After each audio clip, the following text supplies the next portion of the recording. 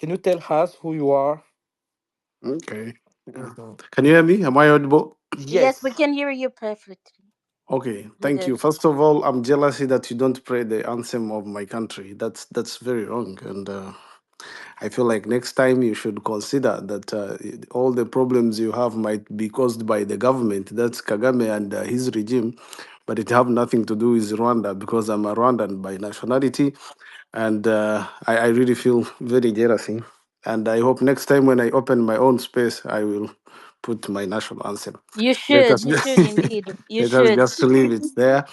And also, I see in the space an account called Extra Africa. People have always been tagging me that I use this account, and I really don't know why.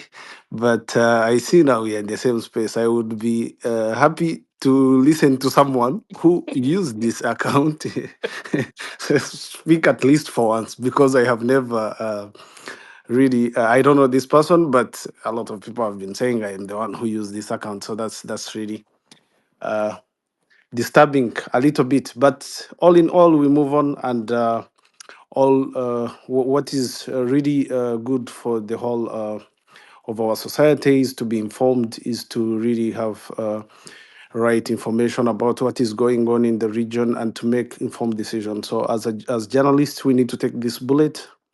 It's very expensive, but yeah, that's life. And I always say that journalism is a passion and a calling at the other hand. So you don't know what drives you to do what you do, but all in all, you have to do it for the public good. Besides the fact that it's very, very, very, very expensive when it comes to the sacrifice you give and your own life as an individual. So I'm a Rwandan journalist.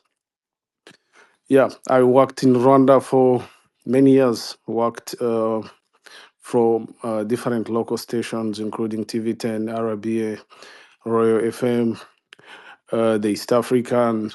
Yeah, and Mr. Baker, also, yeah, do you mind? I'm just going to read what is on your profile. So if you can add something just to let people know who you are, because I find it okay. very interesting. So his name is Samuel Baker.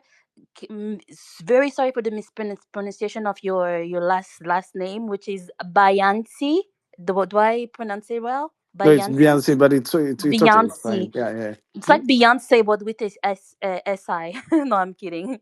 Beyonce, and you're a co-founder of at M28 Investigates, and you an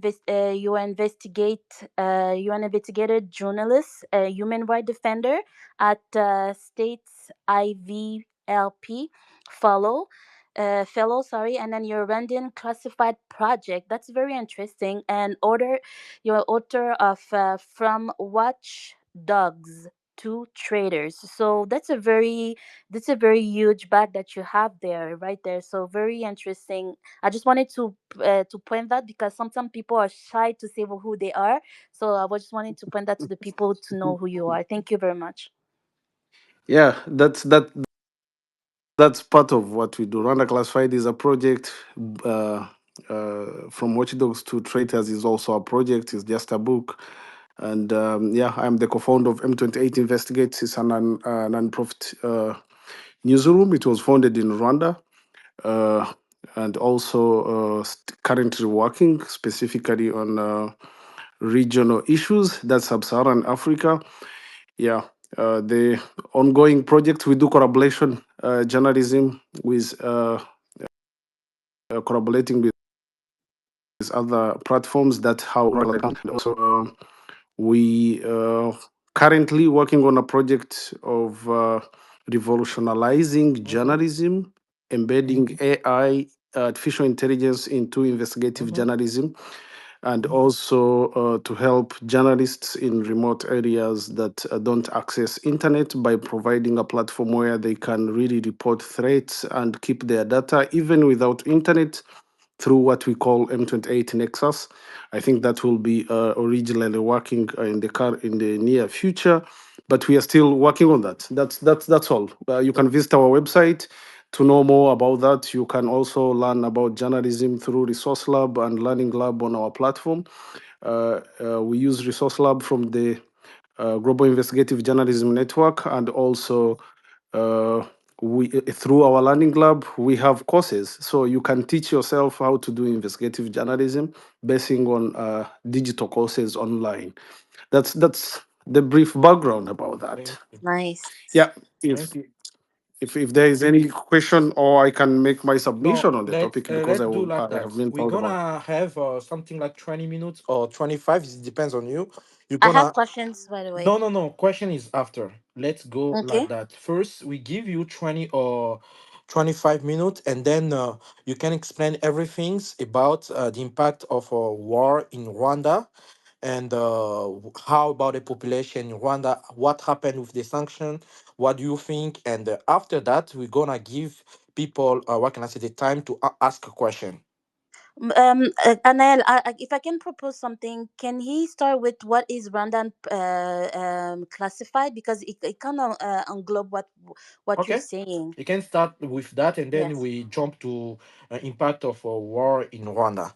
Okay, perfect. If you can explain us, Mr. Baker, what is the Roundup classified, and then why you guys decided to do that, and then what is the impact that you got from it, and then why you get where you guys are going, and then like Anaya said, what is the impact regarding the sanction that the Rwanda is having right now, and then what is the outcome of everything that is being done so far. Thank you. Thank you.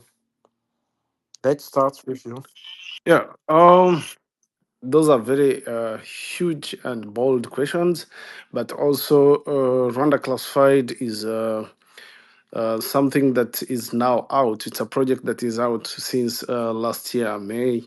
So, Rwanda Classified in short, but I could encourage everyone to visit our website. We have a Rwanda Classified project on m28investigates.com, where you can read all the stories that were produced in Rwanda Classified. That's one. You can also visit Forbidden Stories. Forbidden Stories is like a media, non-profit newsroom that coordinated the journalists that produced this project.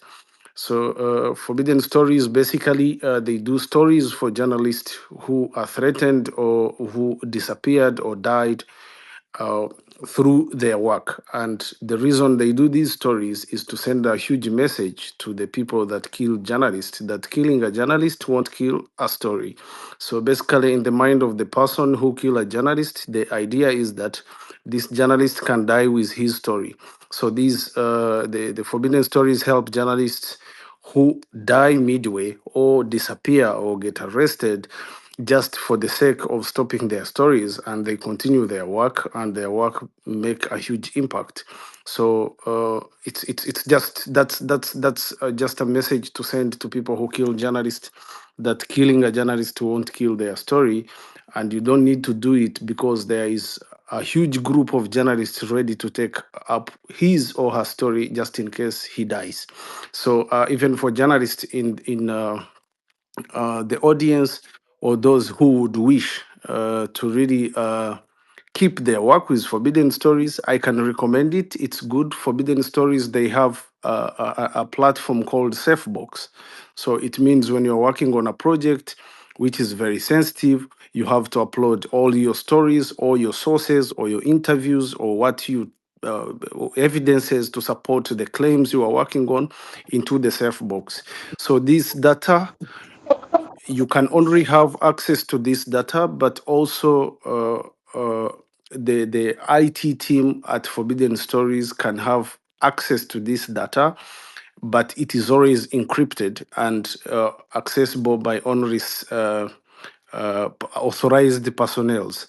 So just in case a journalist die or disappear, then what he corrected on ground is accessible by Forbidden Stories, and they can use this to continue the story.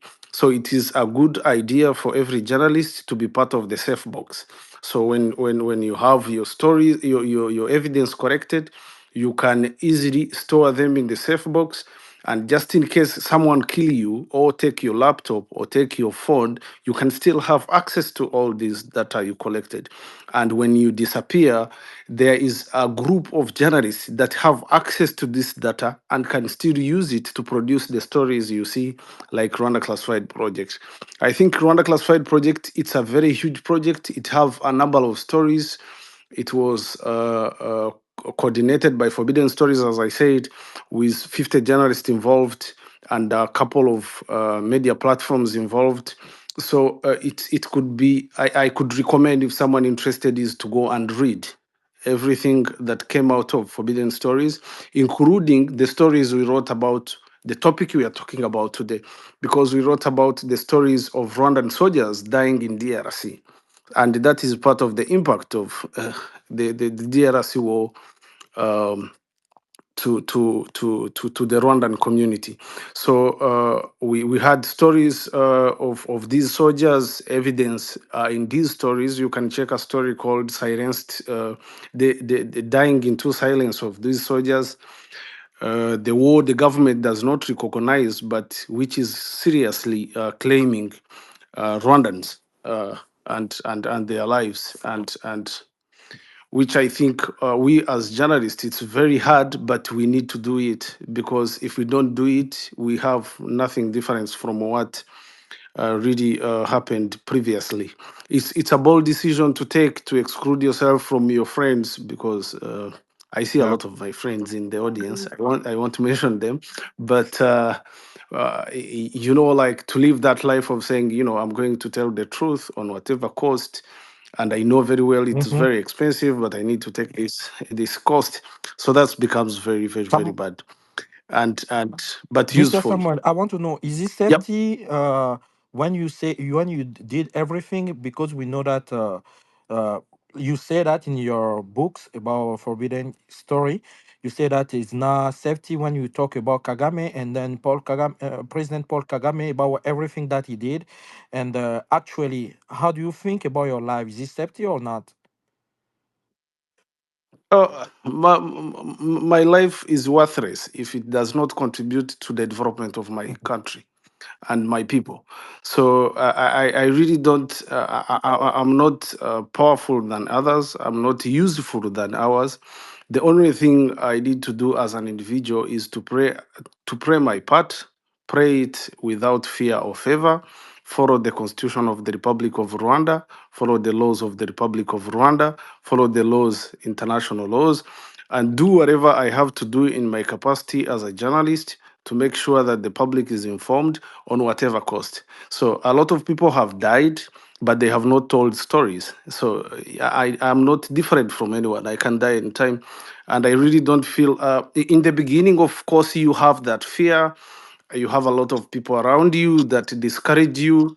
You have a lot of people that around you that show you disadvantages. But I can say categorically that there is nothing that feels happy like being free and speaking freely. Like when you feel like I'm free, I speak whatever I want. No one stopped me to speak about this. And when it's true, you really feel okay and better. But that's part of my life, and I think if we are to discuss about my life, that will be another discussion. But going back to our Yes, topic, going you just said that there's a lot of soldiers that are dying in Congo. My question is this: how come the soldiers that are dying in Congo, they don't have at least the opportunity to be there in Rwanda? And because so far Paul Kagame keeps saying that there's no soldier in Congolese soil. So for when you as a Rwandese person saying that there is soldier dying there, but how come they cannot even bury them there? And then he cannot even say the soldiers that are being they're in our in the DRC. Thank you. yeah, I feel like having my submission on this whole topic is that I don't believe what the politicians say, including our politicians in Rwanda, and that's Kagame. Of course, they will say and his regime, whatever they believe, favor them. But now we are talking about what is the reality and what is the truth, besides the fact that it is very expensive to do so.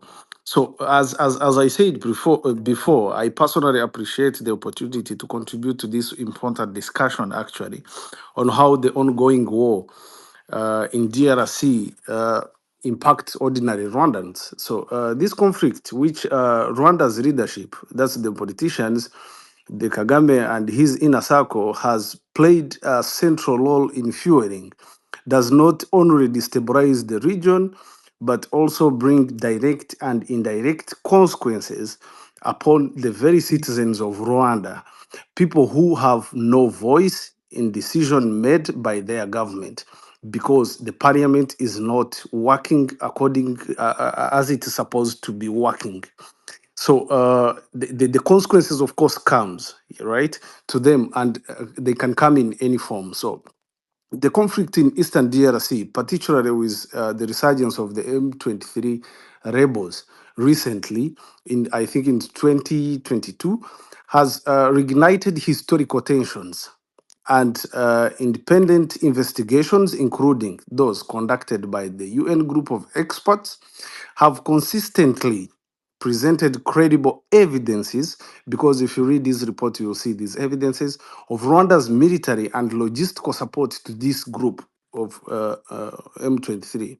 So this group made up largely of former members of Congolese national, I think it's like Sendepe, was originally a tool Rwanda used to maintain foothold in eastern Congo, an area rich of mineral that have historically benefited Rwanda's political and economic elite. Like they benefit from it a lot.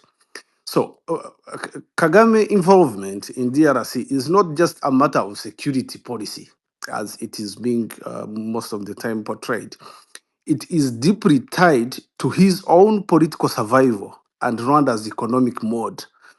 And Kagame's regime relies heavily on exploiting the conflict to access Congo's resources, particularly the colta, the tin, and the gold, which are smuggled into Rwanda and laundered into the global supply chain of the minerals. This shadow economic benefit a narrow elite. They get benefits from it. The group which rule Rwanda, including senior military officers and business entitles closely linked to the ruling party, while ordinary Rwandans see little to no benefit. Sometimes they don't even benefit. So the companies that mostly benefit from this is the Horizons, the Crystal Ventures, the military takeover in like parts of DRC, and these companies go. They take the minerals, and when treaties in Rwanda, they brand it Rwandan minerals. Then they put it in the supply chain, and that's how actually the international community comes in. So the M23 rebellion, effectively a proxy force, by the way, exists because Chigare needs it.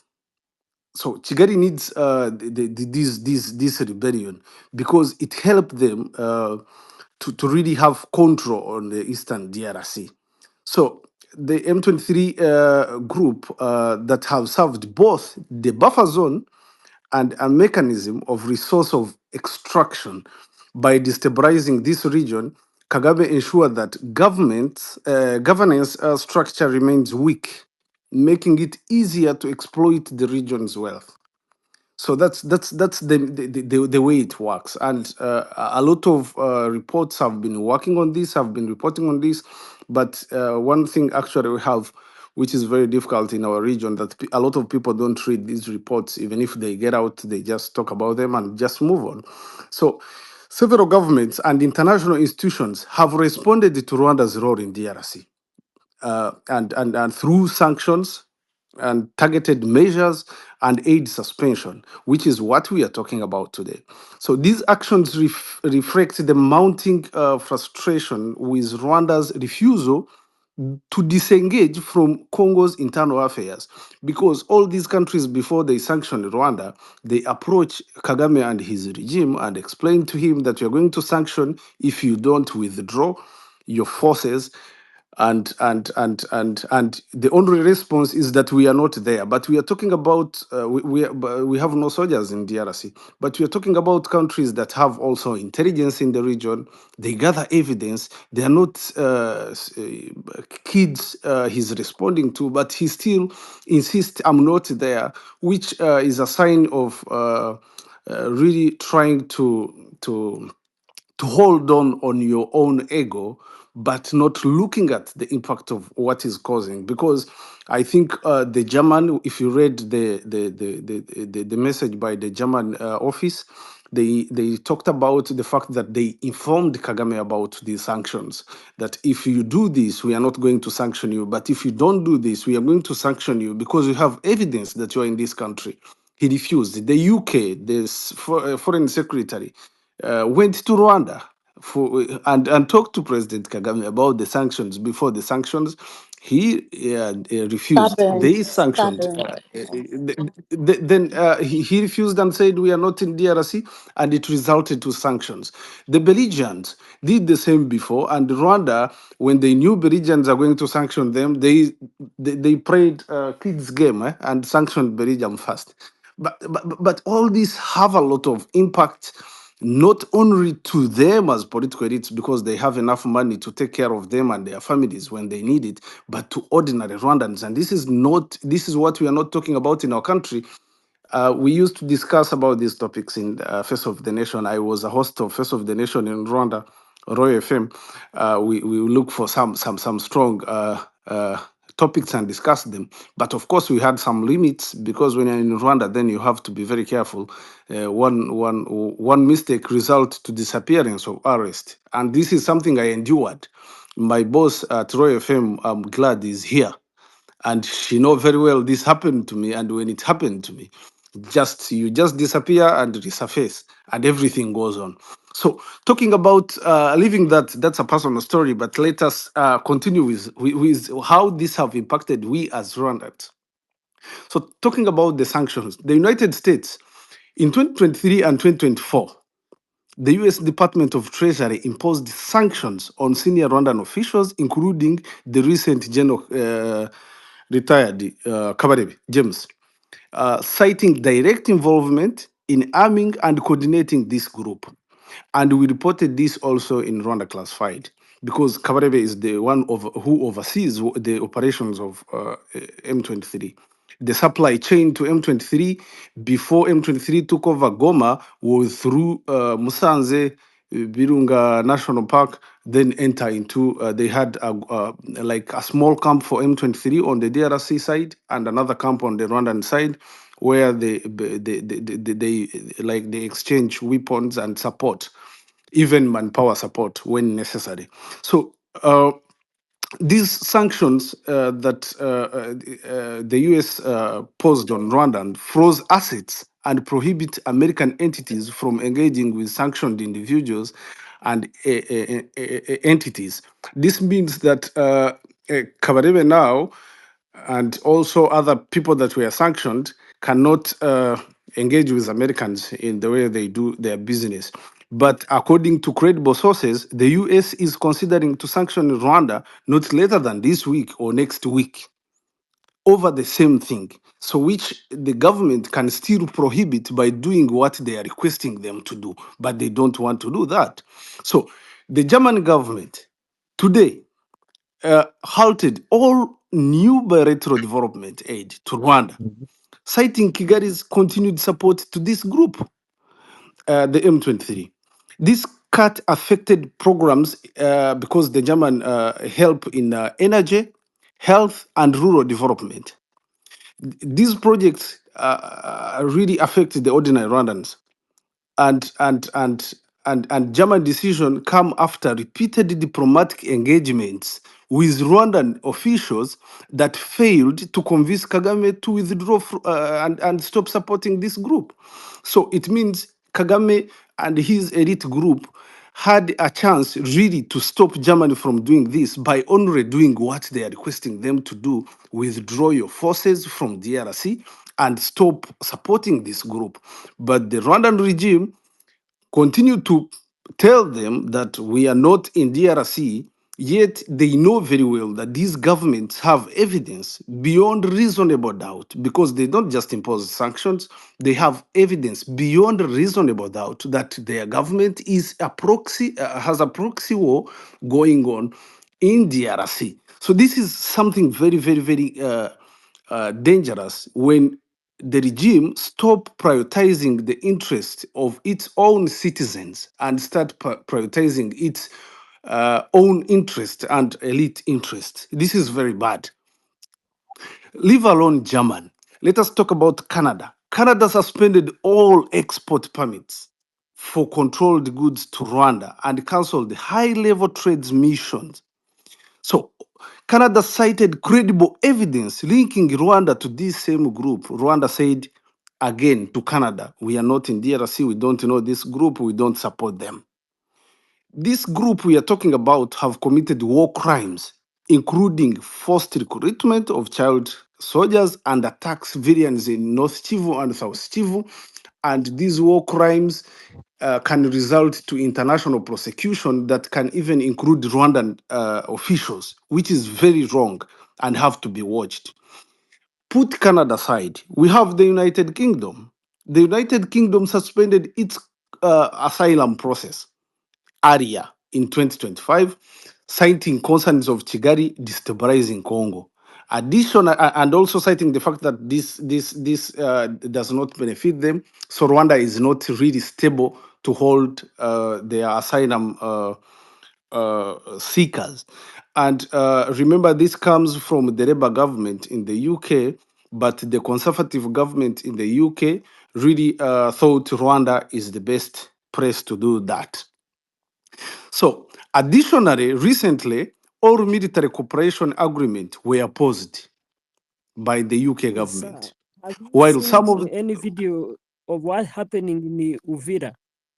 can I complete my Guys, submission? Please, you don't please. have wait a second. You don't have the right to open your microphone and say some things. Okay? Thank you. Mr. Samuel, you can keep talking, please. Yeah, I think it's right for anyone to ask, but it could be better when I complete my submission. Of course, you will ask me, and I respond to you. I know what is happening in Mm-hmm. Uvira, and I can respond to it Mm-hmm. is okay, but in the right time. So I just want to cite all these impacts this war have to we Rwandans and Rwandans. So, as I was saying, the UK government paused all cooperations with, in terms of military, by the Rwandan government. Mm-hmm. So, while some in the Rwandan government framed this as political disengagement, the reality is that Rwanda growing pillar status made it untenable for Western governments to maintain business as usual and Mm-hmm. relationship. And remember, the fact that, of course, our country have been developing and trying to really push, consider compared to other countries in the region, but also we have our challenges we don't have to ignore. I can remind everyone in this space that Rwanda in 2010 uh, had a debt which was something like 13% of our Mm-hmm. GDP. But by 2023, we have a debt which is 73% of our GDP. That's not something to really being proud of, Mm-hmm. right? So, and I think these are the figures we don't talk about, and we talk about what we think it favors us. But remember, a debt, whether you are not paying it now, you will pay it. Whether the government is not there, you will pay it. So that's not something we could put forward. So let me talk about the impact of all these sanctions that are going on in our recently as a result of what is going on in DRC. So economic consequences is one of the impact of the results. So Rwanda's economic growth already heavily reclined off on foreign aid, and investment has begun to slow. Suspension of aid from Germany and UK alone represent a loss of hundreds of millions in euros in development funding. So, money that directly supported health, education, and infrastructure programs are now facing a serious threat. And the people that benefit from these programs are ordinary Rwandans. The politicians, these Kagame and the elite in his regime, have the capacity to take their kids and whatever in their family where they want for health and which is necessary. But this is not for the sake of like an ordinary person in Rwanda cannot do that. So the slowdown in tourism also is going to be a serious issue because we have like a security alert by the U.S. Embassy around. So this, I don't think it's really have somehow it impact the tourism industry and also come with economic challenges because people that have been visiting the country sometimes they drop their money there and it help ordinary Rwandans who either hold those businesses in hotel, transport businesses, and those simple things that can really benefit an ordinary Rwandans. So, looking at the rising cost of living in Rwanda, with reduced external funding, the government has been forced to cut or delay essential service. That's automatic. Combined with the increasing cost of imported goods, because you're going to be importing goods with an increased cost due to the sanctions either in Magendu, that's illegally, or by looking for other alternative from other countries which are now very far, and this will increase the money you use to import these goods. And if these goods are raw materials that help in factories or companies, it's automatic, it is going to be added on the product that are sold on the market. So this is actually driven partly by Rwanda's growing diplomatic isolation, because you cannot be isolated by almost all of the countries that have like the economic which the economy is a little bit bigger than yours or even bigger than yours. You cannot be isolated by all of them, and living ordinary families will be struggling to afford basic necessities. That's an automatic thing that have to happen. So, reduced opportunities for the youth. That's another challenge that may come up as a result of these sanctions. So, many development programs focused on youth employment and skills development, where these were donor funded, because a lot of embassies in Kigali fund these programs. So, with major donors pulling back because their countries have sanctioned you, these programs are either scaled down or cancelled entirely. So, leaving a large number of youth population with fewer opportunities in an already challenging economic environment. So, then it also comes with increased surveillance and repression, because already Rwanda have a challenge. The country invests a lot in surviving people. They invest a lot of money. Actually, in 2019, it was part of the Pegasus project that was raised by Forbidden Stories, where they track human rights defenders and journalists using Pegasus. The cost of using Pegasus is very expensive. Recently, when we were doing Rwanda classified project, we got a leaked document from Israeli state security organizations, where Rwanda used Pegasus not only on opposition, but even on Rwandan officials that serve in the government, including like former Minister You Karugara don't trust to Matasisi, anyone or what? yeah, I don't He know, has to trust you but too. this is the link what we got, because we saw Carl Garmatarasis on Yeah. this list. We saw at least four people who are currently ambassadors, including Johnson Businje, were tracked by this Pegasus, Wow. including wives of soldiers in the country, and all this Mm. comes up with a cost. So the government already have been doing Yeah. this, but now whenever Kagame's regime faces external pressure, it historically tightens its internal controls. That's how it happened. It means one thing Kagame fear is to have an enemy within. So whenever they are facing an external pressure, and this is historical, we saw it in 2010 by the Kayumba saga and all those things. So whenever Kagame is having a challenge externally, they tighten the internal control on the people. So these have a very huge impact on independent journalists in the country.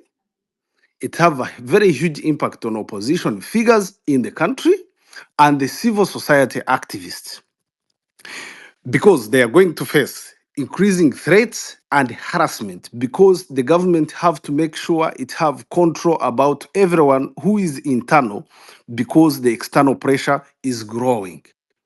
So the ongoing repression justified in part by framing critics as enemy aligned with external powers. That's a very huge challenge. So they can easily arrest a journalist and say, okay, a journalist is getting funds from an embassy, so he is aligned with external powers and can be put before court under article maybe 1990. I think there is an article in our penal code in Rwanda 194, which can easily arrest a journalist in this category. So it is obvious that further silences of voices that could hold the government accountable for the human cost of its foreign policy.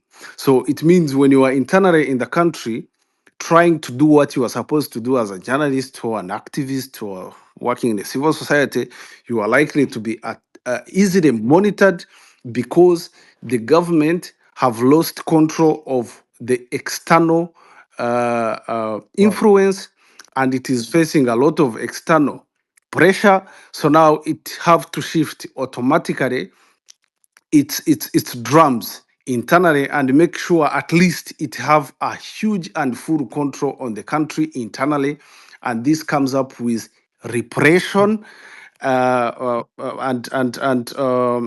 I think repressions and Yeah. surveillance, because this is automatic. So the last thing I can talk about this impact of the sanctions is the militarized economy. So Rwanda's military benefit from illicit revenue streams tied to Eastern DRC, continues to consume an outsized share of the national budget. Resources that could otherwise go to Mm. health, Mm-hmm. education, can easily be diverted to security operations, both at home and across borders, because the regime wants to make sure it does not fall. So here we already have a problem of sanctions coming in, and that can easily affect ordinary Rwandans in very many ways. But now, someone called me directly. Mm-hmm. Yeah, what I was trying to say, the resources that the government have, Mm-hmm. or that they have banked, have to be channeled in the security organization internally and even cross borders, to make sure the threat cannot attack the regime, because they expect that. So now, even the money that could, the less money, because now the sanctions are there, but now even the less money that could go in health or education or anywhere else is likely to go into security organizations, Mm-hmm. to make sure they conduct their operations in the right manner to protect the regime, Right. which is open. So I think, um, in conclusion, such that if anyone can want to ask, can ask me, the tragedy is that ordinary Rwandans, not Kagame and his inner circle, bear the blunt of these consequences. As the economy slow, development projects dry up, and the state intensifies repression, everyday life becomes harder to ordinary Rwandans. And this is the story they can't easily tell or talk about because it have a cost of it, not only on you who is telling it, but even people who give you interviews. So these are not natural outcomes. These Mhm. are direct consequences of deliberate state policy, Mhm. a policy that prioritizes Kagame's control and personal enrichment over the well-being of Rwandan citizens. Wow. It is therefore imperative that this forum and the broader international community distinguish between Rwanda's leadership and its people. Because here, we Rwandans are really taking the bullet for Kagame. So the international community and those who have tried to approach me, that's what I tell them. You need to differentiate between Rwandans and Mhm. Kagame and his inner circle. He have to pay the cost alone because he have his policy that benefit him and his inner circle, but not we Rwandans. Actually, Rwandans have paid a huge cost for him to do that.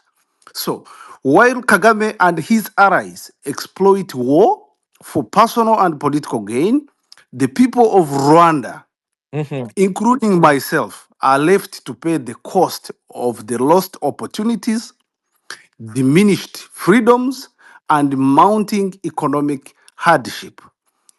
As I learned, I can say that Rwandan families that have lost soldiers in the DRC mourn in silence, and they have lived a miserable and very difficult life anyone can live.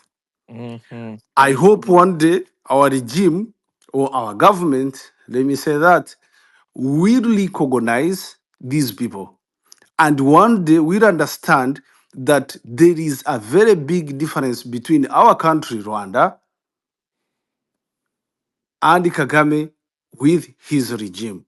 That's why I said it is really sad and also funny in another way Mhm. that you guys prayed your national anthem and you forgot mine. Thank you.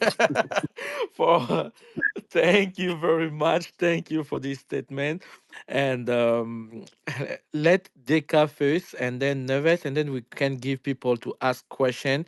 And we're gonna do like that. If you have some comment or you have some change that you want to make, you have just 3 minutes. But if you don't have it, you have a question, you can also ask.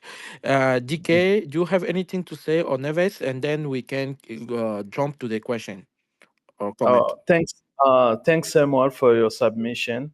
It was a very inclusive looking at a situation on the ground.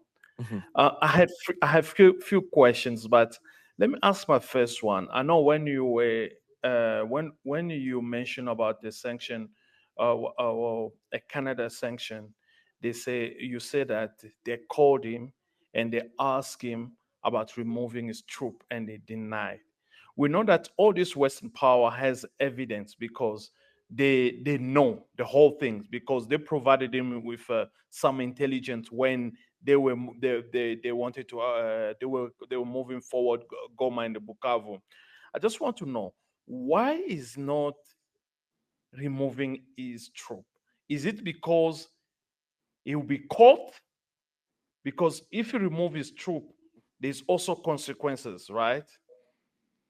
So I'm just want to know why he's not doing it because he could also just remove his troop and let Rwandan leave also another day. Just a question or you Yeah. comment, bro? That was my question. Oh, What are the leave le- him reasons? to answer. Mhm. Yeah, I don't know. According to him, what is thought? Why is not removing his troop? So this is what I think. First of all, to make it clear, is not that the DRC government is innocent in all this, and the DRC government have its problem to deal with. The country have a lot of crime rates going on, including discrimination, Mhm. which I think the DRC government have to really handle in a professional way, including the hatred messages that are sent to Rwandan communities, mainly in the North Kivu Mm-hmm. and South Kivu. Mm-hmm. But again, my government have no monopoly of protecting the Tutsis wherever they are. And this means that my government have no right to interfere in Congolese issues if they really have their crimes and whatever they have, the way they deal with them. So I think we could hold the DRC government accountable if it fails to handle the issue in its country and these people are discriminated. So then you would say, why are you not doing this? And and there is always a legal way to do this, and but not invading another country because you're going to protect a community which you feel you sympathize with. Because this have happened when you go in in eastern Uganda, you will find some tribe on the Ugandan side and also on the Kenyan side, the Maasais. But when the Maasai have problems the other side, the Ugandan government cannot go there. Or when they have the problems here, the Kenyan government cannot come here. The same happens in other countries. Almost every country has such similar issues. But now, here is our government is violating another country's sovereignty, having this as a reason. And at the same time, what makes it worse is that our government is not admitting it because they know it is a war crime. Because crime of aggression is under international law and it is punishable under Rome Statute. So this comes to your question: why can't our government remove their forces in DRC and tell these people, okay, I've removed my forces, so don't sanction my country? One, you admit that you have been committing a war crime and an international crime, and you admit it in a written note. So when you admit that, you are likely to face prosecution in near future, because this government can easily provide this information to international courts. And with your admission that I had soldiers in DRC and I have been supporting M23, and M23 is accused of war crimes and crimes of against humanity and crimes of aggression, then you have admitted that I have committed all the crimes in the Rome Statute. Mhm. And DRC is a Rome Statute party. Rwanda is not a signatory, but DRC is a signatory. This means uh, if that happen, Kagame can easily come to ICC here in Hague, accused of commanding responsibility in the crimes that were committed on the DRC government soil, because Kagame himself is the commander in chief of RDF. So if RDF invaded the country, you have a commanding responsibility. So it is really a very I understand, or even on their side, it's really a very sensitive and dangerous situation. So these countries are asking you officially, remove, officially it means they are writing to you, remove your soldiers in DRC if you don't want us to sanction you. So if you write that, okay, I agree, I'm going to remove them, then you agreed they are there. And they can easily pass that document to an international court. So then you can end up in court just easily like that. So there, the country can say, actually, we are not there. But I think if I was them, of course, I would do the same, but I would withdraw. But I don't admit, but I withdraw at least. Because when you withdraw, at least they give intelligence, like the intelligence on ground, provide the intelligence to these countries that, however much they refused, but they withdrew. So that helped a lot. Thank you. But now the problem is that you have to say I'm not there, but there is satellite evidence, there is informants in your own groups, there is intelligence on ground, almost from all these countries. Mm-hmm. So when these countries sanction you, the international courts, of course, have the right to go to these countries and ask for the reason they sanctioned you Mm-hmm. and the evidence they considered to sanction you. And this evidence can also incriminate you. So Wow. that's a very That's a sensitive military and difficult very. situation. It's Right? now actually is a very tough situation. I don't know how we're gonna deal about I, that. I just think it's too late Mhm. for Kagame's regime to deal with the situation. Okay. Mm-hmm. Yep. Let's Thank take. you so much. Thank you. Let's take three-person can ask the question. I don't know if you can write the question, and then because we have a lot of people who want to ask also. We start with I can see Vitron Vit. I don't know if the pronunciation was the correct one, and Son of Congo and Kivu Pulse. Vitron Vit. Vitron. Vitron. I don't know if Vitron or Vitron. Vitron 1, Vitron 2, Vitron 3. Son of Congo, and then Kivu Pulse. Mhm. First of all, thank you guys for this space. Thank you, Anael. Thank you, Neves and DK. And a special thank you to Samuel. I know that, it's very, very hard, basically standing for what is right, especially in this dynamic. But thank you for your courage, for being for the truth, and we all applaud you, and as African brothers we do thank your work, your hard work. I know that it comes with a lot of challenges, either personal or even of your safety, but you chose the right way, the right path, and the right combat, and I applaud you for that. So my question is pretty much, which is very something very interesting, because in reality, we see a lot of people, especially coming from the Rwanda government, asking for Congolese government to talk to the M23, and this is a Congolese issue, and they bring up all these security concerns and so forth. But I always asked, why, and maybe you can give us your opinion in this. Why is it always so? It's always like a red button when you ask the Rwandese government why they're not talking to other Rwandese citizens, either in the diaspora they have left, or Hutu, Tutsi, or whatever background, that are against this government of Paul Kagame, against what he's doing, because the victims have been on all sides. They bring back this issue of FDLR consistently. But the reality is, if you look at the facts, if it was really a security concern, there was a time, I believe 2 years ago, when Rwanda signed a refinery deal with the DRC. If that was really a security concern, wouldn't that have been the first thing that they would have dealt with a government that were actually in good terms with? But they went for a refinery deal, and FDLR was not an issue.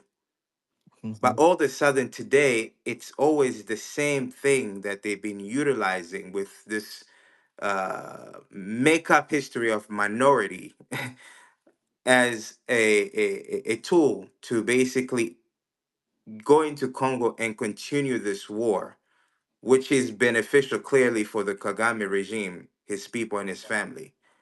So why is it always this thing where they don't want to hear about it? They don't want to have talks with the FDLR, because for them it looks like they don't consider those Rwandese citizens as Rwandese.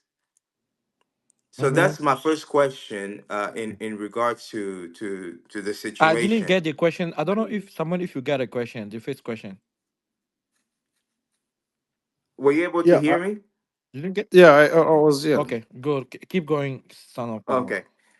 And my second question is in regards to this minority. They say that, okay, they're using this situation, because you see, I've seen the minister of foreign affairs of Rwanda acting like, the Banyamulenge issues, like they touched him, and like he forgets that Congo is a different country.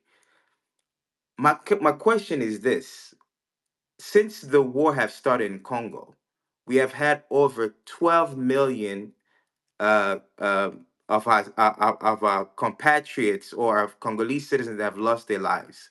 Over 8 million displaced internally. Out of that number, how much are they of the Tutsi ethnic group that represent the Banyamulenge, for example, that represent into that number? Because I feel like when they're saying that this is the issue, we are being marginalized. We've been, we're victim of genocide.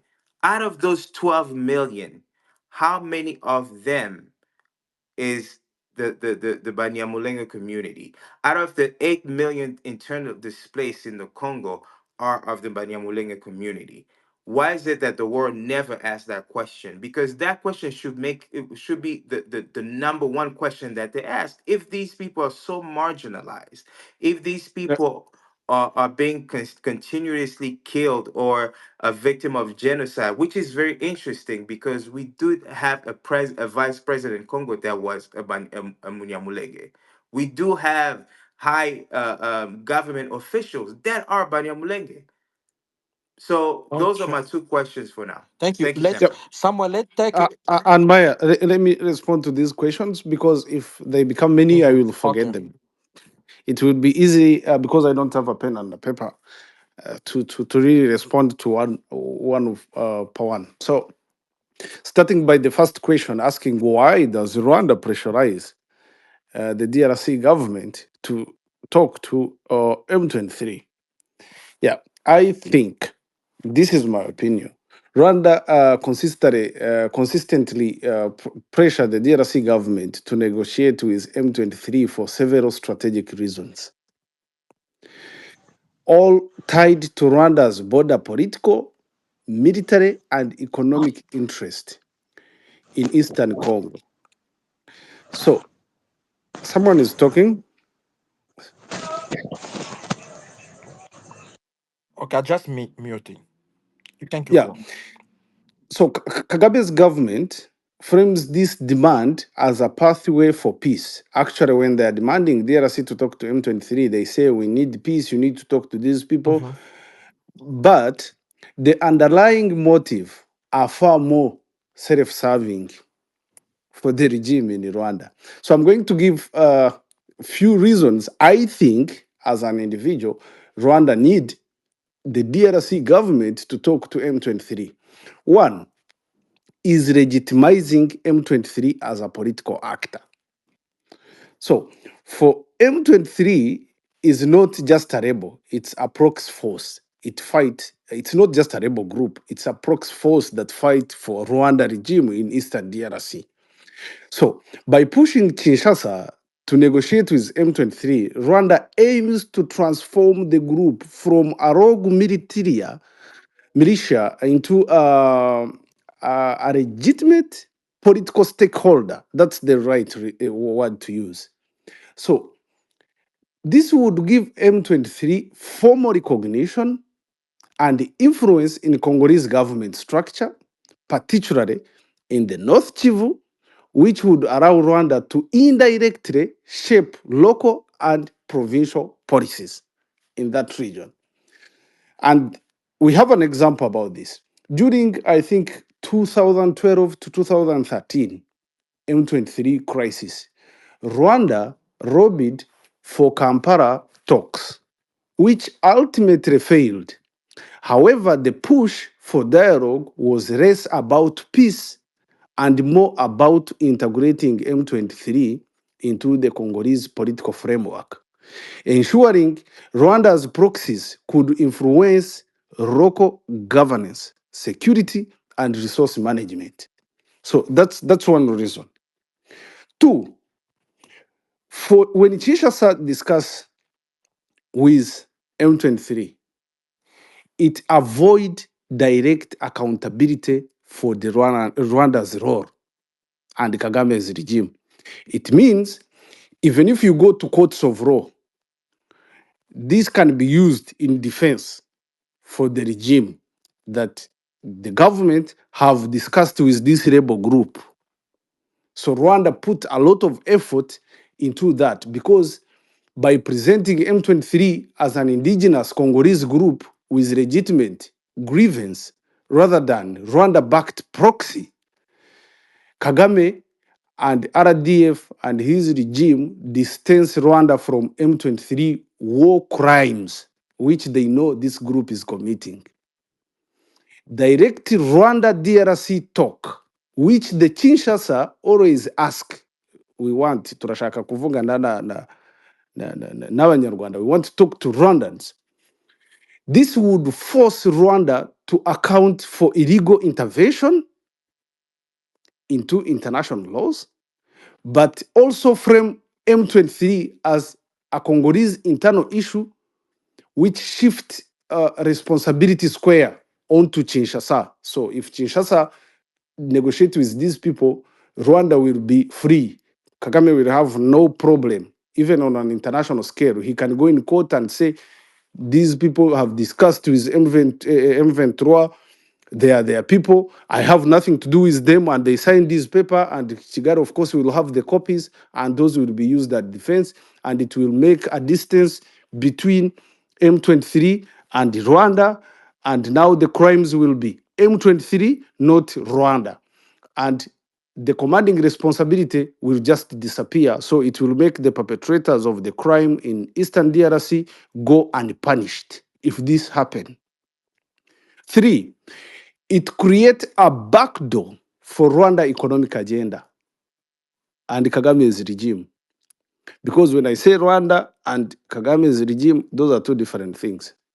So Kagame have done his stuffs, and I think he need to be really accountable. So Eastern DRC minerals wealth, particularly the coltan, tin, and gold, is a major driver of Rwanda's interest in the region.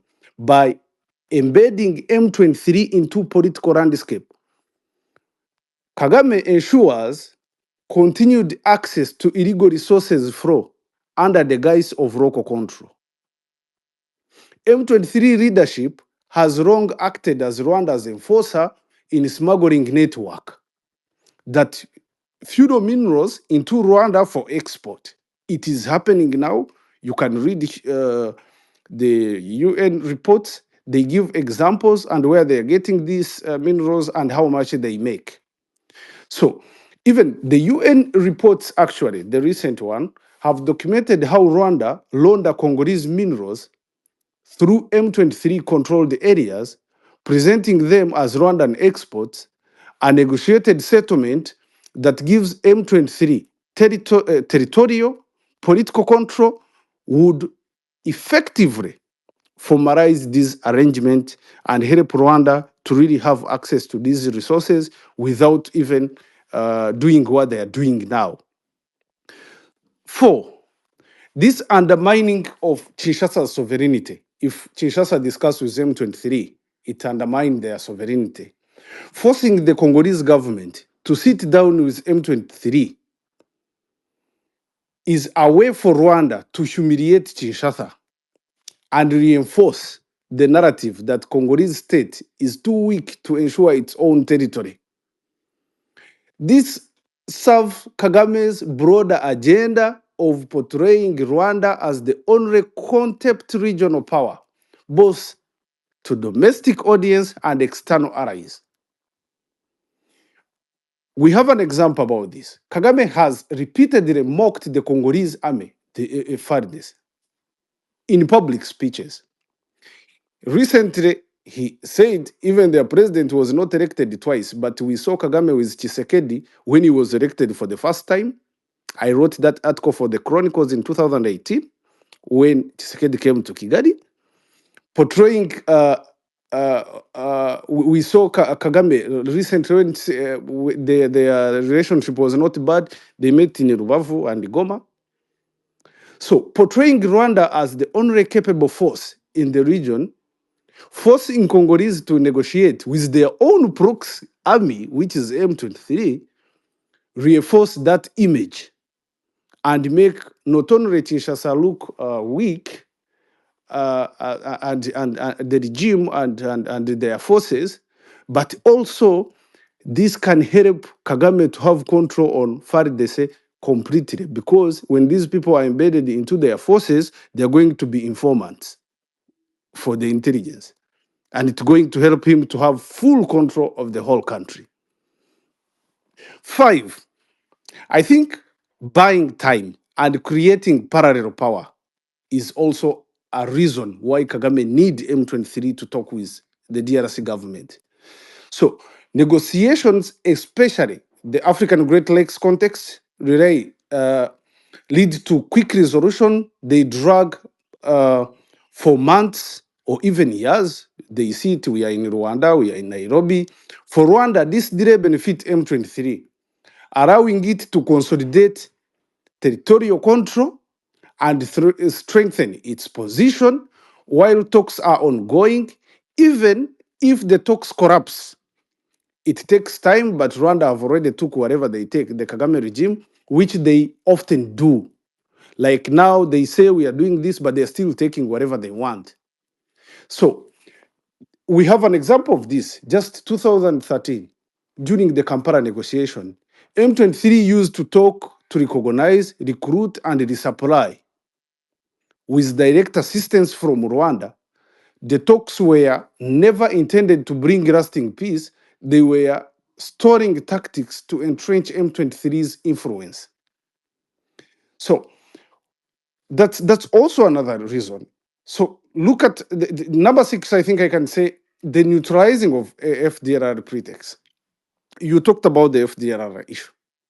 I really think the FDLR issue is more of the reason for Kagame to just influence and intervene in DRC issues, because the Rwandan regime have had many times and chances to really deal with this issue, but they have not.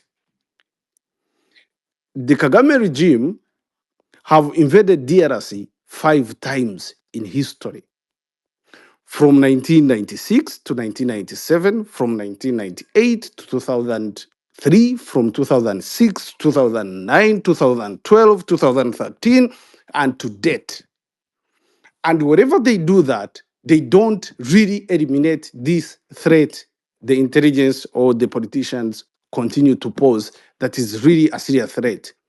At a certain point in history, a Rwandan official, General Kabarebe, was a commander in chief of the DRC army, if I may say, chief defense force of the DRC army.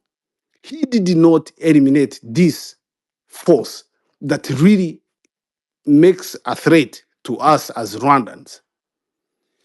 So to me, this looks like an influence. And I mind you, we have people like Rwara Kabije who have been in FDR and they are in government now, who have not been in prison for their crimes they committed on Rwandans people. We have people that have been recycled from credible sources while we are doing the project you talked about previously, the Rwanda classified. We understood that Rwanda even recycles soldiers in FDRR, which is terribly wrong and which help them to have influence in this country. And for your knowledge to understand, these foreign powers, these other countries in Europe, in the Western world, they know that this is happening. That's why they are sanctioning Rwanda, regardless of what they are talking about. They know what is happening and they have the intelligence. So this is a very, very, very scandalous situation. There is a lot of reasons, if I may stop for others to ask, there are a lot of reasons why Rwanda want M23 to negotiate with the DRC government. The worst the DRC government can do is to do that. I land my mic. Thank you. Thank you very much. Thank you. The next one gonna be Kivu Pulse. And Kivu Pulse, are you still with us? Yes, Yes. I'm here. Be clear with your question, and then because we have a lot of people, and yeah. Yeah, can you hear me? Yes, yes, yes. Okay, I'm gonna be very short, and my questions are gonna be really very short. So, I would like to start off with ever since the launch of M23, and I'm pretty sure inside Rwanda, uh, uh, the Rwandan citizens are aware of everything what's going on inside in Eastern Congo, and we have seen evidence of Rwandan soldiers on Congolese soil, and we have also seen evidence how Rwandans who lives inside Rwanda are mourning their loved ones inside Rwanda and in Kanombe, the first question is why these families are not coming up and speaking about.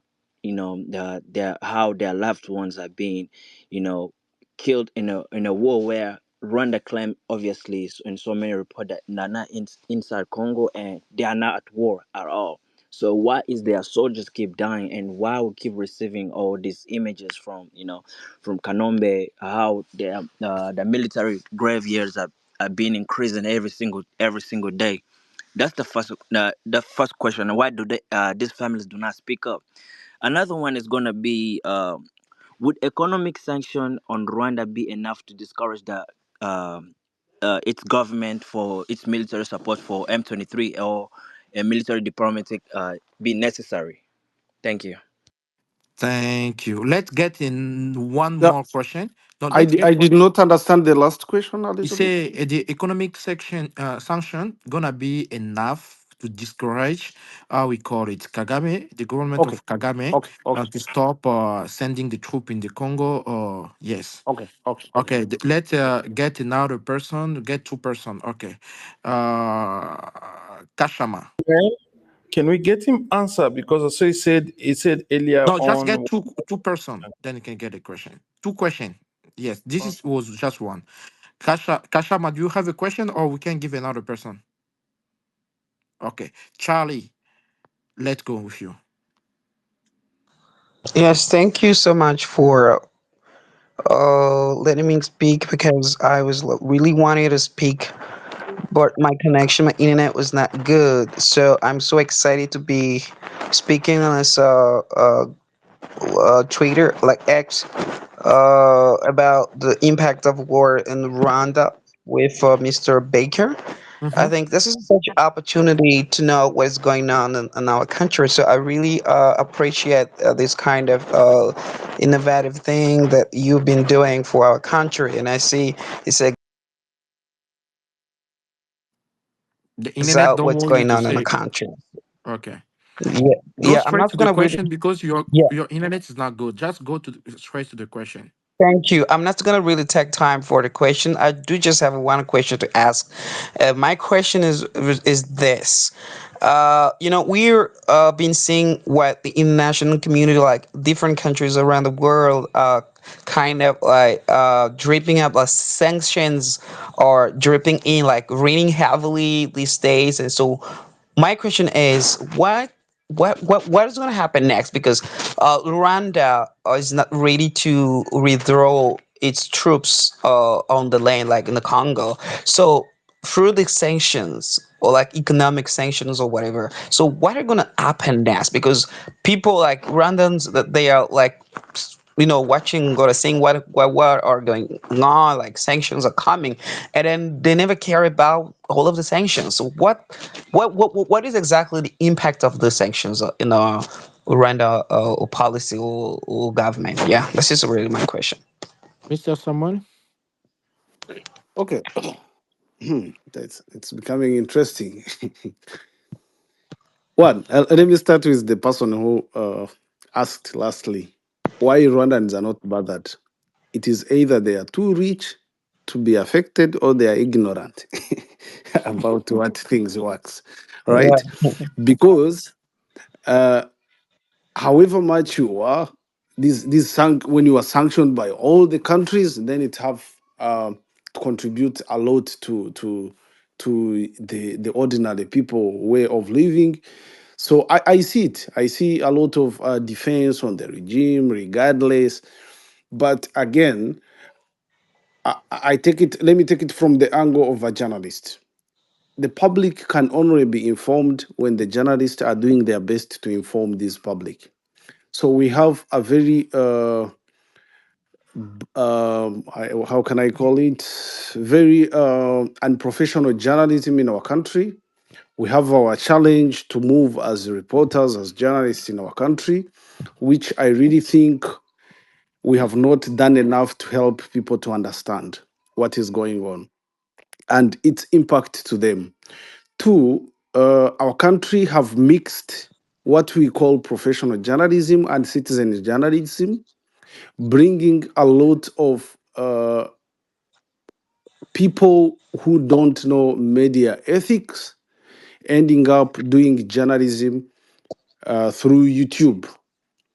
So I wrote that chapter in my book about the emergence of citizen journalism in my country, which is a result of the failure of the professional journalism, and also wrote about what caused the professional journalism to fail. So, as an author, let me take this opportunity to market my book. You can buy it on Amazon. It is called From Watchdogs to Traitors. People in the region, East Africa, can buy it from Nuria bookstores in Nairobi. These are chapters I talked about them, and I think it the current media we have in our country contribute to the ignorance of our people about these sanctions. So that's what I think about that. So there is another person, is it Chivu Post, who asked why do Rwandan families not bothered about their soldiers dying in DRC? So this is how I can answer this question. Rwandan families really speak really it's how can I say it? They don't really speak publicly about their relatives or even normal way. Like in our culture, in as Rwandans, we don't speak too much about what is happening in our life. So that's a culture on its own. So and also there are other several interconnected reasons, most rooted in Rwanda's tightly controlled political environment and Kagame's governance mode, and also the broader atmosphere of fear, repression, and enforced silence. Because in our country, we don't normally, like, we have even a proverb in Kinyarwanda that say, niba ukuboko kw'ibumoso gutanze ukw'iburyo ntabwo kubimenya. When your left hand gives something, even your right hand does not need to know. So this is embedded in our culture, on how we do things, on how we live, and people are really silent. You can ask a Rwandan, vite, akavuga ni byiza, and this person, it's like, how are you? I'm good, but this person did not have supper or dinner. But But he I said just say good. I'm good because that's our culture. I'm really proud of the culture. So it's not a problem in its own. But in this context, it doesn't allow us people to speak freely. So now, when you add the instilled fear by the regime, the repression, and enforced silence, which is pushed on people by this regime, a lot of people decide to keep quiet because speaking have a cost which is very huge for anyone to really endure. So, in short, Rwandan families' silence over soldiers dying in DRC is not voluntarily, like they don't want it. It's enforced through a mixture of fear, propaganda, repression, economic coalitions, and even narrative control. Kagame's government knows that acknowledging the true scale of Rwandan military death in Eastern DRC would expose his covert war, which also inflict him and even incriminate him for international crimes. So, undermine his it can also undermine his domestic legitimacy and fuel dissent.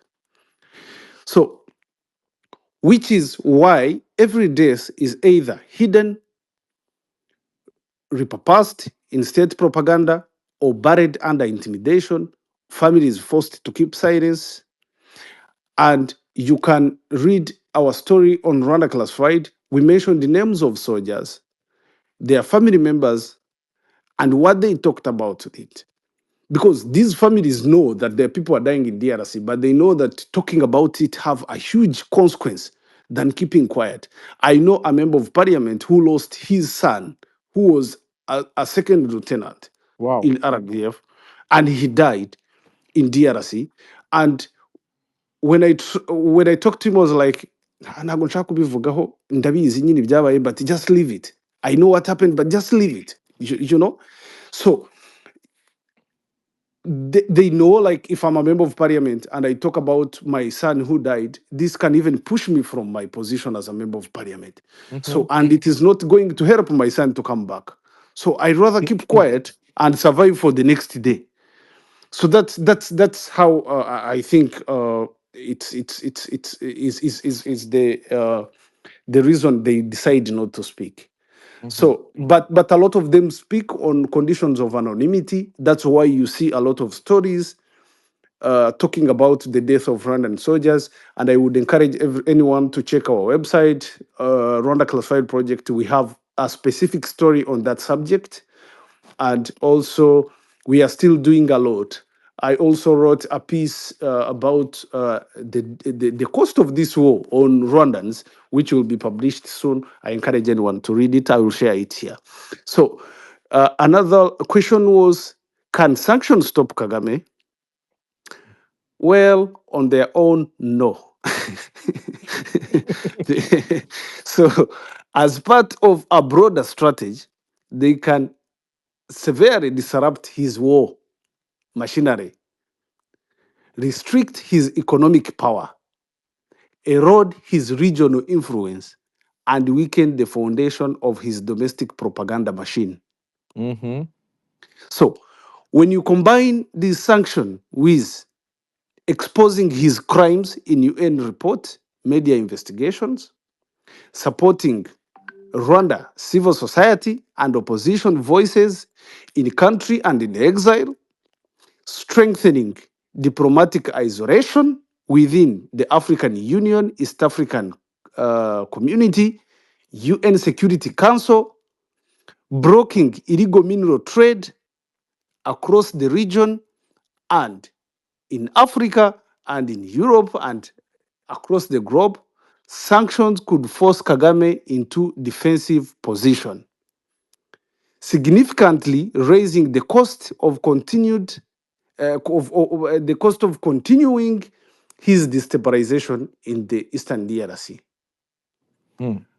And this can even help Rwandans and the whole world to hold Kagame and his regime accountable for everything that have been going on, which is party two.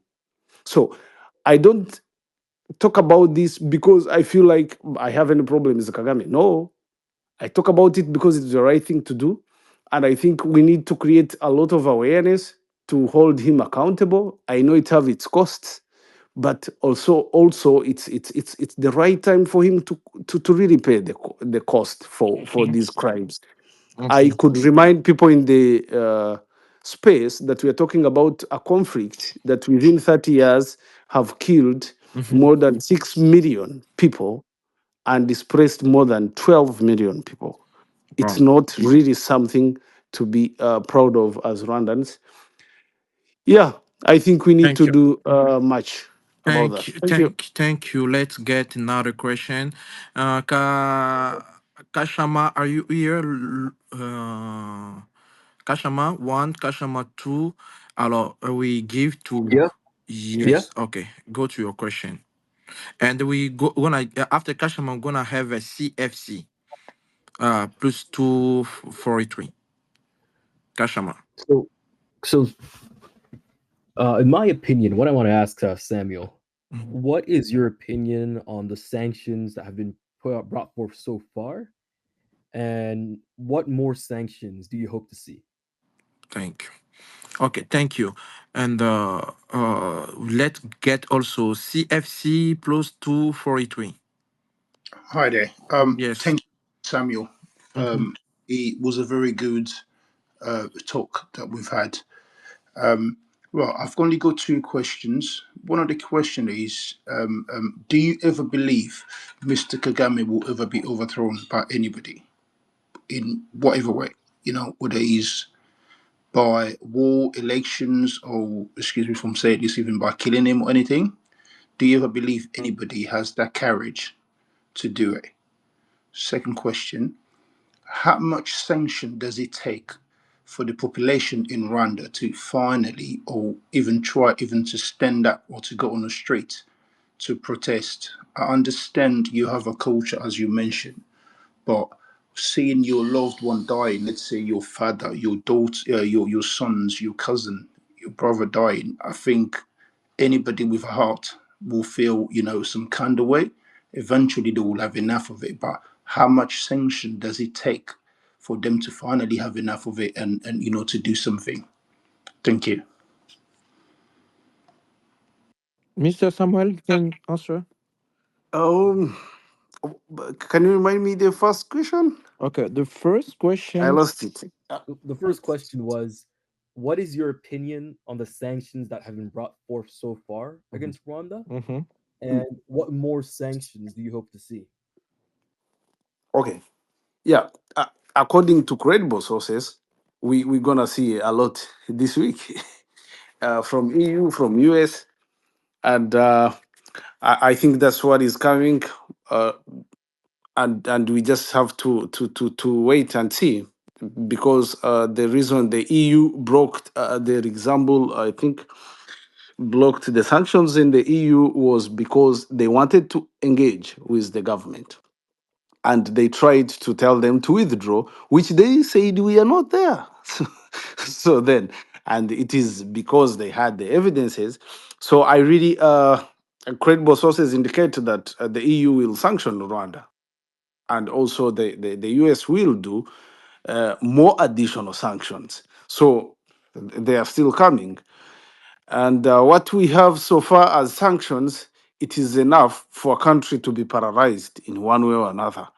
As I said, it is either people are too rich to not feel the power of, or the consequence of the sanctions, or they are too ignorant to understand the impact of these sanctions on our society as a country. That's not something I really can solve, or anyone can solve. I think it's a corrective energy that would be needed for people to really understand what does these sanctions means.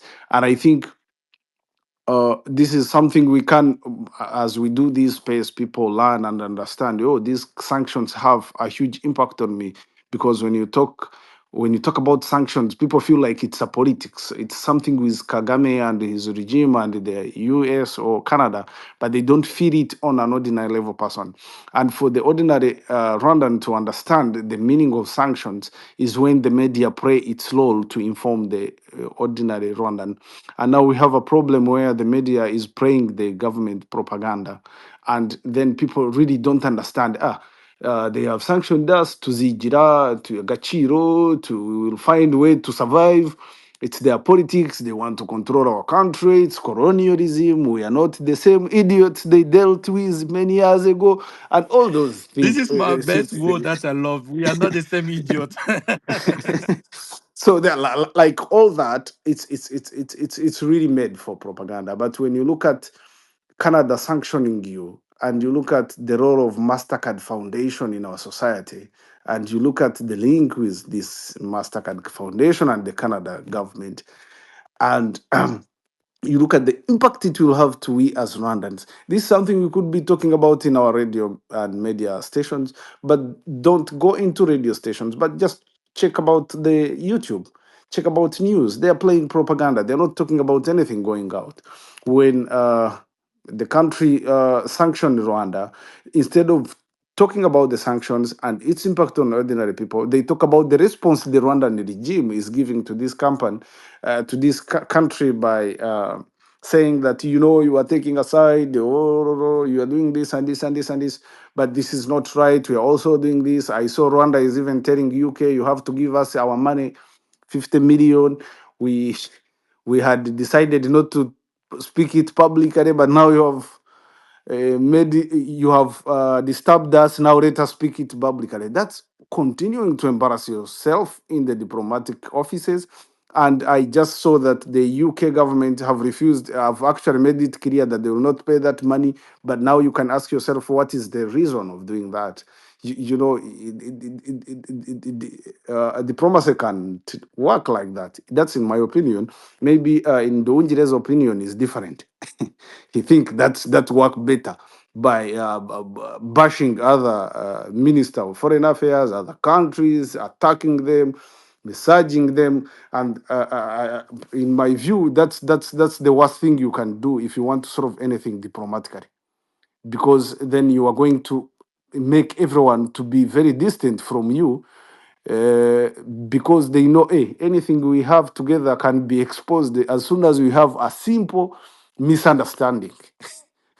Because this is something they can talk about. But if they had an agreement with UK and now they are making it public, if they talk with the Belgium, the following morning they know Belgium is going to sanction them, they start sanctioning Belgium. So like people are going to really distance themselves uh, from working with you, and it have influence because our country is not an island. It does not live isolated in the whole world. Like you cannot live like that. There is no country that can survive that. And I think that really happened many years ago in Zimbabwe, and it had a huge impact on that country. But I really don't think Rwanda can really manage to survive like that, because if it's sanctioned by all these countries, then these countries can even influence the UN Security Council to sanction Rwanda. If the UN sanctions Rwanda, the only source of income is the peacekeeping missions. Then they will also be stopped. Then what is the impact of it to the ordinary Rwandans? This is the role of journalists to tell this, and journalists are just like going on the field, wachibonye chira jisasu, and start like becoming like they are translating movies.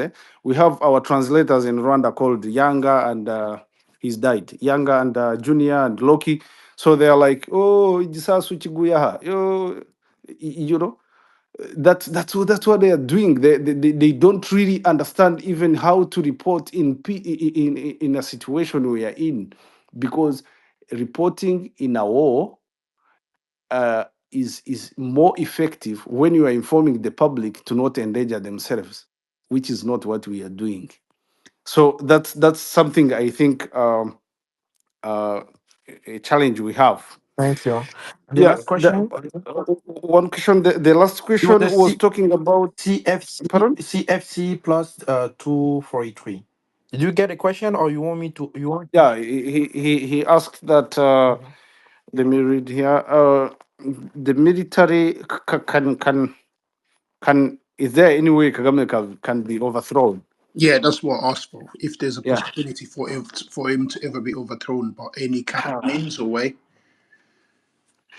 Yeah, I think historically uh, dictators fall, and there is reasons and where they fall. So Kagame's removal, whether through internal overthrow, external pressure, or popular uprising, is very possible. But it would require a combination of specific conditions aligning. His grip on power is exceptionally strong as we speak now. But no authoritarian system in the history, in the whole world, have ever been or is invisible. So I, I believe there are always ways that can happen, and it always be monitored and really watched by whoever have interest in that. In my view, as it's an opinion, of course. I'm not really a support of violence, but I think one of the possible way to overthrow Kagame is through internal military or elite coup. So Kagame tight control over military intelligence and party structure, which is the RPF, makes a successful coup difficult. He rotates senior military officials frequently when he wants, ensuring no single officer in Rwanda builds enough loyalty or power base to challenge him. So he rotates them. And That's why you can see this Geno is arrested, this is accused of drinking and drunk, this is accused of this. That helped to do that. So most potential internal rival were either exiled, those who tried to challenge that status quo, imprisoned or assassinated. We have the the the examples of the Kayumba Nyamwasa, Patrick Karejea. This Kano who was arrested is Tomu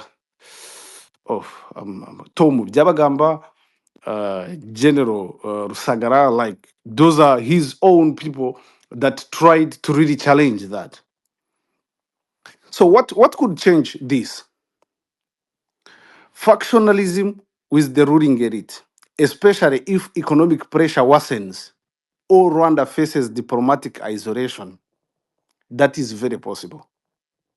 So if Kagame's inner circle feels he's risking their long-term survival, they could preemptively act because they feel like they are not surviving longer with him and what is really planning to them. So similar elite capture triggered the fall of Blaise Compaoré in Burkina Faso. When his inner circle realized his continued rule endangered them all, so they decided to to really eliminate him themselves in any way for them to survive. So that can be a really a reason for that. So two, it's the popular uprising, which is the mass protest. Rwanda's population live under one of the world's most sophisticated surveillance state. I call it micromanaged state, making organizing a protest almost impossible. You cannot easily organize a protest in that country. I lived in that country. I know that is very, very, very difficult because the at least one of your neighbor is an informant to the intelligence. So fear is deeply embedded after decades for extrajudicial killings, disappearing, imprisonment, and torture. I have lost people through disappearing. We have a journalist who disappeared, that's Bahati. We have people who were killed in unknown ways, the John. We have people who were arrested just by having an idea. Recently, people were in court for reading a book for change, to make change. That's in Victoria case. The not Victoria case, but the people in her party, they were caught reading a book for revolutionary and were arraigned before courts and now have been in jail for many years just for that, and they have not actually been convicted. They are still on remand, but they are there in jail. So that's very, very, very, very difficult for people to really appraise and strike. So also there is the genocide against the Tutsi trauma narrative, which is weaponized to frame dissent as divisionism or genocide ideology, paralyzing potential protest movement. So what can what can people do about this? So, and what can make this even change? Severe economic collapse, especially if aid drills up, could trigger separation driven and reset. If external actors like the diaspora opposition manage in any way to break Kagame's information monopoly, which actually is happening, and galvanize internal dissent, small scale resistance could easily grow even in the country. So widespread anger over RDF's death, because families are losing their members, their anger, if fully exposed, could provoke discontent within military families. forming a base of resistance, because these would be people who have lost their own children, family members, husbands, wife for many years, and they are big in numbers, and they can really resist. That can change even the control Kagame has on that. Actually, that's why I said before that Kagame and his regime have to put, and is going to put, a lot of the resources they have besides the sanction to really monitor the internal control, internal security, because this can easily happen. And for example, I can talk about the Tunisia's case of Ben Ali. For people who read history, Ben Ali's regime appeared similarly unshakable until a cascading economic crisis and single act of defiance, Mohammed Baziz's self-immolation, triggered mass protest. No one was protesting in this regime of Ben Ali until Mohammed Bouaziz's self-immolation, it triggered a lot of protests in the country. So, however much the country, Kagame has control on this, it is very hard to organize protest. A lot of reasons can trigger protest. Three, it's the exiled opposition with external backing, because when the external backing stop backing the regime home, it start backing the opposition. And Kagame know that. That's how it works in politics. So the exiled Rwanda oppositions, especially groups that put Rwandans together, including political parties that exiled, lacks an unified leadership. They don't have leadership that is unified. Mm-hmm. They lack military capacity and credible backing from regional and global powers. Uganda and Burundi have at time filtered with supporting armed opposition groups, but none have been strong or unified enough to challenge Kagame's military regime, because this is the previous history when Rwanda even closed the border with Uganda and also talked Burundi was doing ABCD. Like this is happening, and what could change on this, because it's also important. A regional like support to external forces, the opposition, can easily be formed by countries that feel like their enough is enough. Where countries like Tanzania, Uganda itself, because Museveni is being eliminated, is being becoming old, and the son have to come in and they have to ensure that he's have the control of the country, and Burundi itself, with the support of the Western world that have now gave up on Kagame, all actively decide that Kagame is the threat to the regional stability and is even affecting the interests of these countries. They can back the opposition, and the opposition can be stronger than he even expect. Thank Yes, you. and another Mm-hmm. thing, first wait a little bit. This is very crucial for our country anyway. Mm-hmm.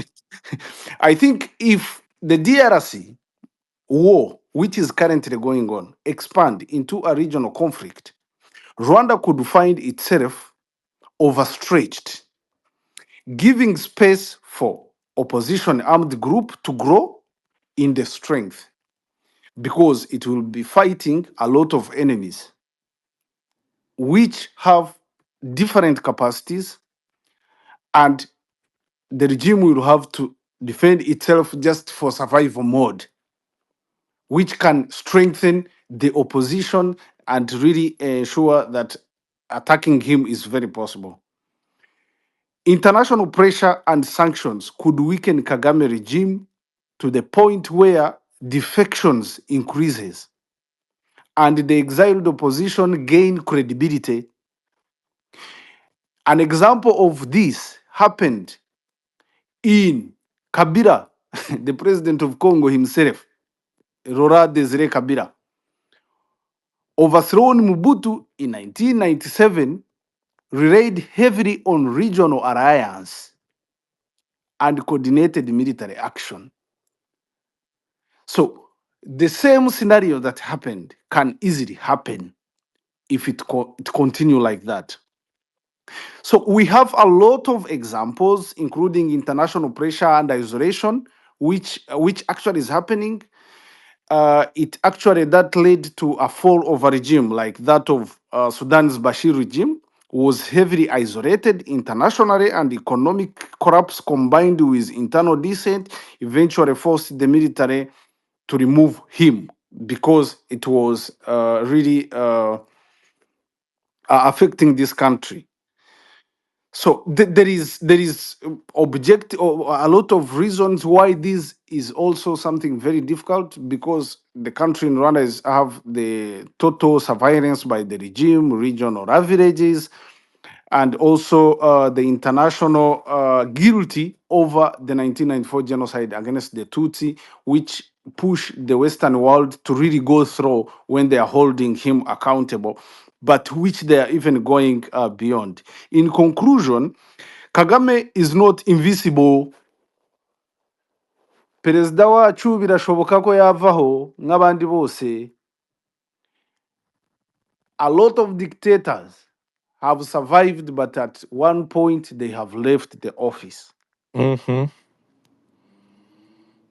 Thank. But removing him would require either a fracturing of his inner circle, Mm-hmm. a regional power shift, or a Mm-hmm. combination of economic collapse and internal dissent strong enough to overcome decade of fear and control over Rwandan citizens. Thank you, Thank Mr. you. Sam. Yes, thank you. We're gonna take two-person. That's gonna be my first time to give Rwanda propagandist the word in my space. I'm gonna give just one person. Okay, we're gonna give Kangeza, and after Kangeza, Mr. I think Kaska Banga Master Kangeza. You have a question. Be clear. Thank you. Mhm. Thank you so much. Can you hear me? Clear. Yes. Hello. Oh, okay. Thank you very much. I'm Well, back. I'm not a government propagandist. In fact, I'm very happy for this initiative. My name is Kagenza. I teach governance at a local university in Rwanda. And I have a few points to make. Number one, this is going to be my umbrella point, is that when we look at international relations, it's important to remember that states act on interests, okay? And, Rwanda is no different. Rwanda is not an NGO, right? Rwanda is a very realistic, it has a realistic view to regional politics, okay? And it has a legitimate interest in the DRC. So even Western countries that we're talking about that are applying sanctions, these are their own interests. They are not doing it to support Congolese citizens necessarily. All right. In fact, we are now not celebrating, but we are commemorating the Berlin Conference, which subdivided Africa as of this month. I think 140 years we're marking. You have Germany, 3 minutes, Belgium. right? You don't have the whole Can you time. hear Yeah. me? Okay, sure. Yes. Yeah, all right. I'll make my points quickly. So number one, I'd say the biggest issue in the eastern DRC is that governance vacuum. The problem is not Rwanda. The No, problem is not no, Uganda. Okay. It's a no. governance This issue. is You Okay. something should ask a I have to question say and Can, go. something, DK, if you I don't can I mind share me. my point? I mean, Excuse me. Excuse me, Mr. guys. Baker I had Can we Thank you. I'm so sorry, sir. can I ask you guys one question? Yes. I think we can allow Kagenza to make his point. Mm-hmm. Maybe give him his time. He is aware of his time to respond, Mm-hmm. and also ask a question where it's necessary, because it's always crucial and better in debate, Okay. because Thank you. that's when you can challenge someone Thank Perfect. you. from a point of view. Because but we cannot only go with our own views. Yeah, right. Kangeza. Of a conflict. Mm-hmm. Thank you, Samuel. Yes, I'm trying to be courteous. I think let me maintain the tone. So I was just going to say, I think the biggest issue in the region is unstable governance. I think a stable DRC will benefit the whole region. We're talking about economic interests. Even if the DRC was stable and managing its affairs well, Rwanda will still benefit because of its proximity to Congo. We benefit in our banking system, in our technical expertise, in trade. So it's not as if it's not as if having economic interest is something unusual. Every country has economic interest. I mean, we're all watching Trump arm twist Ukraine using words that, for example, he said, your security guarantee is our economic agreement. This is the US that is displaying very pragmatic economic interests. So why shouldn't regional countries have their own economic interests? Okay, so that's one point. And then the last point I also want to make is that any rational state, if you're going to talk about a responsible state, will need to take its security concerns serious. All right. When we talk about FDLR, again, this has been mentioned. We're not talking about the fighters, the people who committed genocide. We're talking about the ideology. All right. And this is a question to Samuel. Do you truly believe that the FDLR no longer harbors genocide ideology? Because to me, Thank that you. would be very naive. Thank, All thank you, right. Thank thank you, you If, very Kageza. much. yes, Thank you. just a last point, please. Just a last point. I wanted to give a solution, okay? Because it's one thing to talk about problems. One solution I want to recommend is what we're doing here: citizen-centered diplomacy and peace building. When I'm people sorry, talk, sir. when people I'm share, just gonna stop you there because the resolution can only come okay, from the DRC itself. The resolution for Rwanda, it okay. needs to Thank you for be, the yes, time. it has to Sure, be Now, done between the we'd love to see okay, Rwandese. that resolution. Kageza, Absolutely. Kageza, Thank you. Kageza. Listen, Thank listen, you. please. Okay, Yes, Listen. sir. and Give me a little time. me too, Neves. Mister. Okay, before me stopping, I want to put one video. Okay, you're gonna listen. This is Kagame speaking. Let me again correct you. It's not those fighters of CNDP only that had association with Rwanda or Rwandan military. Even those in the government today were part of that. Okay, you listen that. It's not only CNDP who they are associated with Rwanda government. This Kagame said 10 years ago. You understanding? He say by himself, is the person who's supporting CNDP. Okay? But those CNDP kill Let me people. respond to him, and Malloy. Huh? What do you say? Let me respond to Kajenza. Mm-hmm.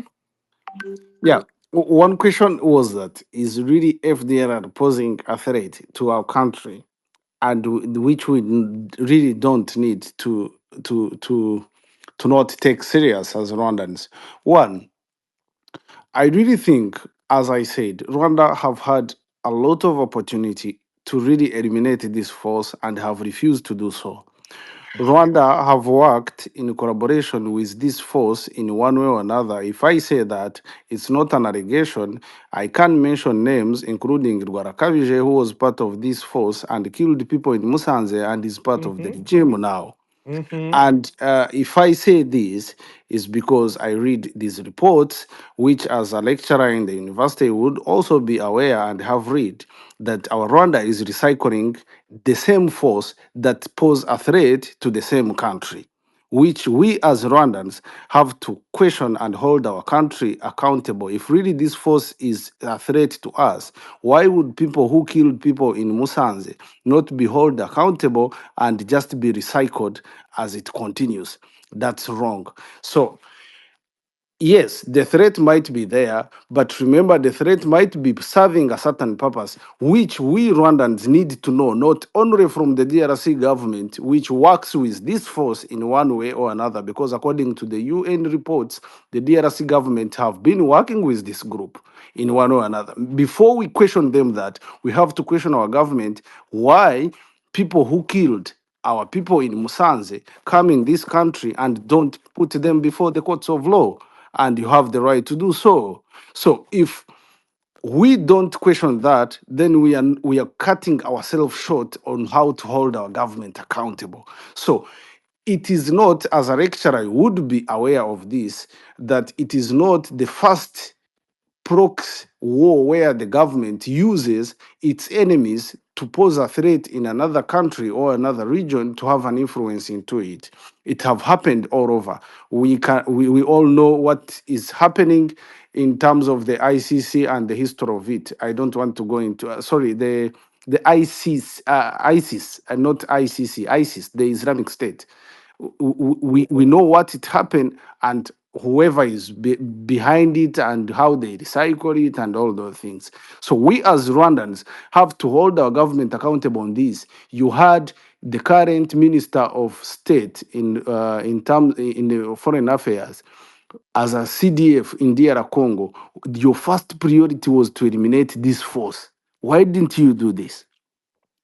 You went into Congo again in 1998 to overthrow Mobutu. Why didn't you eliminate this? You attacked 2023 to 2026 through a proxy, the CNDP. Why didn't you eliminate this? You attacked 2013 to this 2012 to 2013. Why didn't you eliminate this? So if we continue to just say this problem, this problem, this problem, and our government is just recycling it, then it is not serving us as a country, it's serving a certain elite. So for me, I believe that however much, because I don't work in intelligence, however much this can be a threat to us, but our government can be contributing to our threat to generate control over us. Thank And you. to Because add that's to very that, possible. Mr. Kasenza, I would like you to tell me what is the FDLR ideology that you're talking about. If you can name them No, for us, I want him. No, no, not you, Mr. Nevs, Wiki. one thing he talked about the Mm-hmm. Oh, genocide he ideology. left. He left. I wanted him The No, to. genocide. he talked about the genocide ideology, He which just Ex- left there is. because he feel like he he left cannot because I lie. wanted him. Listen, The reason you are why I talk. asked him this question because he said that even though there's a residual of FDLR left in Congo, they still have that ideology. I wanted him to tell me what is that ideology that he's talking but about, that we but have to take, that it's so threatening for Rwanda. But he left. He didn't answer I to I the I, it's question. I it's I bad. I think just say I it's bad. think you are going very far from our topic. Mm-hmm. If the DRC people have their ideology, their government have to deal with it. Our government stop at our border. They Mister, don't yes, go to deal Mister, with ideology in another country, right? Mr. Samuel, it's Yes. so easy. The same way that they are talking about the ideology because they're talking about FDLR, Mm-hmm. that's people we have this one. We can also say the same thing that we don't need also the Kagame ideology in DRC. Because what is the Kagame ideology? It's what the M23 doing. They're coming in Goma, in Bukavu, killing all the people. You cannot say anything. They want to bring Rwanda to Congo. This also, And Malone, yes, sorry if I pronounce your name is right. correct. Whatever Kajenza is saying is happening in DRC. The Rwandan security have no monopoly, have no jurisdiction on that Mm-hmm. land. Mm-hmm. If the ideology is in Rwanda, our government needs to fight it very hard. Mm-hmm. But if it is in Congo, let us leave that for the Congolese government and their own people. Because according to the international law, as a lecturer in the university, he's aware that if you cross one country's border in terms of attacking, you are committing a crime of aggression. But Mr. So Baker. that's very simple.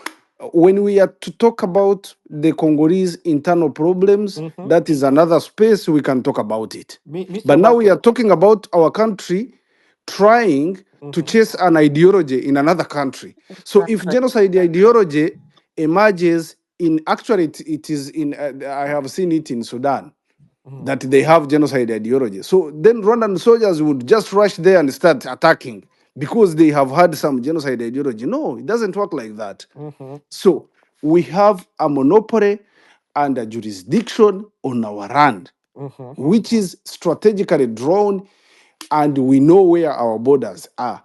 If the ideology is in another country, Mr. Kajenza, that is not our issue. It is an issue of DRC, and Mm-hmm. all we have to do is our borders are protected, that ideology don't come our side. As simple as that. So, as I said, the DRC government has its own problem.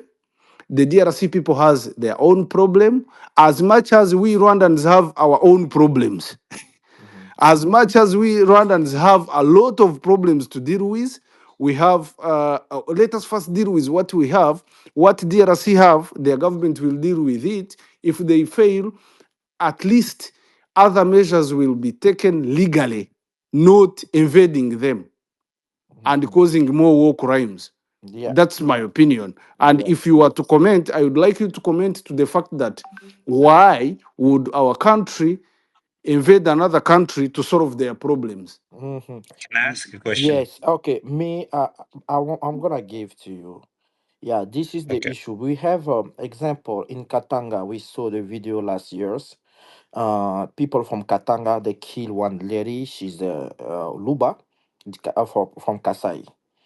They were against something that happened. And the government tried to deal with this problem, resolve it. In the same time, we know that there are some Luba of Kasai living in Angola. Angola has also the same population of Luba. Why Angola didn't send the troop in DRC to kill people to protect Luba people? This is the one. We go to near of Kinshasa. There is a Bandundu. There is a people's coming killing Bateke. If you don't know, Bateke, they are the owner of Kinshasa. Mhm. But they have fighting with how we call it back. I forget the name of another tribe. They are fighting, and those tribe killing them. And the Bateke, they are the most of first, I can say first or second tribe of Congo Brazza. The first or the second one. And they are also the most popular. I think the first of Gabon. We didn't see the government of Gabon sending the soldier in Kinshasa to kill people to protect Bateke. We didn't see also the government of Congo Brazza sending people. It's just so close of the border. I don't know if you know that Kinshasa is closer for Brazzaville. Why they don't do it? Why only Kagame keep saying the same things for 30 years? And when Kagame come in our country, example, he come, we have a 450 tribe. He said that one tribe is minority. And we didn't know how he know that this tribe is minority. This is not understandable. How he knows? Because for more than 30 years we didn't count only how many population we have. How he knows that is their minority. He come, he's starting to kill other people, saying that I'm trying to protect.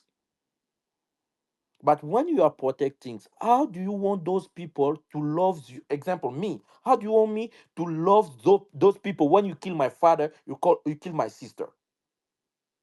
Do you see that in the place of Kagame to solve the problem is creating again the problem? The only thing that we don't need also in our country is Kagame ideology in our country. Ideology in our country. Okay, let's go Exactly. to Kabala supposed to ask the question. Can I? Yeah, it was me. It was me. I wanted to ask a question. Where are you?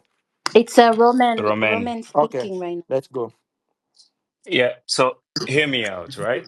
Um, some of us, like for me, I was born 2 weeks later, I was still a baby. And unfortunately, the war started, and I was 2 weeks, and my family had to flee. I don't know how I survived the part of Kauzi Biega and all of those stories that my family always tell me about that. So the guy who was speaking here about ideology, he said like FDLR is an ideology. So basically, you're telling me that our neighboring country that had an issue of the killings in the country, genocide, as they call it, we welcome them, give them a place to stay without looking. I grew up not knowing who is Tutsi, who is Hutu. who is Bantu, who is anyhow. Until when I get to this age that when I started to understand also we different. So now when these guys are coming to the country, neighboring country, to kill an ideology, how do you target a person based on ideology? How do you know that this person walk around with this ideology? That's one question. Because you won't tell me that you're just gonna cross the border saying that you're coming to fight an ideology and start killing people, over 6 million people, and tell me you're fighting an ideology. Because if this guy is still in this meeting right now, however it's called space, if he could just answer me that question, how do you figure out if a person has a certain ideology? I think that will help us to know to figure out who are the enemies our neighboring country are coming to fight. Because first of all, I love Rwanda as a country. Like trust me, it's one of the most beautiful landscape you will find in the region. And as someone from Bukavu, you always pass by and you always admire, but you end up not feeling comfortable with the neighbors because you don't know how to navigate your neighboring people. Meanwhile, you always welcome them in your country. So, another question that I even forgot because you guys took long to give me a word. Another question I had, apart from fighting the ideology, another question I had, in Rwanda, there are more than 85% of non-Tutsi people, right? And as far as I'm concerned, and many people who speak up in Rwanda about this war are mostly Tutsis. I would love to know from Mr. Samuel, what is the situation of an everyday Rwandan in their country who is not Tutsi? Because I'm afraid that this situation continuing to become a regional war, it might end up causing another genocide, either in Burundi or in Congo or in Rwanda again. What's the everyday navigation of a Hutu person in Rwanda, and why we don't hear from their opinion? What is it like, and how much they support the government in whatever they are trying to figure out of finding Hutus in Congo and label them as FTLR? Those are my two questions. I think Mr. Samuel, if the guy left Can you already. remind me the second question? Sorry, the second one I caught it. The Hutus, the Tutsis, and Kagame regime. The first one, remind me The at first one, the first one was, as far as the guy who was here, they always yeah, come yeah. up with they're I coming got to it. fight an I just ideology in remembered the it. country. They are Yeah, going to yeah, fight yeah, an yeah. ideology in DRC. exactly. Yes. How do you know the ideology, like this person walking around with an ideology? Because that's Mm-hmm. very disturbing. That's a way of killing with no Roman, reason. Because Yeah, I literally, think. you cannot tell who has an and as well, ideology. So, Robin, I think. First of all, you are going very far. Rwanda has no monopoly on fighting ideology in DRC. This is where we stop. Ideologies in DRC are concerns of DRC government, not Rwandan government. This is our boundary, and we have to respect it. It has consequences of violating it. It means whatever happens in those countries, as long as it doesn't affect us, as long as our borders are protected, it's their business. If they invite us to help them to deal with them, then we go. But if they don't, then we don't really need to care about what is happening, or we can care, but we cannot do anything about it. because it's not in our hand, right? So whatever is happening in DRC, the ideology, the whatever, that might be because I read these reports. I know the discriminations that goes on, but also the wars that goes on can increase and fuel discrimination of the Rwandan population in DRC. Because if the people know that the people killing them are Rwandese, then if you are Rwandan in DRC, then you have to be very, very conscious because you might meet someone who lost his loved one through those wars. And he will not treat you as an innocent person. He will treat you as someone whose government have attacked them and killed them. So that have to be very clear and understandable. So whenever you ask, the Rwandan regime is going in DRC for the ideology, the Rwandan regime has no reason, has no legal bindings, has no legal backing up, has no right to enter a territory of DRC, even 1 inch. So whatever is done after that is criminal. Whatever is done after that is a crime. When you go in DRC, on whatever reason, whatever you do there is a crime. And it is not just a crime, it's an international crime. You are going to pay, not today, not tomorrow, but you will have to pay for what you do there. So then, the problem in DRC are problems that a lot of African countries have. We have our problems as Rwandese. When you come in Nyagatare, where I come from, that's a district in eastern Rwanda, and you are from uh, Musanze, and you come to marry our daughter, we will say, uyu mukobwa yatujyanye hakurya, hakurya muri ba bana. That's a discrimination. But we are pushing it. We are like, we don't want to get married to those people.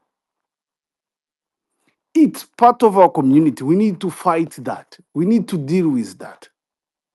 So we have a lot of our problems to deal with as Rwandans. As I say, any question that push Rwanda beyond Congolese border is a crime. The Rwandese government has no monopoly on the Congolese soil.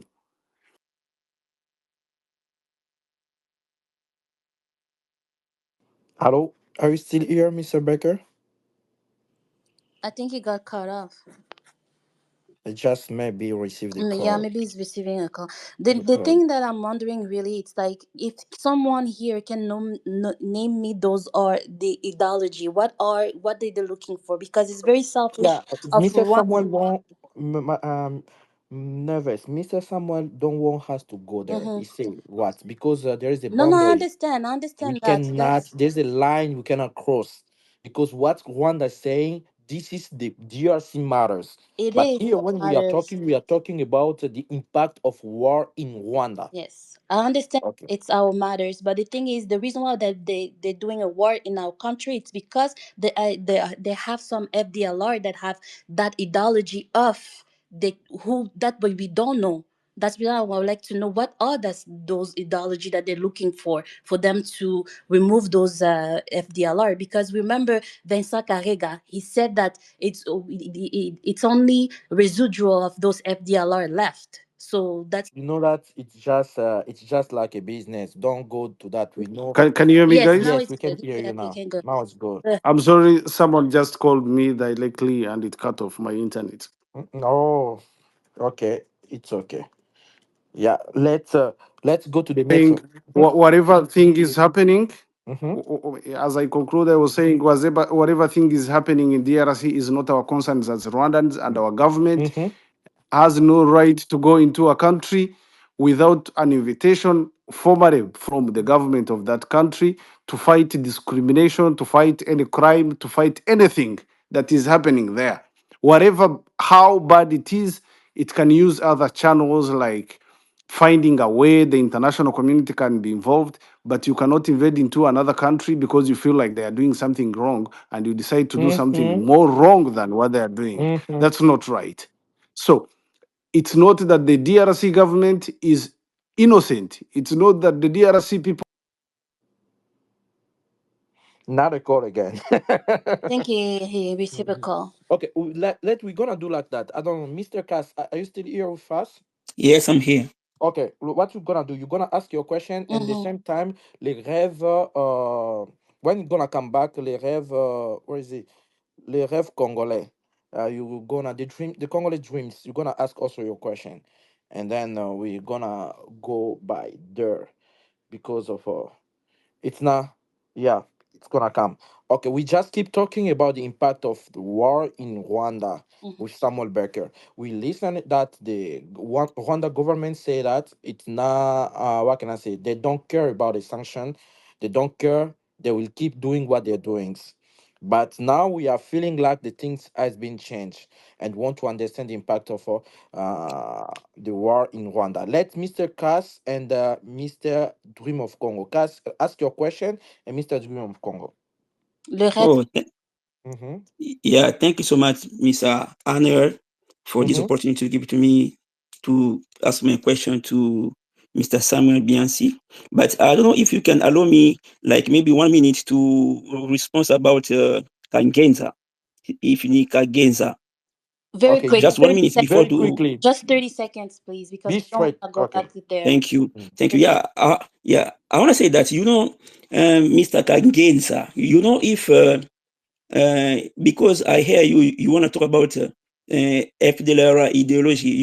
If Kagame in 1994 didn't assassinate the former president of Rwanda, Mr. Abiyarimana, maybe you will not today talk about this ideology because if in this ideology about FDLR you want to talk about, it's just the because you still living under Ubwenge ideology.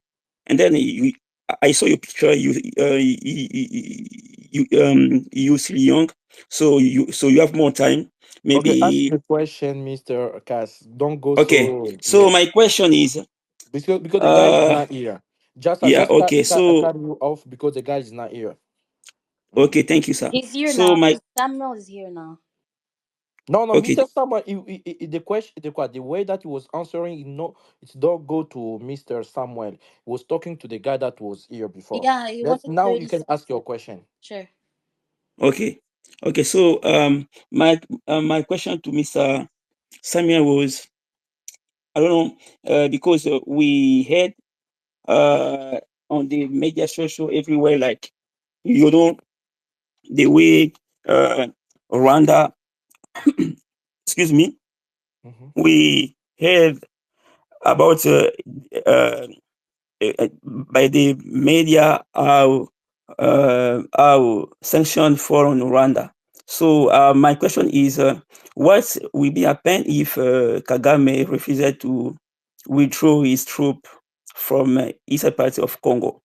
Okay, that the question want to make. We just listen about a sanction, but what's gonna happen if Kagame say no? He don't want Yeah, to do anything. Even the yeah, sanction keep going. What's gonna happen? yeah.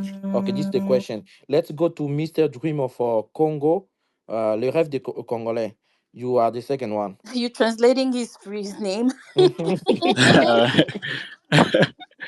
Uh, Good okay, so call. first of all, am I allowed to say like to ask for a question Oh yeah, or yeah. just But it has to be on the yeah? topic though.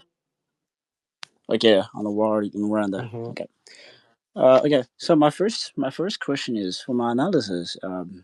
The Rwanda government sometimes I fail to understand if the majority of Rwanda people or overall like I feel like you guys have ambition to wage war for the so-called Great Rwanda.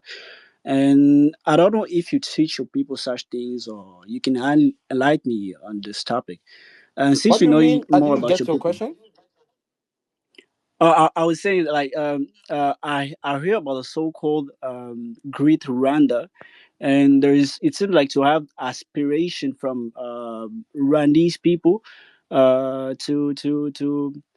see the so-called Great Rwanda. So I want to know like how should people like your neighbors or neighbor from of Rwanda should feel towards such a neighbor nation who's unstable and who seeks um, to kind of gain more power in the region, you know. So that's my first question. I don't know if you I guys understand kind your of got it question. You right. want you asking for greater Rwanda, like America wants to be great again, like Rwanda want to be great. Exactly, Okay, exactly, great. exactly, Okay, exactly that. perfect. So to make Rwanda great again, like that Exactly. concept. So Okay, what? perfect.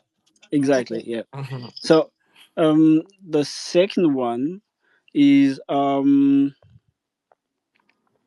uh the thing with the Banyamulenge people who are, for me, there are two There is types. not Oh, please, let's stay dreams. on the It's not topic. the Banyamulenge people who are. We are in Yeah, Rwanda. We don't talk about the let's Congolese talk about the matters. war. And Yeah, I this wanted I war, wanted to I wanted to this speak war is how not the it will Banyamulenge affect.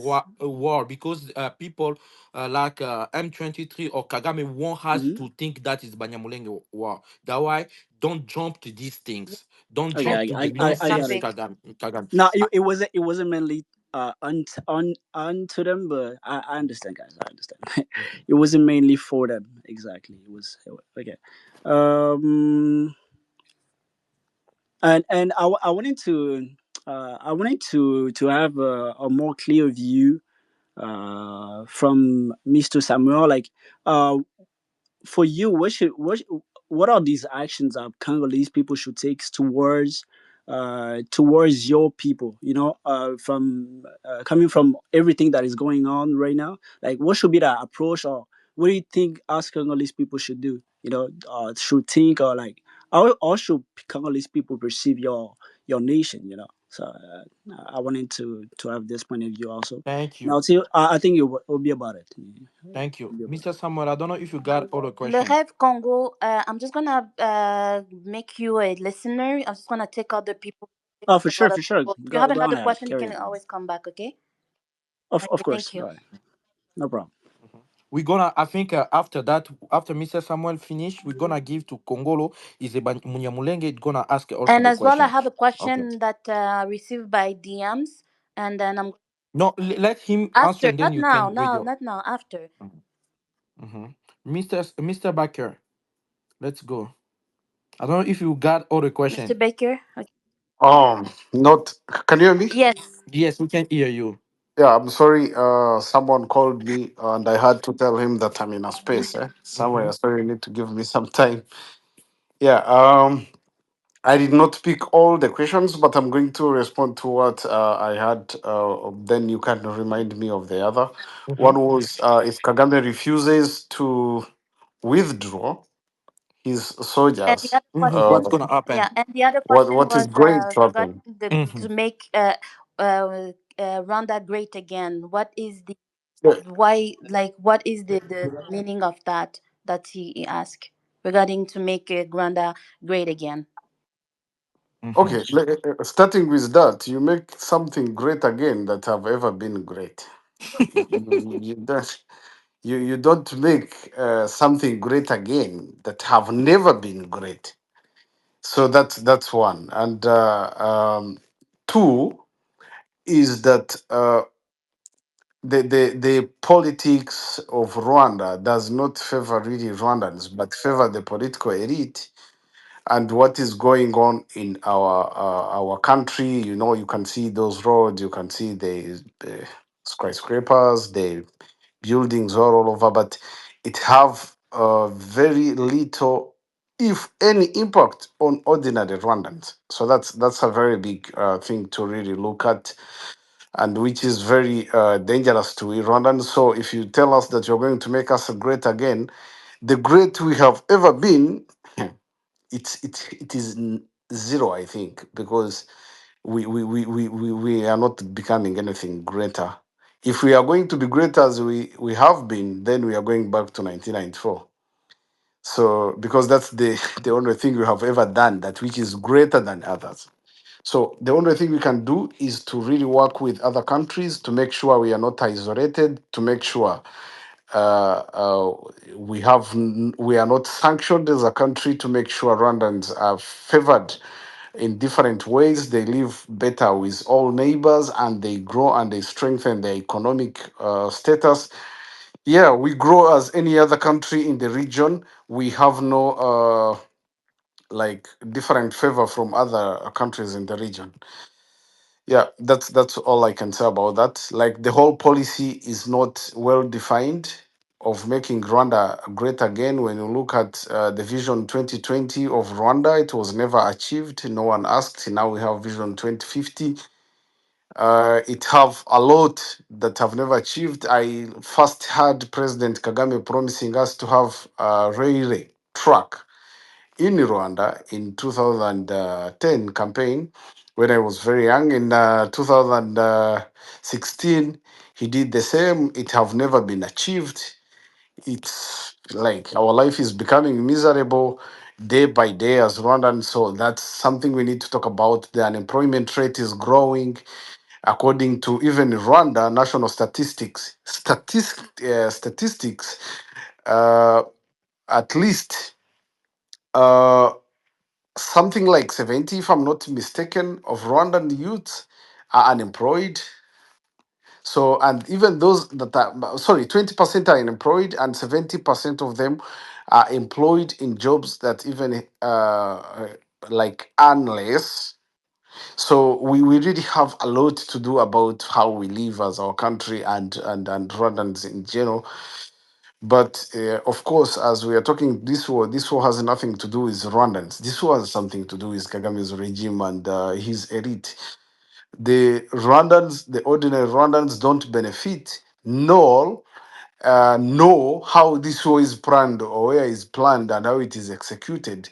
The few people that plan it and execute it are the people that benefit from it and their families, but it still affects all of us. So the question was like the last one: if Kagame refuses to withdraw Rwandan soldiers from Congolese territory, what would happen? Hmm. Yeah, even after sanctions, several consequences would follow. One, stronger sanctions and isolation is something big. So existing sanctions like those imposed by US, that was on Kabarebe and other military, I think is this spokesperson of the M23 military wing, Mm-hmm. and their entities in Western world, Mm-hmm. the company we have in UK and France. Mm-hmm. So these can expand from targeting more individuals, business linked to the regime, and even sectors like mining exports. So if they increase, which actually is expected, that the US might lift their sanctions to that extent, it means that they can affect businesses, let's say the business like Rwanda that have a link to Mm-hmm. the regime, other businesses like the companies Horizon, Crystal Ventures, like that can affect the regime in one way if they don't listen to what the sanctions have that have been in position so far. Then something can change and it can Thank you. increase. So Rwanda could also lose access to key financial system, Mm-hmm. make it harder to move money Mm-hmm. internationally. So this happened to Russia Yeah. when it was sanctioned by the Western world. So Mm-hmm. that would make it very hard to Rwanda because I don't think they have the capacity to deal with it.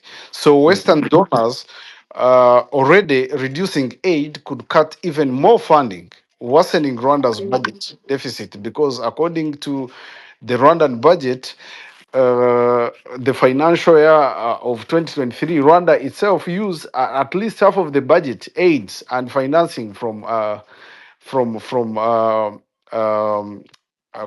Western world. So that can really affect the budget of the country. It can increase pressure on economy. It can increase internal military tensions. It can Mm-hmm. increase regional and diplomatic isolation. It can increase opposition mobilization. It can increase Kagame's challenges that he have to face. So, in summary, as I learned, if Kagame refuses to withdraw, his risk creeping Rwanda's economy, uh, alienating the population, fracturing his military, losing regional influence, and accelerating both internal dissent and external isolation. all while his enemies will be growing more bolder. So his survival would depend heavily on suppressing dissent at home and using propaganda to justify the war he's fighting in the DRC. But this would become harder to sustain as a living condition worsen and casualties raises in the country. So he would end up failing to even sustain that, which he's actually Thank trying. you. That's what I think about it. Thank you. Thank you. What we're gonna do now? We have Kongolo, who's Munyamulenge. It's gonna be the next, and then Piotr. I don't know. Can you help me to pronounce your name, please? Piotr is gonna be the second one. I know. I think that is the correct one. Kongolo. Yes, because we didn't get someone Munyamulenge Utu to ask the question. Yeah, Luken was here, but I didn't have a time to give him the time to ask the question. But we have other question that Neves want to ask, but he's gonna ask it after. Let's give Kongolo and Piotr, and then Neves, you're gonna come with your question after. Kongolo, let's go. Open your microphone, please. Yes, thank you so much, Mr. Luzayemo. No, yeah, I'm so First of sorry all, because you are the only one that has said that you are Munyamulenge to make yeah, sure exactly. I because am where I Mhm. am Nyamulenge and very known, Yes, very because other known. people It's not I didn't talk about them if they're coming from where, but just you, I make sure to say okay. that. Thank you. Okay, that's good. Yes. One of the things I wanted to say is to thank you so much for the courage you have in trying to undermine or to stop the spreading of lies. It's very something we should appreciate and encourage you. That's one. The second, I would like to say this for those people who are listening to us here. I am Munyamulenge and well known. My point on this discussion regarding the impact of war in Rwanda is very, very huge. And this, it needs more wisdom than trying to react emotionally. Of course, in Congo, we have a problem, but no one should, whoever he is, come to intervene in our internal issues without being invited by our government, Congo. This is violating the international laws. In short, Rwanda has violated the international law to come by using the names of Tutsis or Banyamulenge, saying that they are coming to protect or pretending to come to just give us the right which we don't have. Congo has many problems, but it's not the responsibility or the mandate of Rwanda or any other countries in in the region to come in Congo without any invitation or without a legal permission from our government to come, pretending to come to protect some communities. Why I'm saying this, we Banyamulenge, we know that we have a problem since 2020, since 2017, at the time of regime of Kabila, we had a serious problem. And the ideology of Twirwaneho, it's not the ideology of combating or engaging in the war against the government of Congo. Its ideology since 1964, the time of Mulele. It was just the meaning of Twirwaneho. It means to defend ourselves with any attacks. And the attacks was especially the group of Mai Mai who were attacking us just for the mission to steal our cows. That was the reason of defending ourselves, not to engage in any rebellion to fight against the government or any regime. That Kongolo, was the ideology of Twirwaneho. Kongolo, I'm coming, sorry. no, yeah, 1 second. Rosaheba. Okay, cool. Keep going. Yes, yes. So what I mean here is we have a problem. The Bayaka and the Bateke in the Bandundu, they have a problem. When you go to North Kivu, they have a problem. Everywhere in Katanga and Kasai, there is a problem. Those problems It's in the responsibility of the government to know to use their power to finish all the problems, not the interference of any countries or anyone to come pretending to solve the other countries' problems. In Rwanda, there is a problem. There are so many problems. No any country, whether in Uganda or Tanzania or Burundi or Congo, has tried to interfere in the Rwandan matters so that they can solve the problem of maybe Hutus or Tutsis. No one had that right. So I mean this, Mr. Ruzayemo, Ade Banyamulenge. We may have some people who are under manipulation of those countries willing to pretend to come to protect us.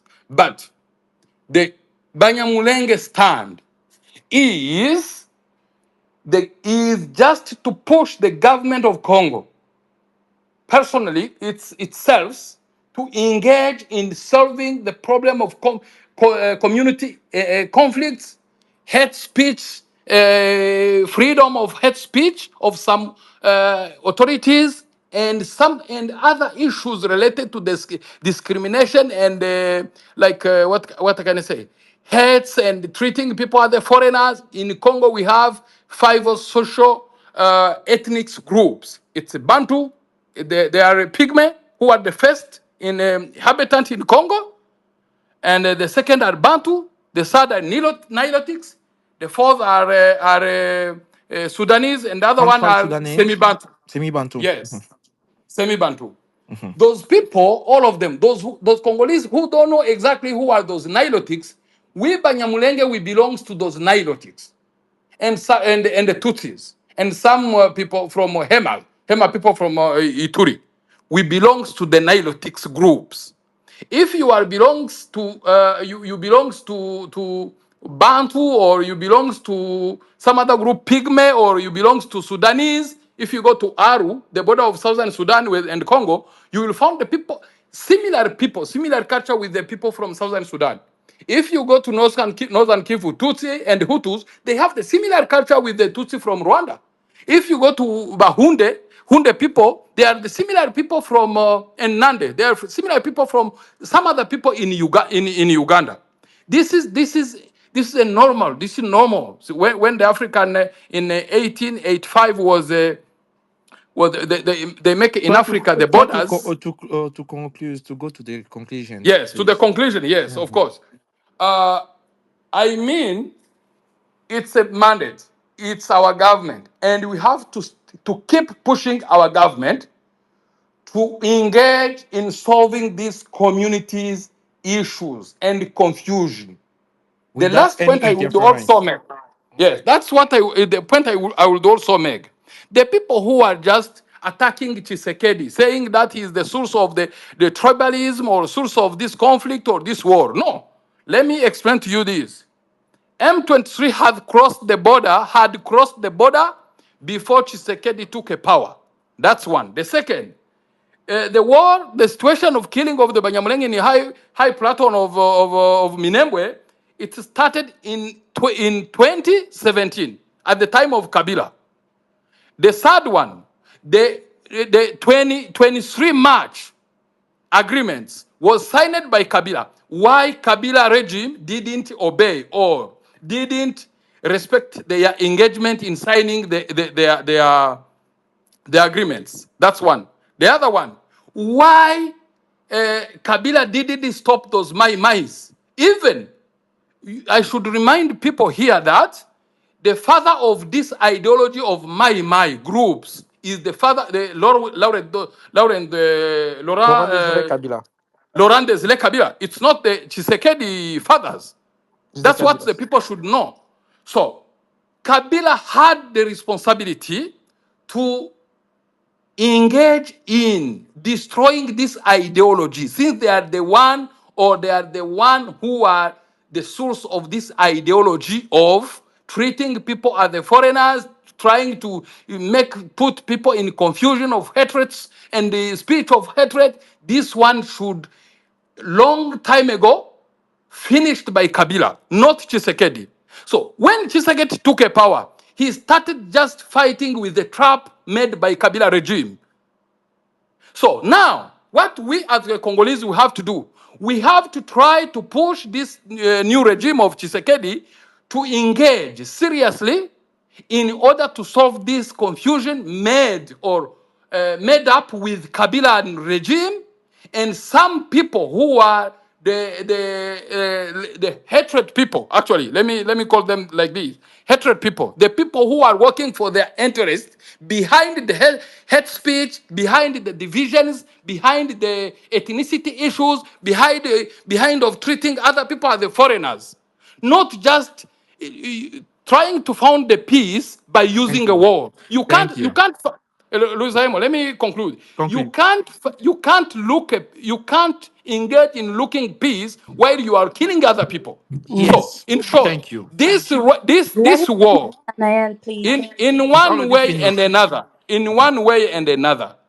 it will impact Rwanda, whether today or in the future. Thank you. Why? The No, people who Let are him being finish, called Nael. Let him finish. FDLR, they are mostly from the class of ethnicity called Hutu. So those Hutus, they are majority in Rwanda, and they are not happy. So Rwanda should try another way, to another pretext, not just everyone who don't speak in a good way of the government of Rwanda being treated as the FDLR. No. And the second, these sanctions is going to impact the social life of Rwandese. And the Rwandan people who don't engage in this situation are going to suffer a lot. So this is the advice to the Rwanda government and the Rwandans to stand to engage in any other ways of discussion with the neighbors in order to find a solution of whether it's FDLR or other issues, not to engage through the war of killing thousands and thousands of people. We have been with them for a long time and we didn't get any good things from them. Instead, we have suffered a lot working with them. And for the last, when the situation started in Minembwe, being killed, people being denied their rights, people had approached Rwanda to support, to help. Since their movement and business were running up in Congo, no one interested even to talk about this publicly. So since their interests are violated, they are engaging in public stages, public podiums, international podium, and international stages, talking about Banyamulenge. We are there. We have a power and ways to reach to the international levels to discuss our matters. We don't need thank you. anyone to speak our history. We don't need anyone to speak our problem. We are human beings and we can speak our problem freely and clearly. And we know who is our enemy and who is our friends. What we need now is to engage with the Congolese to find a solution and peace forever, not to engage in the war of conflict or the war of ethnicity or the war of regionalism. No, we don't want this. Thank you so Thank, much. Thank you, thank you Mr. very much, Kongolo. Kongolo. You make me even cry, but I Seriously, he cannot. was he was passionate. That's why Yes, I I was like, was not let him able even speak. to stop He you was very talking. passionate. Let's go. We have just 15 minutes left because we have to stop our. I'm The so sorry for other space. people. Okay. Yes, let's go get to the Piotr. You're gonna be Let the me. next one. My question. Remember, I No, had. let's go Piotr, and then you're gonna get your question. Okay. Piotr. I don't mind waiting if you want to answer that or have that Okay, let's question go ready now. Neves, and then Piotr Okay, will be I'm the next going one. to answer your question. Thank you very much, Piotr. How do you pronounce your You name? can call me Peter if you like. I don't mind. How do you pronounce it? It's Russian. It's Pyotr. Pietro. See, Okay, I по-русски tried. ga- Piotr. Yeah, that'll do. I Don't worry. tried. подожди, You're fine. Don't worry. wait 1 second. По-русски Okay. поговорить. Okay, Russians. Okay, I'm going to there's a question in my DM that was asked. Okay, someone asked the AIDS the aid like US aid employed a lot of people in Rwanda through different projects. It also founded HIV aid programs and nutrition program for children. What does this loss in aid mean socially and economically in Rwanda? And the last question that the person asked is, what is the state of the private sector in Rwanda? Are people able to do businesses and thrive individually? How long can Kagame economy survive without aid and looting in the Congo? I think Mr. Baker, are you still there? Can Yeah, you guys hear me? Okay, perfect. I can hear you. Can you hear me? Okay, yes. Do you want me to read again the question, or you already you know the question already? No, the last one, I caught the first one, but I have Okay, the last it one. You want me on. to read it back to you? Yeah, it's better. Okay, perfect. So the last question that the person asked is, what is the state of the private sector in Rwanda? Are people able to do businesses and thrive individually? How long can Kagame's economy survive without aid or looting in Congo? Okay, I do. Again, these are all my opinion, Mm-hmm. and sometimes I stand to be Mr. corrected. Becker, try Yes, to make to it shortly. summarize. Yeah, Yeah. summarize. It's late. We need to even rest. So the first question on the USCD funding to Rwanda, I think it have a huge impact uh, to the Rwandan community, mainly because it funded key sectors like healthcare, education, agriculture, and infrastructures. So in health sector, it sponsored mainly the HIV treatment, maternal health, malaria prevention were funded by the USAID. So cutting this support would disrupt access to essential medicine, vaccines, and public health campaign, particularly in rural areas. Mhm. Uh, Programs like, I think, PEPFAR that focused on HIV AIDS would suffer, putting tens of thousands of patients at risk. So, for example, like USAID have been one of the Rwanda's main funders for the HIV prevention and treatment. Mhm. So if the funding ends, then patients that were dependent on the antiretroviral drugs could face shortage, and prevention programs like awareness campaign would easily collapse, and this can be really a catastrophe to our society. So USAID support also supported farmers training and agricultural productivity projects with these small scale farmers who could lose technical support and access to improved seeds and fertilizers, reducing the productivity and deepening the rural poverty, which is going to be added to the sanctions that we have now. Thank you. So it also have like the fiscal deficit and increased taxes burden, which have to come to really help to work as a subsidiary of these programs that are going out and the sanction with it. And also, when you look in our education and youth impact programs, the USID have been really very key into our society. And also, the currently increasing pressure on Kagame adds the burden Rwandans have to carry, because it's not only the USID, but now we have to deal with a couple of sanctions coming in from different countries. So losing US fundings could contribute to worsening economic conditions, which would actually weaken the government, but which would also affect our people, the Rwandan people. Yeah, I think Thank you. that's all I can say about that. Thank you. Let's go now to Peter. Peter, can you go the next one? Yeah, thanks. I just had a quick question for Samuel, but if I can comment quickly on the USAID stuff, because I worked in the UN for a That's while, great. and we did a bit of stuff with Mm-hmm. USAID. I'm not pretending, and before I say anything else, I'm not pretending to be an expert or Rwandan or Ugandan or DRC politics. I lived in East Africa for a couple of years, but I only visited Rwanda once, loved it, but only once. I'm more trying to talk from an international perspective in the country. and stuff. So anyway, the cut of US aid to Africa and Rwanda as well is obviously a huge negative. It's probably the worst thing about it is because USAID's what's known as their Development Innovation Venture, or DIV, has been tackling extreme poverty in Rwanda. It was, I think, attracting an additional investment of about $28 million, aiming to lift another 1 million Rwandans out of poverty by 2027. So the cutting of this is huge for many Rwandans in the country.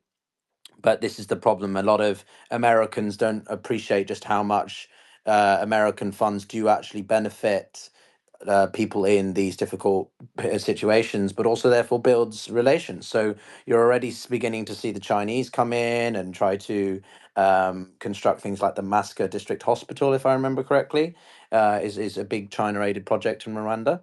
So that's something to keep in mind, is that whilst the US will leave, China and other big players will try to come in and fill that gap. But the main question I really had for you, Sam, was about this whole situation in America and Europe and everything. Obviously, we're seeing a huge change in the way that Western countries are interacting. Because of the dry up of funding from the US towards Ukraine, that's obviously making other countries in Europe have to reallocate funds from other issues that they used to support, right? So in the news, I saw in the past couple of days, the UK is in a legal dispute with Rwanda over the migration problem, but also Germany is cutting funds towards Rwanda and healthcare and other things. So I was just a little bit interested from your perspective. How do you think that these bigger geopolitical issues are going to affect Rwanda and its well, and what's happening with the DRC? Thank you. Thank you. I think Mr. Samuel gonna answer. Before him answering, we have also one question for you. We saw there are two questions. The second one is with Mr. Katumbi. We saw Mr. Mario have a I think interview with Mr. Katumbi, and you did the same, and you got the view of Mr. Katumbi. We want to know, do you have a project to also ask the question to the Congolese government, because sometime when you listen just one side, you cannot understand the whole story. And do you have? And Uh, and I have a question too I didn't regarding that. finish. Let me finish. Oh, No, you no, didn't no. finish. Okay, go Yeah, ahead. do you have what can I say, a program that you're gonna also talk with the Congolese government or President Tshisekedi or Patrick Muyaya or the Minister Wagner to know also the opposite view? And the same time, we know that this week you're supposed to meet with it's now you, I think it's Mr. Mario supposed to meet with President Paul It's Kagame. Mario. Yeah, Mhm. President Paul Kagame, to have a meeting with him. And we want to know what pushed you to go there to have a meeting with him? And after having a meeting with him, do you have another project to go also to meet with Miss President Tshisekedi to know also other view? Because if you get just one side of view, you will not get all the story. This is those To are my. add to that, Yeah, of yes, course, Ne- I understand I just that. want to add Nevertheless, want to something make before it you clear. answer. Mhm. Yes.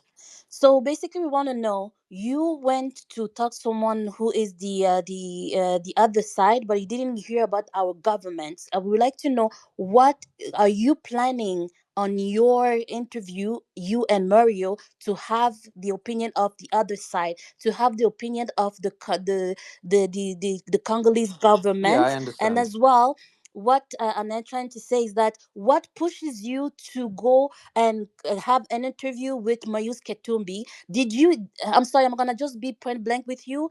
Did he pay you guys to have an interview? Because he technically is not even. Is not even a part of the government. He's someone who used to be an opponent who lost badly, and then what pushes you guys to be like, you know what, this guy has something to say about the Congolese people, has something to say about the what's going on in Congo. And the question that you asked him, was it him who imposed you, who tell you, who told you, you know what, I want you to ask me those questions, or the question that coming from you guys, and what was the meaning of all this interviews? Yeah, Thank yeah, you. yeah. Yeah, no, it's a fair set of questions. I understand your desire. Firstly, I would make very clear that my relationship with Mario is one of professional only. We have a very limited relationship. I'm a good interviewer and I know my topics of geopolitics. I've lived in Africa, as I said. So they wanted someone who knows the continent better than many, well, northerners, global northerners would probably do so. I'm very passionate about African issues generally. So I felt that it was worth going. Mario's interview with the leader of Rwanda is his own business. I have no affiliation with his interview with Kagame at all. I didn't even know he had met him. Actually, the company that he runs keeps things very, secretive, so they don't release too much information until they've already done it. And then they, only release bits occasionally. My relationship with Katumbi was different. I flew to Brussels last week. I met him and we had a conversation for about an hour. If he asked them to interview him and he paid them, I have no idea about that. I was not paid to do it. I just went because I was interested. They did pay for my flights and stuff like that, but I wasn't paid by Kutumbi. So that I'm being as transparent with you as I can.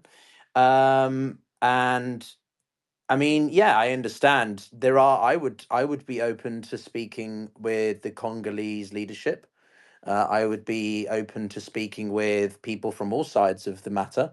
I wasn't given the invitation to meet Kagame because I'm not as famous as Mario, I guess. And they wanted someone who has more social media presence. But there is, I will let them know after this conversation now that you guys want to hear from Chisekedi and other voices. If you want, you guys can send me some messages of people you'd like to hear from, and I'll see if I can do something about that. But yeah, otherwise, I would say the goal is just to raise awareness to the situation between Rwanda, Uganda, and the Democratic Republic of Congo, because the conflict is obviously appalling, and no one in the north really knows about it because they're all focused on the Middle East or on Ukraine. So the goal is to also raise awareness to these issues and to get more people doing something about it. I hope that answers Okay. your question. In my opinion, I found that the way that it was handled was a little bit biased.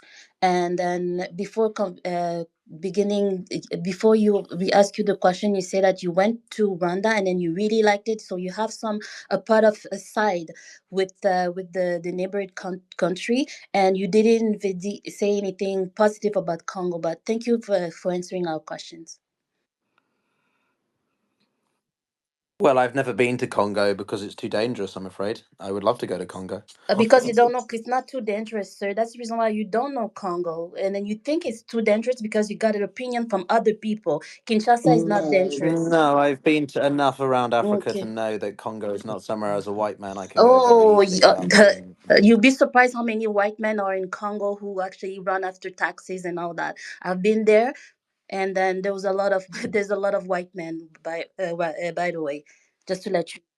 Well, okay, Mhm. that's good. Well, then I will go to I'll go to the capital then. If you can verify that, then I'll happily Mhm. go. I'm just very conscious of that. So it's not me being opposed to going to Congo. I'd love to Okay. go. It's a beautiful country. Perfect. Thank you. Yeah, Mr. Baker can answer the question Yeah. that Mr. Peter asked.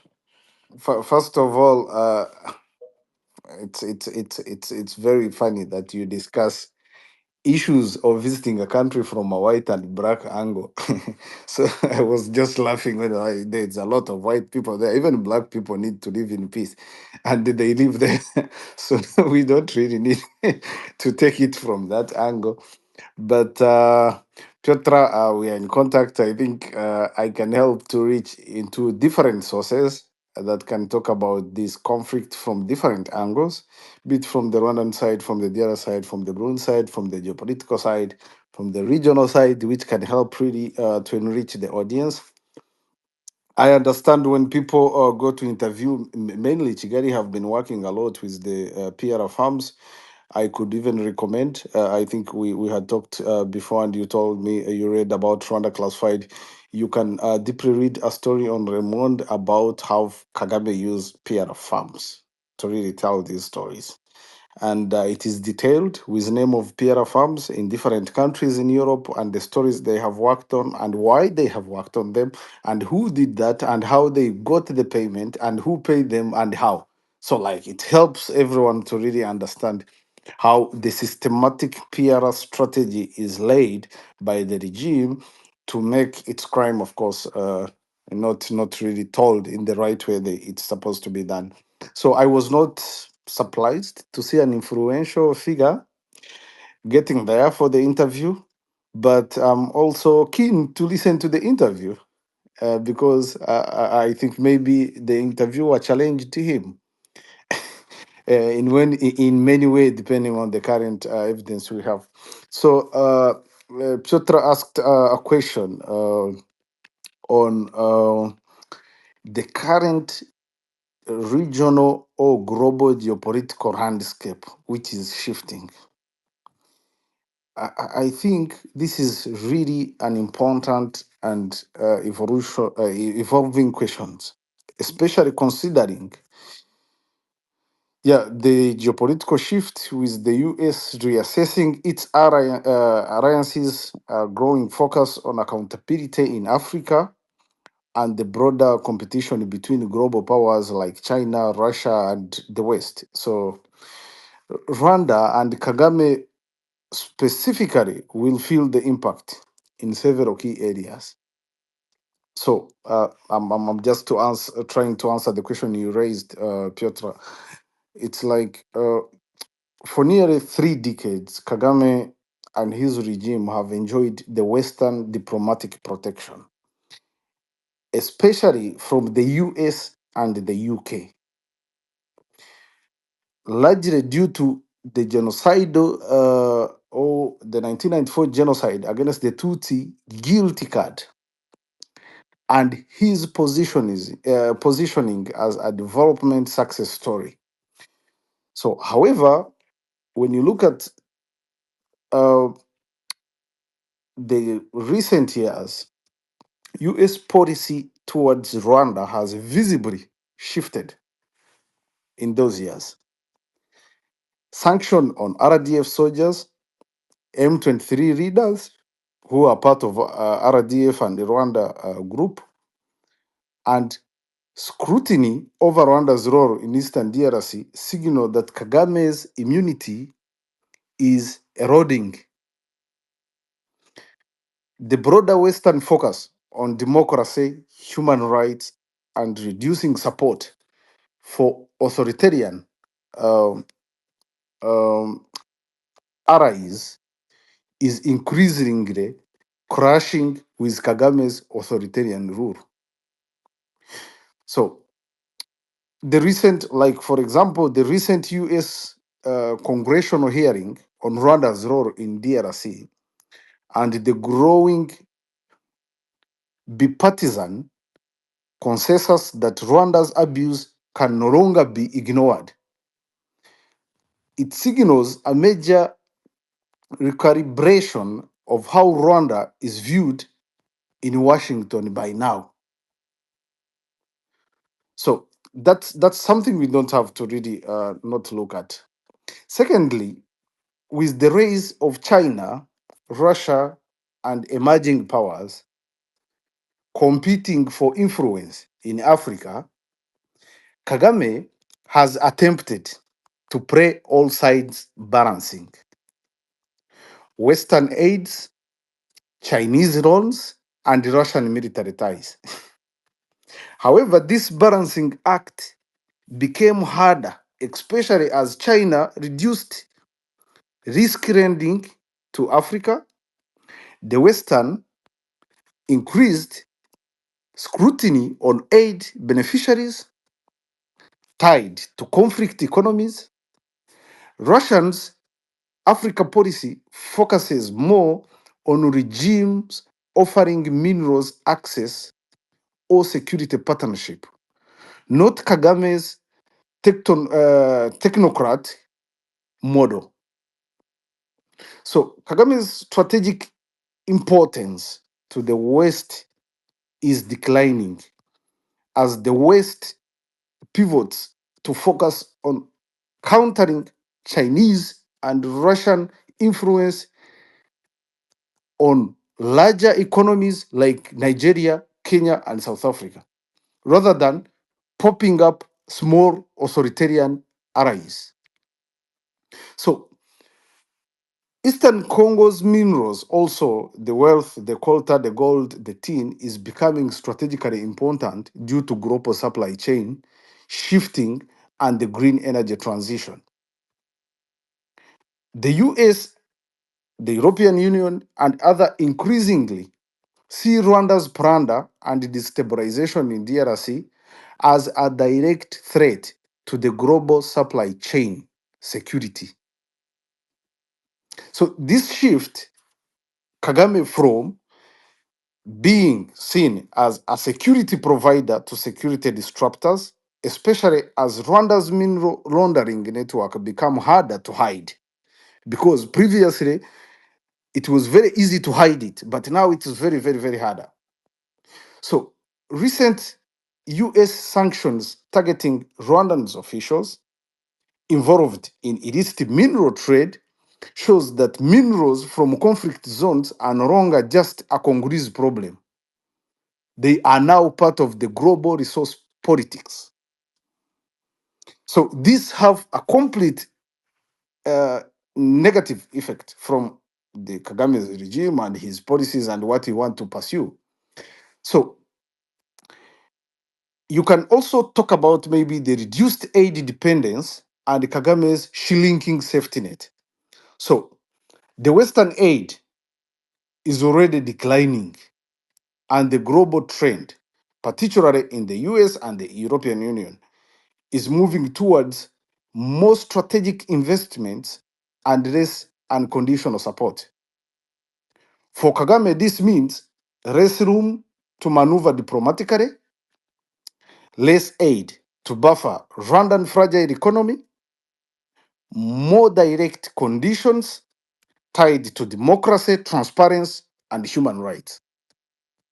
So, combined with the sanctions targeting the Rwanda Defense Forces, our army, and the linked companies to our army, Rwanda Defense Forces, Kagame's regime faces a growing cash flow problem. So, by his need to fund military operations in DRC and internal repression at home, it will really be very hard in the future.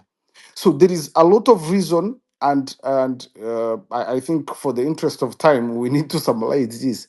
I think there is a lot of effects of the current geopolitical shift to what is going to happen in Rwanda or what is happening in Rwanda. So as I land my mic on this question, the global geopolitical shift is not in Kagame's favor as of now. His regime's survival will increasingly depend on internal repression, Mhm. control over illicit resources, the flow of illicit resources, and hoping the West does not fully arraign against him. Mr. Samuel, But that hope is fading fast. Mr. Samuel. That's what I think.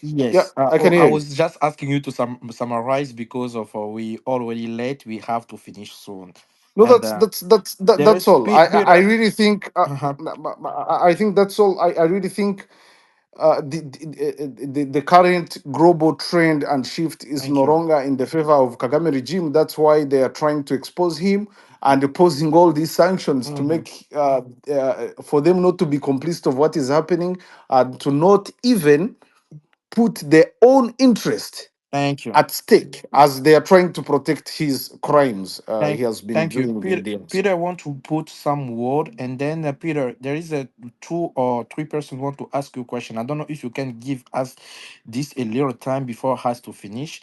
They can ask in the same times, all the people, and then you can respond. Is it okay, Peter? Yeah, I mean, Yeah. it depends. I'm not going to go too much into No, the no, no. interview Don't with worry. Katumbi. It will not be W- too what much. I would Just a say, oh simple no, but question. that's what my comment was going to be. Mhm. Yeah, if it's questions about the actual situation, I Mm. can do that. Yes, But thank you. I've said everything I'm willing to say about the interview. But what I was going to add was Mm-hmm. that I have the full interview Mm-hmm. with Kutumbi, Mm-hmm. which I will publish on my YouTube channel in the next few days, Mm-hmm. so people can see completely the types of questions I ask him, Thank you. and that I don't just ask him, questions like, oh, how great is it? I do challenge him Mm-hmm. on things. I do push back because I don't like to just ask, safe questions. All right. So anyway, what are these questions you have? Mm-hmm. Thank you very much. Let's get just two questions before you leaving. It's not a bad question. Son of Congo and Adalbert. Son of Congo, let's go with your question. So yeah, first of all, I would like to thank you both, Pietro and Samuel. I think that this space was really needed. Mm-hmm. My question is not really a question. It's just that, one, I really applaud the fact that you putting a loop, or I should say, to the situation of what's going on in DRC. But as a Congolese citizen, and I think that maybe Neves kind of mentioned that in a different way, is that you guys understand that you have a huge responsibility when it comes to providing information. You have huge platform where people are actually listening to what you're Mm-hmm. saying, and it's having a huge impact, not just on informing people, but also on putting the point on what's happening in the situation in either it's in it's in Asia or in the Middle East, or right now as you're doing in the DRC.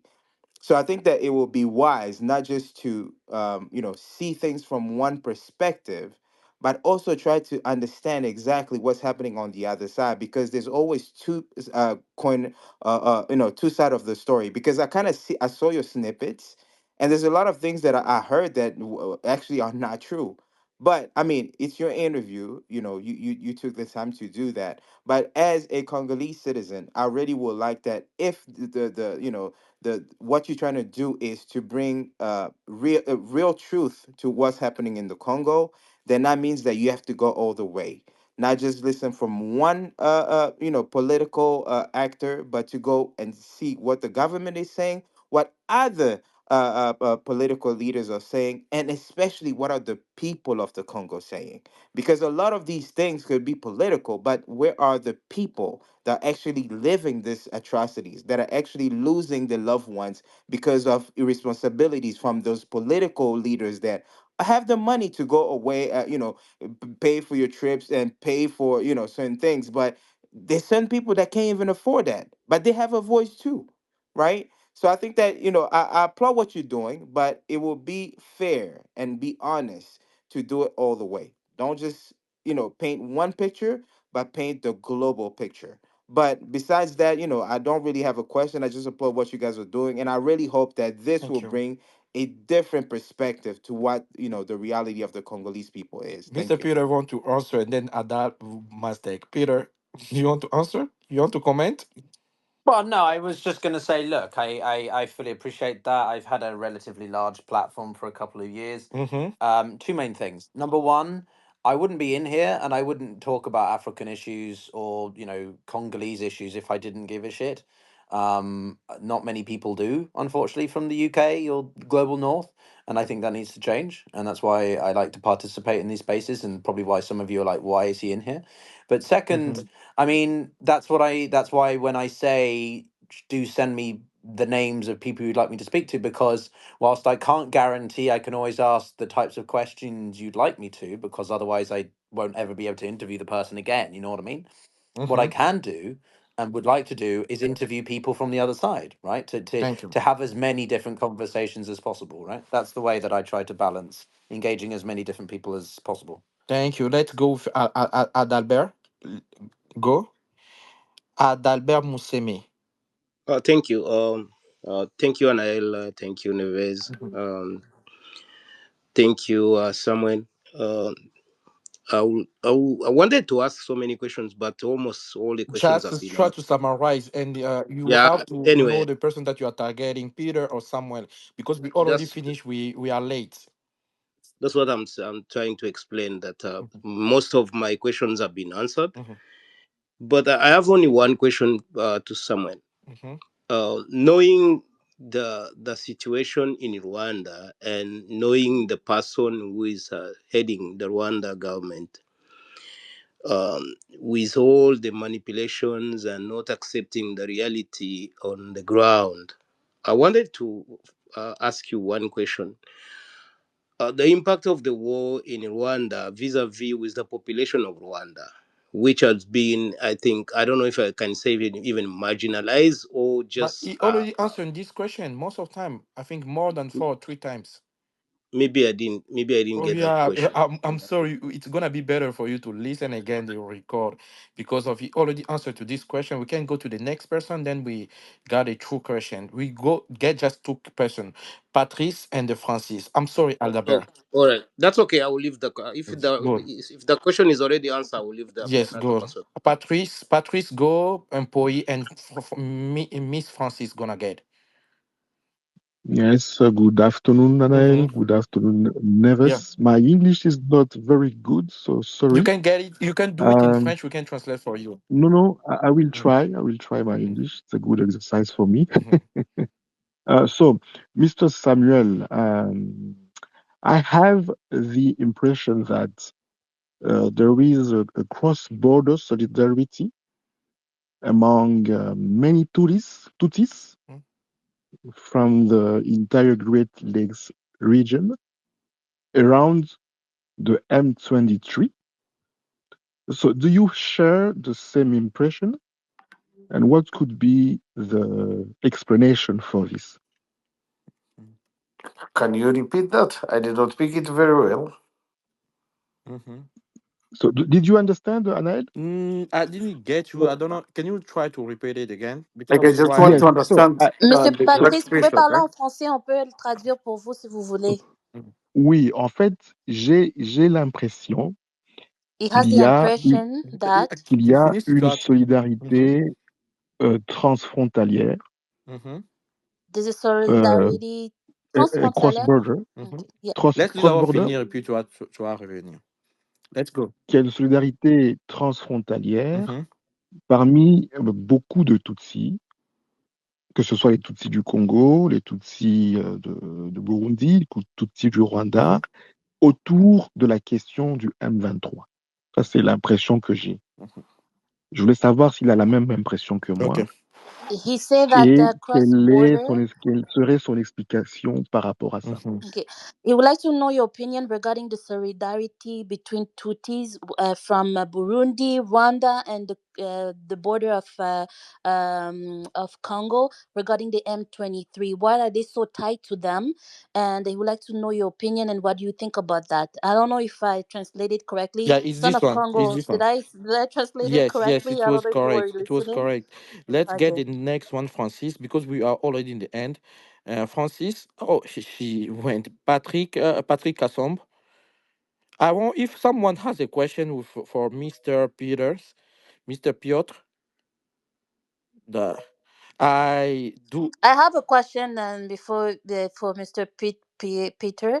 Um, are you planning in your next interviews or the next something in the future to have the opinions of Congolese that, like Son of Congo said, that are going through this and then what are going through what's going on in the east, because so far, I'm sorry to say that, but you have a very biased opinion which I don't like, and it's only my opinion. I'm not trying to put you on under the fire or make trying to make you feel bad, but I would like you as well to look to see the opinions of other people on the other side, because for me you already say that you went to that country, you feel secure, you feel everything that you needed to feel as a human being, but when it comes to Congo, you're like, as a white man, you cannot visit this country because it's dangerous, and then you give so many bad opinions regarding it. But I would like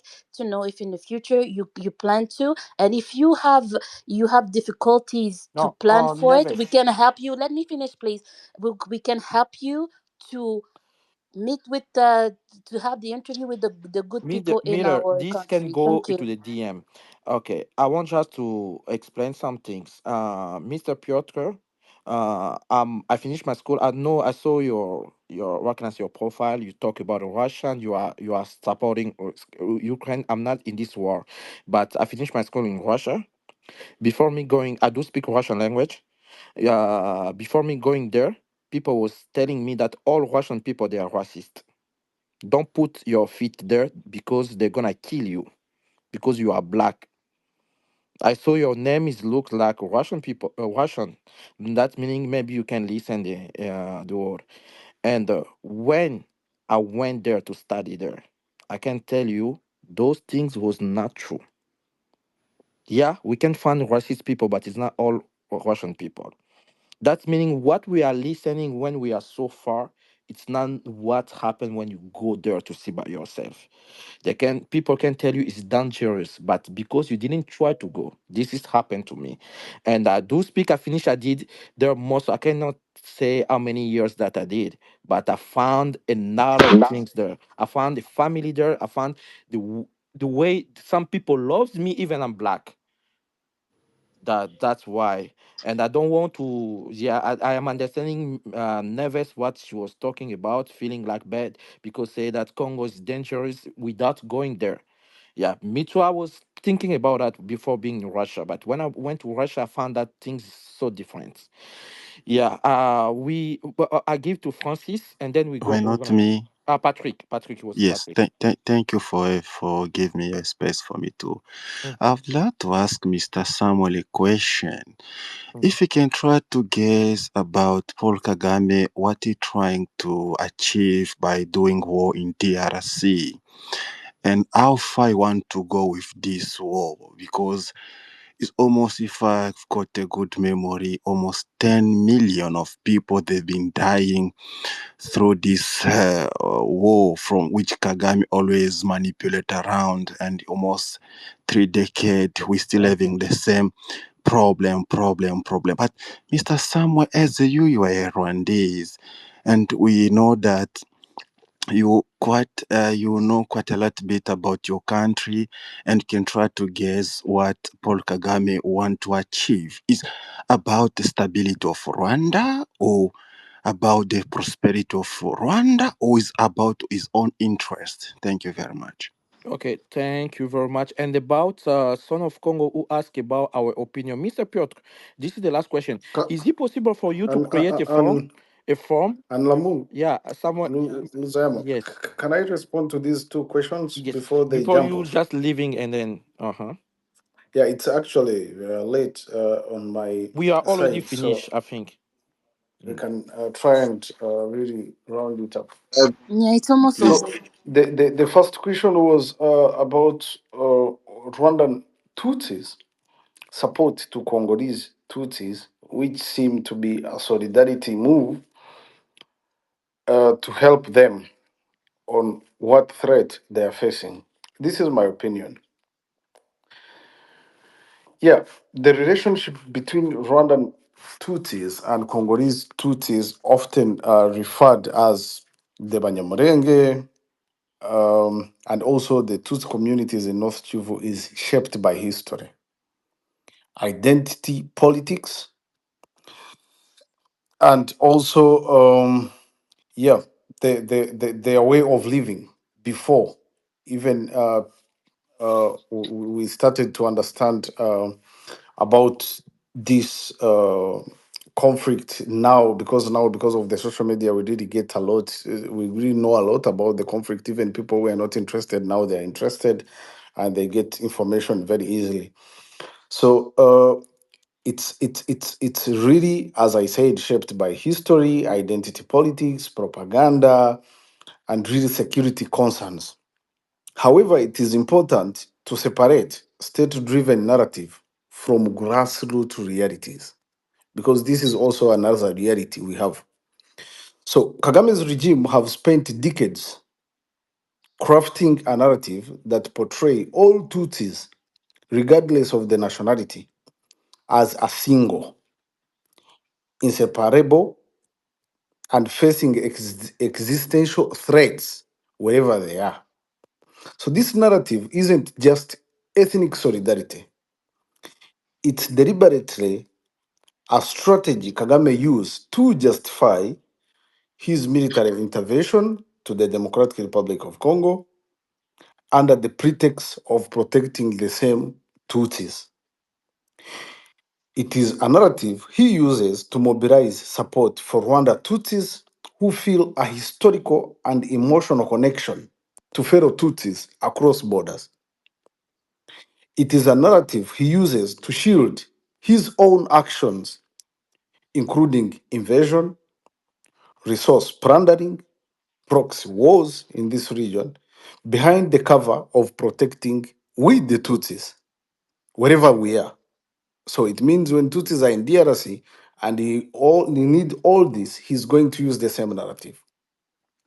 So Kagame's propaganda machine works hardly to link, very hardly. When I say hardly, barabikora chane, they try very hard to link Congolese Tutsis survival to Rwanda's security. So it have to feel like Congolese Tutsis they survive because Rwanda have provided them security, making Rwandan Tutsis feel that the fate of Congolese Tutsis directly affects their own safety and survival. That's how the FDLR comes in. So there are also genuine historical, familial, and crucial ties between Rwanda and Congolese Tutsis. Many Congolese Tutsis have ancestry in Rwanda, and during the 1994 genocide against the Tutsi, some Rwandan Tutsis fled to Eastern Congo, blending it into local Tutsis communities. So shared language, tradition, and some family connection create a natural sense of solidarity, which exists independently of Kagame's propaganda. Without Kagame's propaganda, that exists already. However, it's crucial to note that not all Rwandan Tutsis blindly support Kagame's war in DRC, including myself. Many are aware that these actions are driven more by power control and mineral wealth than genuine protection of the Tutsi community in DRC and in my country. I am aware of that and I spread the same message. So, and I know a lot of Tutsis know because some of them are also in exile and have exiled because of the same reason. So, there have been targeted attacks against Congolese Tutsis, which we have to recognize in the past, including the massacres by the Mai Mai groups, Hutu militias, and others who see them as collaborators of Rwanda, our country, And also, right, which have Tabara. invaded And this also, country. right, Tabara. Yes, I'm trying to explain why this becomes a big problem. Because even the Congolese see the Tutsis in the communities as collaborators of Rwanda to invade them and kill their own people. They have lost Mm-hmm. 6 million people. They're also human beings. Mm-hmm. So Kagame weaponizes this real fear to convince Rwandan Tutsis that they must support this military intervention to prevent another genocide. This fear mongering locks Rwandan Tutsis into supporting military aggression, not necessarily because they want war, but because they fear the alternative that may come if they don't invade Congo. So inside Rwanda, Kagame's regime heavily pressurized Rwandan Tutsis to publicly align with his stance in the DRC. Any deviation or questioning of the official line of supporting M23, blaming FDLR, etc., is treated as betrayal and it have a cost and a consequence that can come to you, but not only you, even your own family. Tutsi elite, people who survived the 1994 genocide against the Tutsi, and families of genocide victims are especially targeted for this pressure because Kagame knows their voices carry weight with Rwanda's social fabric. Recently, I saw my uncle himself giving a testimony on YouTube about myself.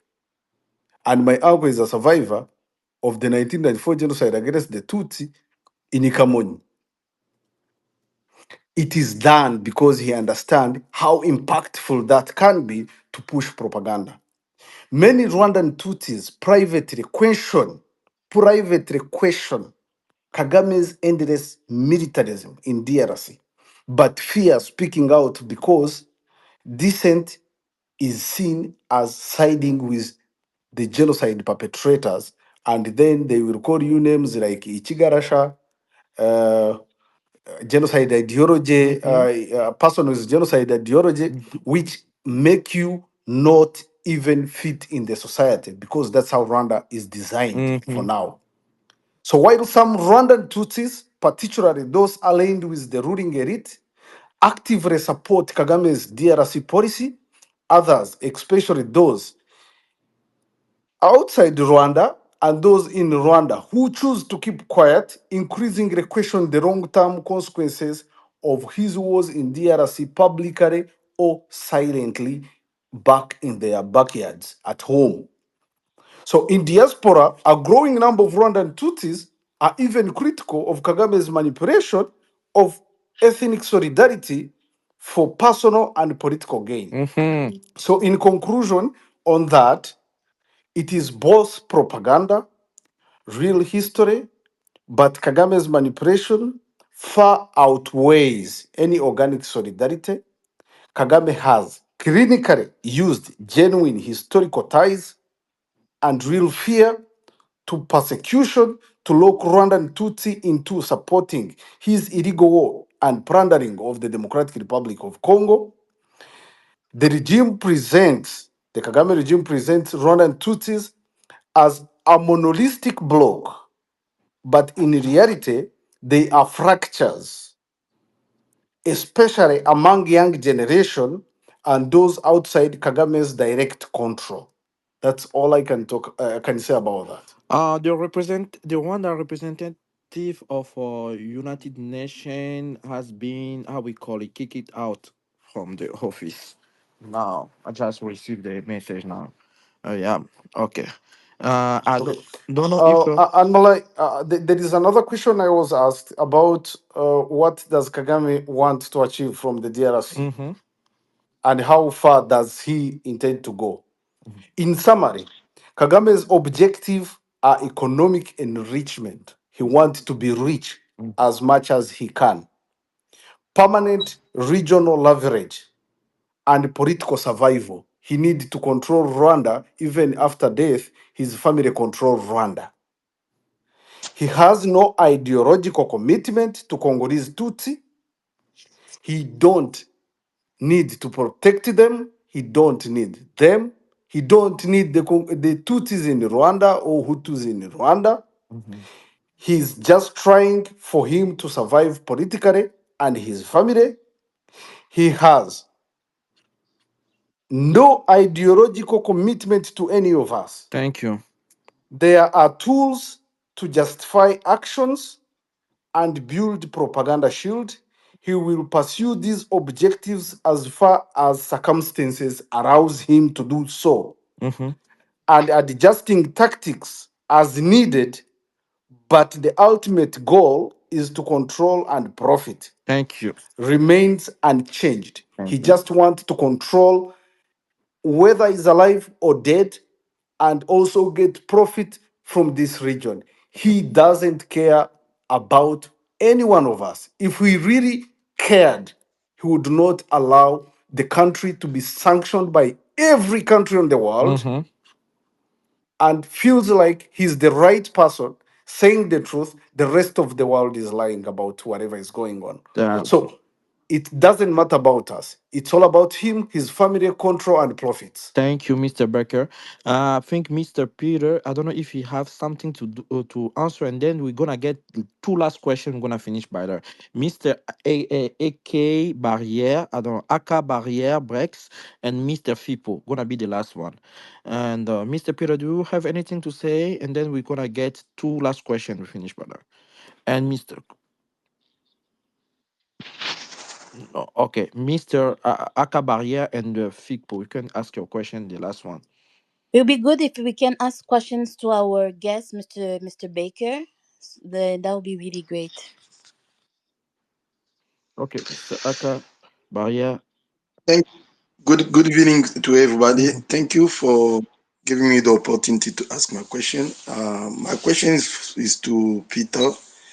When I watched the interview, I saw he didn't mention about RDF. He didn't question that to Moise Katumbi. Mr. I don't know why. AK, I'm so sorry, but he said he doesn't want to answer questions regarding the interview. He's here to listen. We have a guest, Mr. Samuel Baker. Please give some respect to him. If you need to ask him a question, he has a DM, or you can put the question there. It's very I'm so sorry, but I found it disrespectful. We have a guest here and you cannot ask question to him. He even thumbs up what I'm saying. Please, if you don't have question for Mr. Baker, you can give your place to someone else, because our guest today is Mr. Samuel Baker. Please, thank you. Oh, thank you. I'm not offended. I respect that opinion. I take it. Somebody else can ask the question. Pleasure. Thank you. Yes, Can I go yes, yes, ahead? Yes, yes. It's Miss Mr. Fibo. People, thank you. Uh, Thank you, Mr. Baker, for. I just joined the auditorium about a bit later, but I think your last answer has a bit taken everything, maybe what I've missed. But my question is because when you were talking, and I wanted to ask you a question because up to now, I understand that you have really understood everything that is going on in Rwanda since genocide period. But I heard you, despite everything that happened, I'm not undermining what happened against the Tutsi during that genocide. But would you please explain or tell us why? Because when this genocide started to be spread, what happened, we were calling Rwanda genocide. Why and when and for which purpose that Kagame and all of you have changed Rwanda genocide to Tutsi genocide? This is my This is the very one, small the question. question, I and don't know if you Mr. have People, I'm answer to asking that one. also the same question. In the same time, he say that in Rwanda there is not a Tutsi and Hutu, but there is a Tutsi genocide. How can you explain it? Yeah, because when you were telling, when you was explaining, he said, okay, uh, uh, uh, uh, what Kagame is doing is to show the world that there's no division between Tutsi and Hutu, and he's pushing all together in order to support him. Why? Because this is really a key reason why we're going through all of this. Because yes, I don't undermine, and I know a lot of Tutsis have been killed during this period, and that's why yourself you've been outside the country as a refugee or something like that. So why this Rwanda genocide? Because when genocide started, we were calling Rwanda genocide. When, how, and why this has been changed to Tutsi genocide? Thank you very much, and I appreciate your comment. I think the last person, let's get the last person, then we finish by Cool, Mr. Cool. You are the last one. And Thank you so you much. gave me the right to talk, but up to You now, when I gave you you were off. That why I did I give think another person. Francis has some connection issues because it's been going on enough. Go Yeah, ahead, Francis. Francis, I see. Mr. Cool, let's go. We My finish by God. you, Mr. Samuel must will answer, and then we're gonna finish right there. Okay, I need to ask Samuel. Actually, it's not about Rwanda. I need to ask you the question about Congolese government. Samuel, what do you say about the Congolese government that is killing its own citizens? Here I'm talking about Banyamulenge in DRC. Please, I mean I'm South Kivu. I'm sorry, but In South. this question was answered by Mr. Congolo, and this one is not the topic. Can we stick to the topic, which is the impact of the war in Rwanda with our guest here, please? The Okay. Banyamulenge subject, we can The have only it. teams. Okay, Miss Neves.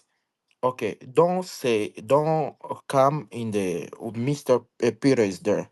Don't try to change the topic because the true things is, FARDC, who's the army for Congolese army, they are fighting against M23 or backing by Rwanda. But actually, Twirwaneho, who's the milice, who suppose to protect Banyamulenge, like they say for the first time.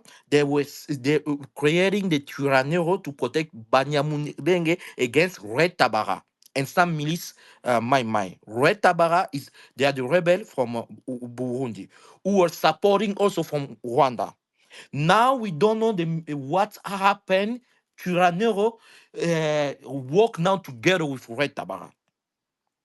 You know that. They And are not working together. they work Actually, together. I You know wonder that. why You know FARDC that. corroborates. You know Why that. You know that. We know that. We know how things going. He And knows. He knows. actually, M23, your the leader of Turaneo, who's in Rwanda now, the General Colonel Samatama, say that M23 they are working with with a Turaneo. Traneros, That voilà. means now we are considering Turanero as M23. And we go there. it's a true. It's a true. It's a true. When he said that, you didn't say it's not true. No one of you say it's not true. All of you say Exactly. that is true. All of you sing. And we are going there. Has Turaneo say that they want to fight the same things? We are going there because M23 try to go to Fizi to link with, to do connection with Turaneo, and we Tranero is a cannot militia. do it. We cannot do it. We're starting to fight with Tirano, not with Banyamulenge. And what Thank happened? you. There is a village. I forget the name of the village. Who there is a refugee camp of Banyamulenge. What the Tirano when far they say come, Tirano asked them to go with them. Most of Banyamulenge say no. For them to punish them, they bomb all the camp, refugee camp. You don't talk about that. And you know that if Munyamulenge say no to Turanero, they're gonna kill him. You know that. If he run away, they're gonna arrest his father. As And well, you know that Anael. Turanero has the link with M23. We And as have the well, Anael.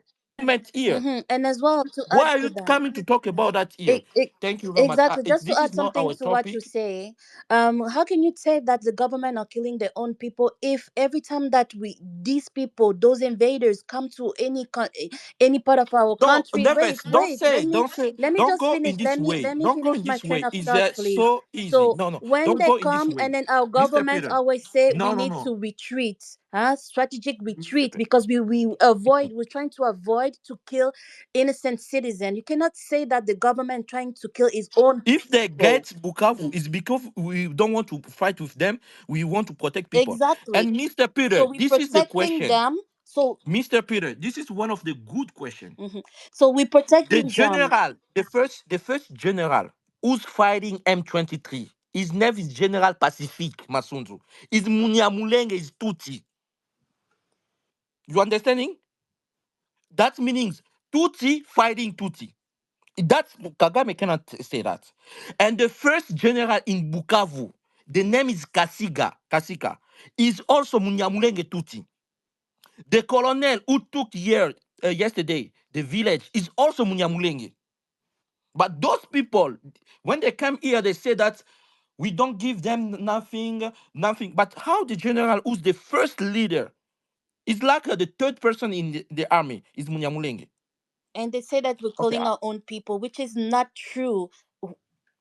How many strategic retreats that we did in when they invaded us? How many of them just to protect our citizen? That's what the government are doing. Because of that, we're losing the war because we want to protect our own citizen. This war is going on in our soil. That's what you don't understand. Don't come with your thing saying that the government is killing its Mr. own Samuel, can people. you answer? Then Get we out of can here. stop. We can finish. It's gonna be good. Can I ask a question, please?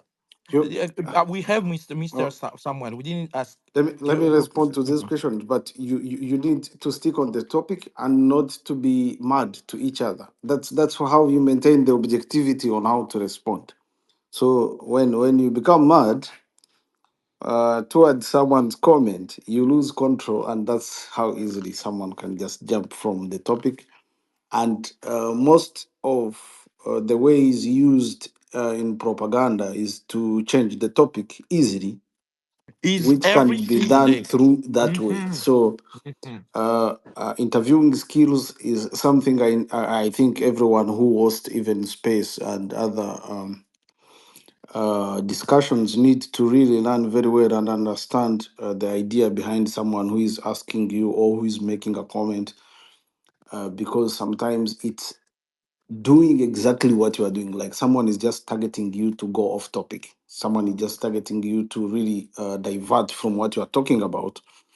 And because I don't think the topic written above is very visible and can be understandable.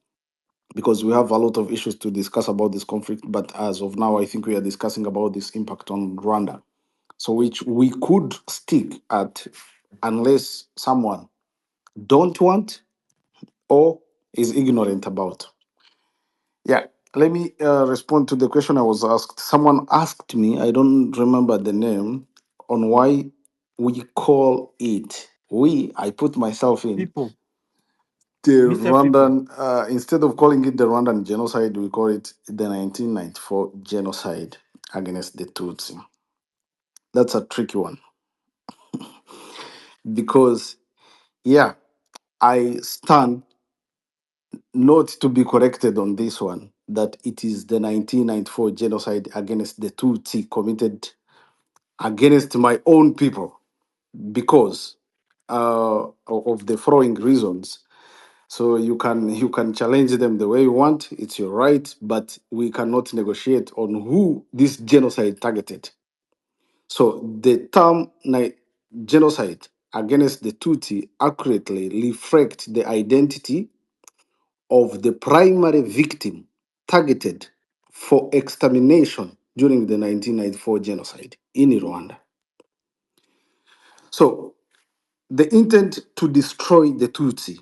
Genocide, by definition, target a specific ethnic, religious, or national group to destroy, for destruction. So, in 1994, the genocidal intent focused overwhelmingly on the Tutsi population in my country. Hutu extremist propaganda explicitly referred to Tutsis, my own people, my own family members, as Inyezi, cockroaches, and portrayed them as existential threat to Rwanda's survival. This deliberately targeted, distinguished the event from broader civil conflict or war crimes. While some moderate Hutus, I agree, and others were also killed, the machinery of the genocide, militia, government forces, and local mobs were overwhelmingly directly and eradicating Tutsi as a group. So whoever died in that cannot remove the fact that my own people were targeted in this genocide. So this also brings us to the historical context. Any honest analysis of the radio broadcast, state orders, and militia operations make clear that the campaign's primary purpose was to exterminate the Tutsi population in Rwanda. So that makes the genocide against the Tutsi not the Rwandan genocide. The International Criminal Tribunal for Rwanda, ICTR, and numerous scholarly work confirm the genocide's targeted nature. The court's rulings, as a law student, repeatedly identified the crime as the genocide against the Tutsi, and I stand to respect court orders. Calling it Rwandan genocide blurs the distinction between the victims and the perpetrators, feeding into revolutionist narratives that try to equalize the suffering, depute responsibility, and deny the intent behind the killings that happened in my country in 1994 genocide against the Tutsi. While it's true that some moderate Hutus, Twas, and political opponents were killed, this doesn't alter the genocide character of the campaign. The goal wasn't just to silence opposition, it was to erase the Tutsi life from Rwanda. Recognizing the genocide targeted nature does not erase the suffering of others. It simply reflects the legal and historical reality my country faces. So the genocide against the Tutsi is not about political convenience. It's about collectively naming the systematic and planned extermination of the Tutsi population in my country, rooted in decades of ethnic demonization and state-sponsored propaganda. By then, using correct term is very critical to preserving truth and breaking revisionism. So that's my stand about that. It's not shakable, and unfortunately, I stand not to be corrected about that opinion, about who was killed in my country at that specific time. But all that does not justify the crimes of the current regime in another country, because that's another topic we can discuss on its own. So another question I had that came in was about what is my opinion on what the Congolese government do to other people in my country. Yeah, I can respond this in very short way. The Congolese government can no longer afford to respond passively or fall into the trap of balancing between diplomacy and military action. So Kagame's actions, from arming M23, supporting it, giving it manpower, Simago, DRC minerals, shows that Rwanda threat to Eastern DR Congo as an economic colony and a strategic buffer zone.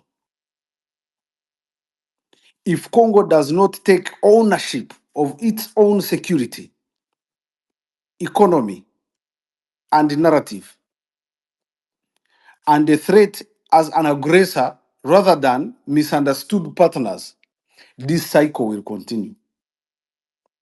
Kagame is good at buying time. He's likely actually to withdraw the forces. Then Congolese take it as something that is done, and from nowhere it come again. I just stand to remind you that since 1994, Rwanda have invaded Congo 5 times. 1996 to 1997, 1998, 2003, 2003 to 2006, 2006, 2009, 2012 to 2013, and from 2022 to date. Those are 5 times. So I think the Congolese government need to really take its security into its own hands, not leaving anyone else to really deal with their security, their economy, and the narrative. Because Kagame's government stands a lot on propaganda. So the narrative is a very crucial thing.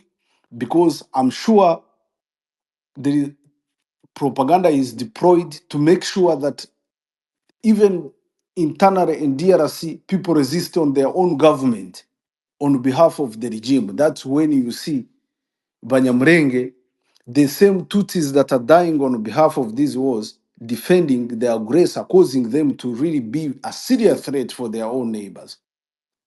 So the Congolese government need to stand very firm and find a solution for its security, how to protect its economy, how to protect its minerals, and how to make sure that threats go beyond its borders. As simple as that. If they don't do that, Kagame is going to do this and is going to handle it over to his son or daughter, who are currently being prepared to be the successor in the kingdom of Rwanda. Sorry, the Republic of Rwanda. It's a kingdom in nature, so that's how it comes in very quickly. So they are being prepared to really take over this, and they will come with the same policy because this is this policy that have helped their people to live. I would remind you that the only regime that has ever survived, the only dictatorial regime that have survived this nature of leadership is North Korea. And I stand, maybe history will tell this. If Kagame pass his leadership to his family member, Rwanda will become the North Korea of Africa completely. And this is the biggest threat we have as not only as Rwandans, we Rwandans, but also the whole region.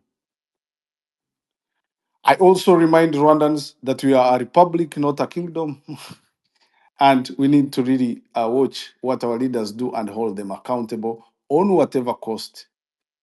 Because even the freedom we have now, some other people paid a cost for us to have it. I land my mic. Thank you.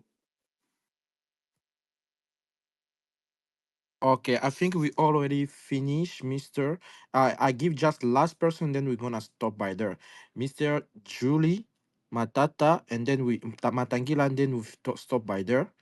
It's gonna be our last person. Julie Matangila, officiel.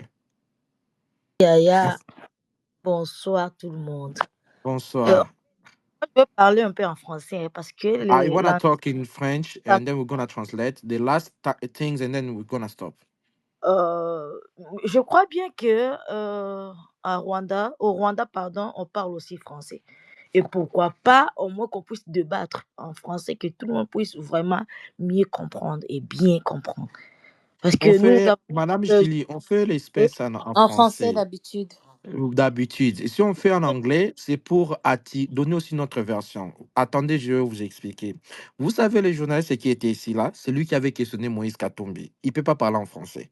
Alors, on donne aussi notre version. Quand on fait en anglais, on attire ces personnes-là pour donner aussi notre point de vue. Parce que quand on reste seulement en français, certaines ne vont pas comprendre. Ils vont rester sur le propagande du M. Kagame et ne pas comprendre la vraie réalité. Alors que si on fait en anglais, on attire aussi d'autres personnes. Comprenez? Comme M. Samuel, il comprend le français, mais il le parle difficilement. Alors, c'est mieux de faire en anglais avec lui. On attire, on a donné seulement l'exemple. Il y a eu beaucoup de gens qui sont montés qui ne parlent pas quand on fait l'anglais. Et on fait français. euh, c'est ce que j'ai dit. Pour faciliter le chose, vous voyez, on peut le faire en anglais et puis vous trouvez un interprète qui peut interpréter en anglais, pardon, en français pour tout le monde. Parce que nous aussi, nous avons besoin de parler à Monsieur Emmanuel. Mais c'est ça, Mais c'est Samuel. Oui, on a voilà. compris. Même le journaliste qui vient de passer là, nous avons aussi besoin de parler avec lui. Maintenant, on va faire comment? Que nous, on ne comprend pas. Ça va. Là, ça sera autre chose. Mais pour aujourd'hui, c'était vraiment pur anglais pour permettre à tout le monde. Et demain, on peut quoi faire? On va aussi changer la langue. Le but est quoi? Un autre jour, on peut avoir aussi une espèce en Chiluba, en Kikongo, en Swahili, en russe, pour juste faire écouter notre voix et faire connaître à certaines personnes une voix différente. Donc, merci beaucoup, maman Julie. Ouais, On c'est a ça que... retenu. Non, non, organisons-nous. Et les Rwandais, Merci. La plupart ici, je vois, il y a beaucoup de Rwandais dans leur profil. Il n'y a pas assez de Congolais. C'est pourquoi je me dis ceci, qu'on s'organise. S'il y a, Maman Julie, on va il y parler a- de ça. À l'interne. Ce sont des choses en quoi, interne. Ce les- sont des choses en interne.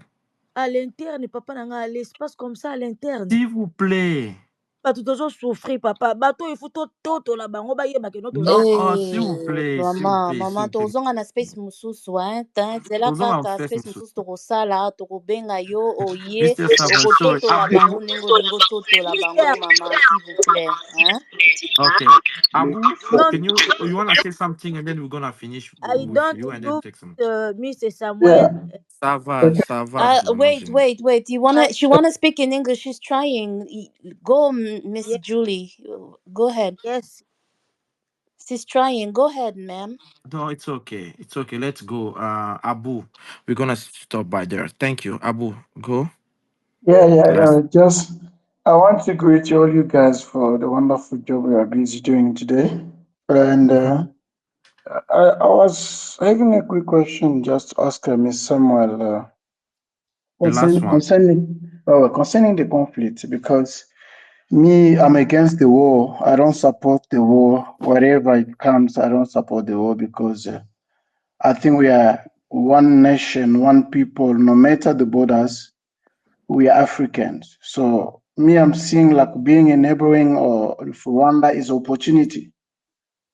Like I can do business in Rwanda, Rwandans can do business in Congo. That is my I always thinking like that to say being a neighbor is opportunity for us to grow, sharing intelligence, to sharing expertise, to sharing a lot of things that the world today is sharing technology, the knowledge and everything, vice versa, Mr. as is happening. Miss. So now, Keep going, please. I'm sorry. I'm just seeing one picture. I'm starting laughing. Mr. Samuel, they published your picture that you were in the jail. Those Rwanda propagandists, they don't play. Keep talking. yeah, my question to Mr. Samuel, because of this conflict has been going on and going on, it's more than 30 years we are suffering and going through the same things. So don't you think in the future? My question is concerning like not the leaders. I know the leaders has failed us to united us. That is my opinion. Leaders has failed to united us. That's my opinion. So according to as you said here, some Rwandan people, when they're in Congo, they're afraid because to be attacked, and even some Congolese also, when they're in Rwanda, they're also afraid. So for the future generation, me, I'm talking about the future generation. Don't you see like this conflict is going to affect our future generation? Because parents will die. The leaders, as we are having them today, they will die. But because of what they are Abu, sowing, please, can you read tell your question again, because can you Resume. yeah, no, can you I'm ready to hand. I'm no, ready no, to the hand. thing is your voice cut off, so you need to Oh, you didn't get me properly. yeah, please, yeah. Oh, sorry, man. I was talking about That's okay. generation. I was talking about the future generation. According to this conflict, it's not asking someone, don't you see? Because leaders will pass away. But my worries is about the future generation. Don't you see like this problem is going to affect our future generation? What is Yeah, your no, perspective those and your people. analysis according to that? Yeah, I think, of course, what we do today shapes what will come tomorrow. It will, of course, affect the future generation of our societies. But our role will affect the future generation more than the role of the politicians. So your kids, my kids, may ask you what you did to stop what was happening. Your kids will think. I remember when we were still young, I asked one of my uncles, how would one person come with a panga and kill 17 members of you guys seated in one room and agree that to happen. So I was questioning him. He was like, yes, but you can fight them, but when you get out, they shoot you. So it is normal. You would die. Yeah, of course, the generation will ask us what we did, what was our role in what was happening. Now, in this generation where social media, internet, keep whatever we do, keep track of whatever our life looks like, at least the future generation will easily tell who we were by that then. So I stand asking everyone to reflect on a personal journey on what you will tell those future generation that come in your channel. So when it comes to the Rwandan journalists, because I speak about that because I'm a Rwandan journalist, first of all, and I have learned and understand the Rwandan history very, very, very well. So when it comes to the Rwandan media history, in 1920s, Rwanda got its first media platform. That was a Catholic media platform that driven that country of ours from all that long to actually 1990s. That media platform was doing the Catholic propaganda. The Catholic propaganda is another topic we can talk about because it's very huge and it also have impact on our societies. So I don't want to go deep into it.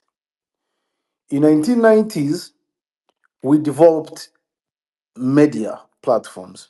This media platform, including Radio Muhabura, this radio was managed by the RPA soldiers who were coming from Uganda to attack the government in Rwanda. This is the soldiers of Kagame. But Kagame actually came in 1990s before others had came. Kagame came mid the war.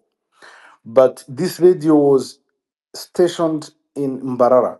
Mbarara is in the western part of Uganda, but it was transmitting to almost all the parts of Rwanda, apart from the southern part of Rwanda.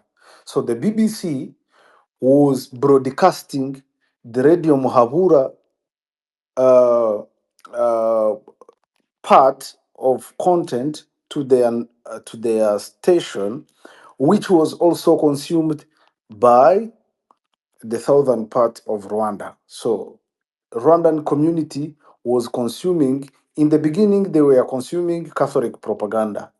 Then they started consuming the RPF propaganda that was passing through the Radio Muhabura. So the Habyarimana government had the Radio Rwanda and the TV Rwanda, which was also doing propaganda for the Habyarimana government. After the Radio Mahabura was formed and start functioning and the BBC captured it, the elite, Hutu elite, established the Eritreum in 1993, if I'm not mistaken. That radio was tackling the propaganda from the RPF radio, but also instilling propaganda of the Hutu extremists who were supporting it. And I'm talking about those media platforms because they are big by then, but we had other platforms like Kangura, Imvaho, because now we have Imvaho and Shasha, but we had Imvaho by then that were doing propaganda only, and Rwandans were consuming propaganda. The result of this propaganda was the 1994 genocide against the Tutsi that affected us all. So when the genocide stopped, the Rwandan regime made sure that they have control to the media because they know the influence of the media to Rwandans. And also, they made sure that the international guilty to the fact that they did not stop this genocide when it was happening, when they had right, benefit them. By doing that, Kagame and RPA equated criticizing him to genocide denying. If someone criticizes him, it means he or she is denying genocide. The international community kept silent because they were guilty of not doing anything when the genocide was happening. I remember I read a paper from a professor on University of Kent, I think, who was talking about how the Western guilt fueled the current country we have and leadership we have.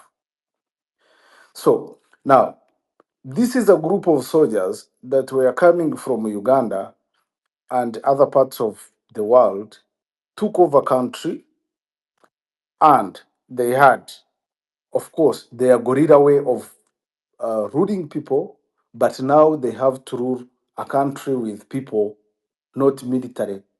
So they militarized everything, which formed the country we have now, which is micromanaged and military managed.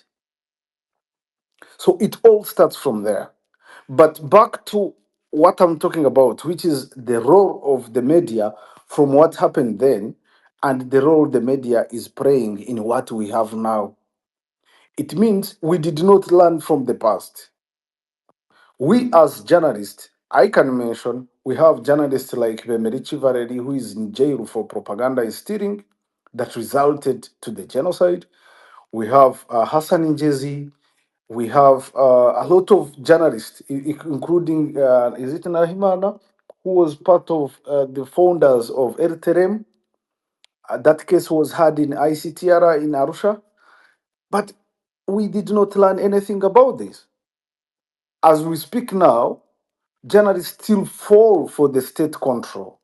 You know, journalists still do what the state tell them to do. Journalists still don't look at the right thing to do, mainly in our context. So we did not learn from our history. It is very unfortunate, but it is the reality.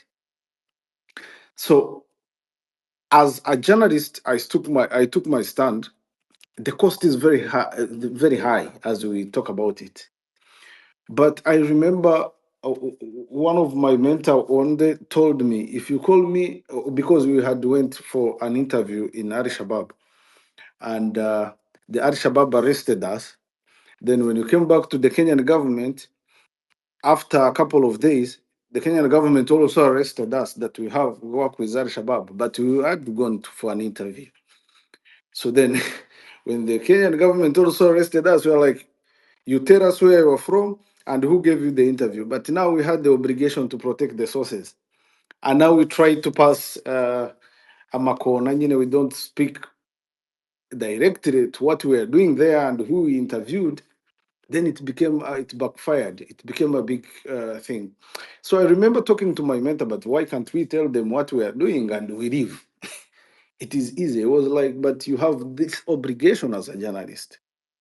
It have a consequence on all of us as reporters. So moving forward, and to summarize, regime come and go, but countries stay and our history stay. So it doesn't make any sense for we journalists to side with a regime committing war crimes. No, not me. Others can do. But we need to stand for the truth because when it comes to investigative journalism, you have another obligation which is beyond being neutral but being truthful. So I stand not uh, through an allegation, with evidence, with reports out there that the Rwandan regime is on the DRC territory. Rwandan soldiers are dying on the DRC territory. Our people are paying a huge cost for this war. And we journalists, the only thing we can do is to tell these stories, however much these stories have impact on our lives, not only our daily lives, but even our family members' lives. But again, we don't have any option, because if we don't do it, we're going to create a very huge catastrophe for our region. Yeah, that's all I can say about that. And Thank thank you. you. Thank you, Mr. Baker. I think we have a question. Kamanda, We I already. don't know. My Kamanda just God. came up, and I then don't I know We think if he we Mr. has. try to Baker has. summarize We already Yes, leave and finished then and go. already. Yeah, it's becoming late. Eh? We yeah, it's come late. becoming late. You know We what, already Kamanda? finished. If he's not opening his mic in 5 seconds, we're going to end the space. And come on. I think we already finished. Okay, Yeah. Mr. Baker, Yeah, just yeah, okay, yeah, okay, yeah, perfect. yeah, Commander, ask a yeah. question very fast because And I would we're like just almost to done. say thank you to Mr. Yeah. Samuel. I would like just to say thank you to the Mr. Samuel for the true and the open mind about whatever is going on in our country and the problem Rwandan are facing right now. I think we have something to do to prevent a catastrophic relationship between Congolese and Rwandan in the future. Thank you for everything, and bye for now. Thank you. Maybe Thank next you. time we'll Thank you. have a Thank Maman you just very want much, to talk, but we Commander. already We have finished. Miss Kazadi who just came up, and Because as the well, problem is, Mr. Baker already say I know he 30 has to minutes they go. I know he has to he's go, but supposed to go. we cannot go without letting at least a female to close the space and then to ask the last questions. Please, can Mr. we have Baker, like a it's not me, huh? three It's not minutes of me. your time? Thank you very much, Mr. Baker. And as well, before talking about the females, do you are you a close person with Miss Misha Wong? Are you guys partner No, as no, no, well? no, no, no, no. Uh, Okay, I thought Miss- that Michelle Wong was his partner regarding what he wrote. Go ahead, Miss no, Cassidy. Yeah, thank you so much, Mr. Becker. I think I've been following, and then because when you're coming from work, and then I was sleeping as well. I just want to thank you for everything that you're trying to do, because listening to what you've been telling us, I can see that it's not easy for you as a journalist to say all those things, because some of you have been silent by the regime of Kagame. And also, I found the question that you just answered earlier, I found it so hard, because now when you look at the way most of people run these people acting maybe on the social media, you can see that it's like they have been told a same story about what is going on around our countries. Most of them, the same thing, like, when you've been like a brainwashed, or you've been told the story, that story is going from generation to generation about maybe east of Congo belong to Rwanda, all those things about. And then I think that it's going to take you quite long for this generation to understand, because if they've been learning that in the in the classroom thing like that, it's going to take really long. And then all I want you guys to do, because in Congo, in our part, we have the freedom of speech. We can say thing, anyone can say it, but all your part is quite difficult for people to understand what is going on. That's why you see, I saw the man who came up, the journalist who came up, it's like in your side, they've been saying only bad thing about Congo. And Congolese people, we don't have that kind of thing saying only bad thing about Rwanda. But it's like in Rwanda side, is only Congo for, or is only Congo that our side is bad, we've been killing of the. I don't want to go inside all those things. I just want to thank you for everything you're doing, and then just to let you know that you need to look after yourself. And most for you all, it's quite scary, um, living on the field, that thinking that anything can happen to you anytime, because it's not only those who are inside Rwanda, even those that are outside Rwanda. I think they've been silent, they've been killed, and then because your regime, has been using so many people to do all those kind of stuff. I just want to say thank you so much. At least people who came with this space today understand our part of story. But most of the time, because we do our space in French, and then people don't understand what we really what is going on, and they don't understand what is really happening. And you coming up, being so brave and telling people what is the truth, because what you're telling now is what is really happening. You don't take side, or Congo side or Rwanda side, but you just want the truth to prevail. You just want everybody to understand, for us to find a kind of like solution what is going on. It's quite, you've been very, very brave, and thank you so much. And I think it's not the last one. Next time we can come with another topic. And thank you for Thank you. everybody who contributed to tonight. Thank And you. let's see us next time. Thank you so much. Thank you very Thank you, much. Miss I'm gonna. Anayel. Yeah. Just, I'm so sorry, but there's someone who he's here. Her name is Annie. She's been here since the space started, and she didn't even get the chance to speak. Can we just give her 30 seconds, please? Where is Because the Annie? I don't see her. Annie, her name is just beside me there. She has like an image of Annie. Can you open your microphone? Your microphone My is mic is, my mic is open. okay. Go ahead, Annie. I'm so sorry. We almost forgot you. Can you ask your question No, really quick, please? no, I really thank you for this space. I learned a lot, and I would like to thank Mr. Samuel Beck for the great job that is done today, because he's shown us another face of Rwanda. Thank you, sir. Thank you What very I, much. what Mhm. I'd like to say is that I think that Rwanda is a divided society. And this hasn't been carried out a lot in the opinion, because actually, excuse my bad English, but the Rwandans are living in an open jail, which is like people don't understand that the 98% that is the electoral score of Kagame doesn't reflect the reality of your society. It's a divided society, and there's no debate up to now, because it has been decided that in 1994, some foxes has ended the genocide, that there's no more in Rwanda a divided society. But even in the social networks, we can see that there's like a monoethnic dictatorship that is expressing itself on behalf of Miss the majority Miss of Annie, can you the. just summarize, please? Because we already finished. Sorry?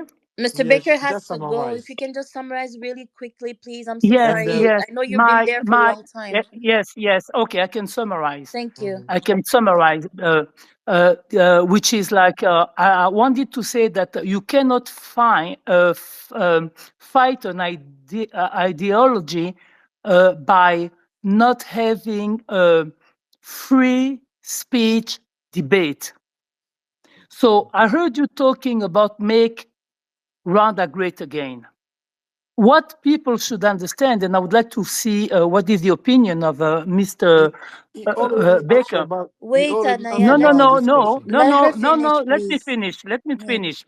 Okay. Is that to understand when they say make Rwanda great again, they refer to a certain time where there was a kingdom in Rwanda, and that also refer to some kind of ideology of some supremacist. And that's something that should be taken into consideration if you look at the various posts that some of these trolls are putting on the social networks. So their dream is to go back to the kingdom of Rwanda, which was Tutsi, Hematutsis. yes, Tutsi, and their objective is also to say that the boundaries that we inherited from Berlin conference is to be abolished today, so that we give them more space, and that space has to be taken in the eastern part of the DRC. And I'm from the eastern part of the DRC, so I've been following this for a long time. so that they enable themselves to establish a monolithic dictatorship that will make Rwanda great again. Thank And you. I would like maybe in the next space, if possible, that we also look at what is behind this ideology of saying that Rwanda should be now expanding in DRC so that a minority, because it's gonna be still a minority, we will rule that part of the country. Thank you. Thank you, Miss. Thank you. We already finished. I don't know if supposed to answer in this question. Patriot, if you can just say some things in 1 minute because it's the only bonus we're gonna finish by there. Yeah, Patriots. Patriot, just Patriots. 1 minute. Just One one minute, minute. not too We much. almost done, and Mr. Baker has to go. It's the only bonus. Thank you He's so from much. Burundi. Yeah. Thank you so much, my brother. I Mhm. really appreciate the time you give me, and I'm going to be brief. I'm not going to delay. So, as a Burundian patriot, I'd like to appreciate you guys for these interventions. Uh, all Burundians are very happy to see the international community imposing sanctions on Rwanda because uh, there's no way the international community can keep quiet when people are dying in DRC. So we continue to ask other countries like superpowers to impose dire like sanctions on Rwanda so that the region can live peacefully. Uh, DRC people have to live in peace. DRC people have to live in freedom. That is why Burundians stand with DRC. We are making sure that DRC region, like South Kivu, to live in peace. We are contributing so much so that the region can live in peace. Thank So you. we appreciate for the space you organized today, and we ask you to continue speaking so that other countries can continue to impose sanctions on Rwanda. Thank you. Thank you. Thank you very much. Mr. Samuel, we already finished. I don't know if you have anything to say, then we can close. Yeah. In conclusion, as we close, someone, I think it's Kazadi, talked about death Mhm. and people dying because of the work. Yeah. I think that's normal. That's normal. Everyone will die depending on different reasons. So Don't pick there up. is a saying that says that when we lose our fear, they lose control over us. So it's very difficult, but in our society, we need people to really overcome fear and face the real problems as they are, because the fear cannot help us in any way. It just put us in a very difficult and strange position where our country, with our fear, our country is sanctioned by the almost all the Western world that really support our country to survive. So our fear have nothing to do with that. So I Thank you. really don't think I'm a part of people who fear death. I know I can meet it just on my door in morning. So and wherever I die, I think the it will be easy to trace what caused that. Yeah, I think that's all. I can Thank you. just thank you guys for giving me Thank a you. time to share my thoughts about Thank this and you. Malai. Thank you very And much. And Papa also Balek is one sorry. minute, 1 minute, Malai. In Mhm. conclusion, I think if there have been anyone, or he is anyone from the DRC government, the Congolese, stop considering Rwandans as your enemy. Stop treating Rwandans in the way it is being done in some capacities. Rwandans have nothing to do with what is going on. This is not about Tutsis. This is not about Hutus. This is about Kagame's dictatorial regime that have impacted negatively not only to DRC but also to us as Rwandans in different capacities. And we are Thank paying this cost with you guys as the same side. When you pray your anthem, you don't remember ours. So Thank you. that's really painful in one way or another. But Thank you. also, my friend from Burundi, I'm patriot. I'm happy for the comment, but I think also maybe because it's late, we can just leave it from there. But I think the Burundi government also have a lot to deal with, which I Mm. think we can organize a space to talk about it, and I can give my real opinion to do. But I think the Burundi government is not a good example to bring when people are discussing issues of human rights violations, ethnic discrimination, poor treat of people, like all the things these governments have been doing. So, however much we are trying to move to strengthen our region, we really need to hold our governments, not to be blind patriots. We need to be patriots who are able to stand up for the truth, even if it costs us something. Because this is the biggest challenge we have. Whenever we feel like we just have to side with our government, whatever, if they are doing wrong, it's okay. If they are doing right, it's okay. But we need to just love them and side with them. To me, I feel like we really need to go beyond that, and that's how we will really make huge impact in our region. Mhm. So I don't want to talk about the Burundi topic because that's another day. But I'm Another really day. open, Thank and you. you have given me a task to. I think I will write an opinion about Burundi and publish it. But we can also find a day to discuss about the Burundi topic itself or the Congolese topic itself. Today we are talking about Rwanda and the impact of the war in DRC. That's why maybe we did not want to go there, but I think it could be better for people to understand. And for you guys who organize this space, they are very crucial for our society because a lot of people in our society don't read, and not because they don't want, but it's because it's not part of our culture. So they would Mhm. like to listen and view than reading. And that's a challenge we already have. Like in Rwanda, we no longer have any newspaper, printing newspaper. They just write and read because people don't buy newspapers. So we need, you need, personally, I would like, but I am not in a good position, but you need to continue doing this space and also putting them in languages where all people find.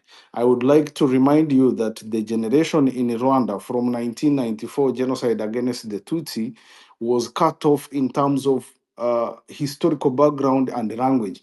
When the RPF took over power, they changed the language of communication. What that means is that the Rwandan generation from that date to date cannot learn effectively their history because they don't know the language. And the history of Rwanda is deeply installed in French. So it Mhm. means it is very difficult for we Rwandans to read about our own history because we were changed midway. So that's a very big, complicated situation. Mhm. So also, if you are holding this space, considering that if you need the Rwandan audience to listen, you need to balance the language, either Thank you. Kinyarwanda, either English or French. Thank you. God Thank you very bless. much. And I Yes, then I pray just for want to say peace and something as work for well us. Yeah. before Mr. Baker goes. I would like to thank you for taking the time to explain us and to have your point of view from coming from a Rwandan person, and as well thank you for me to put your, because you're putting your life in danger, but you want people to know the truth, and then you're not being biased, you're being just, and as well the time that you spend here, it's a lot of time. We said time is money, but you took the time to explain to people to understand. Seriously, from the bottom of my heart, I want to say thank you, and please continue with what you're doing. And we appreciate you, and we appreciate what you're doing. And thank you very much for your time. Thank you. okay, let's listen And our Malay, at least national. as we hand the space, remember our national anthem, at least for This is Rwandans, next day, another not, day. not We need only to for prepare for Congolese. that Eh? the next day. So Thank try you. to remember us on behalf of our country because we are not Kagame and your problems are affecting us. So please, on behalf of my country, look for something called the Rwandan Ziza, No, right? if you want us to play some things, I can play something like let's say something like a Kizito Muigo. Hey, No, I do. no, Yeah, no, I no, got no. That has nothing to do with my national anthem. So So if you don't want to pray it, just give me by your respect, I'm gonna look for that. give me 1 minute to pray it myself. Let me look for that. Let me look for that. Why don't you I will. let Mr. Baker to play it You himself? can He play wants. it. Yeah, he said he can play it himself. So let him play it. If he can do it, We have a problem only with Kagame. We don't have problem with our brother and sister from exactly. Rwanda. So Yeah, this, Let me play it. and let you know him those Okay. play. people will cut the space and then say, "Look, they're Okay. Can you stop? they'll Hmm. say that." Sorry, what did you say? Let him play it. You Apudi. can play it.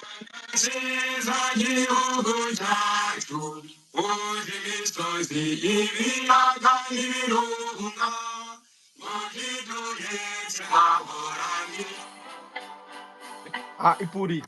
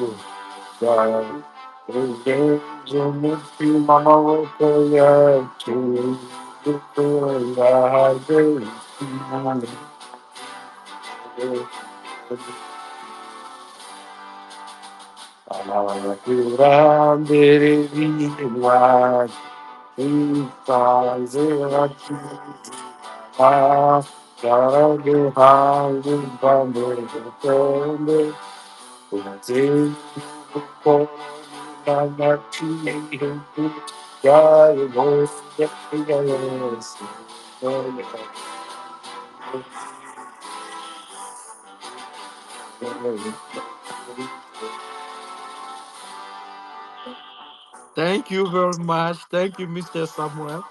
Oh.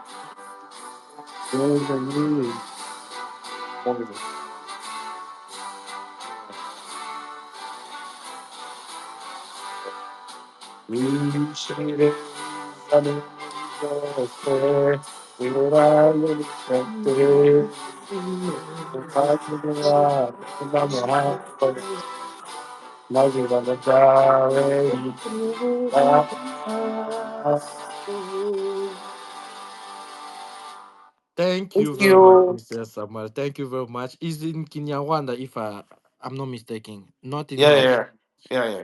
Thank Thank you very you. much. We're not It's my biased first here. Yeah, time Like to listen that. Thank you.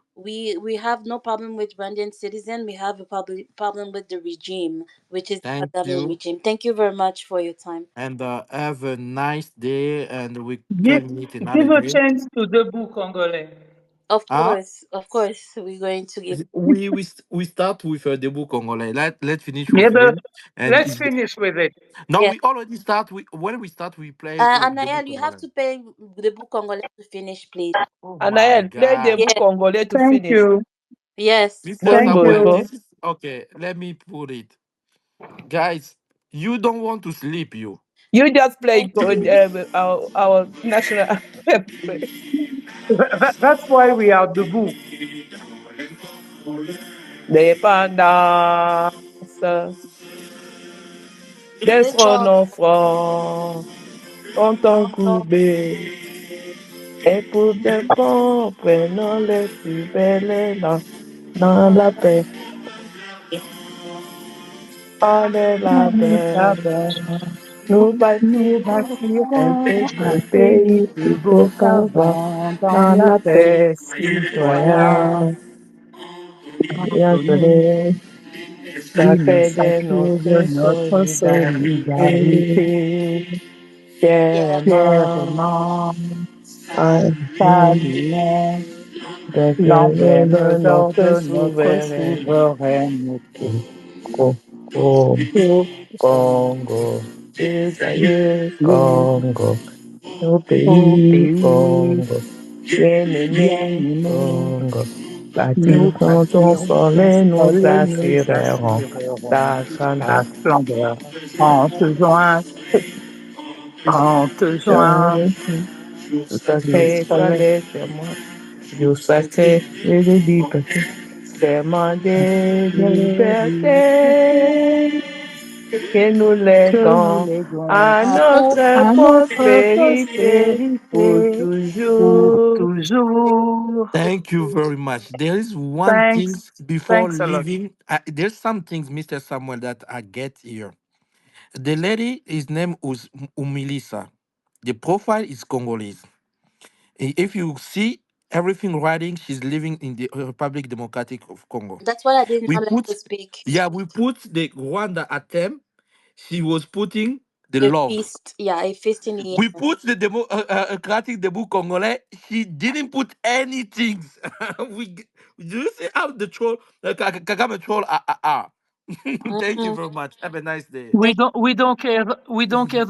That's why you must do this kind of space more and more. Yeah, more Thank you. You spreading a different opinion. You Thank you. changing the narrative. And sorry for everyone that sometime that we say the way that we don't supposed to talk, or we were, yeah, we didn't say the good word, but sorry for that. And peace in Congo, peace to all the people. Thank you. bye. Thank you Bye. for coming.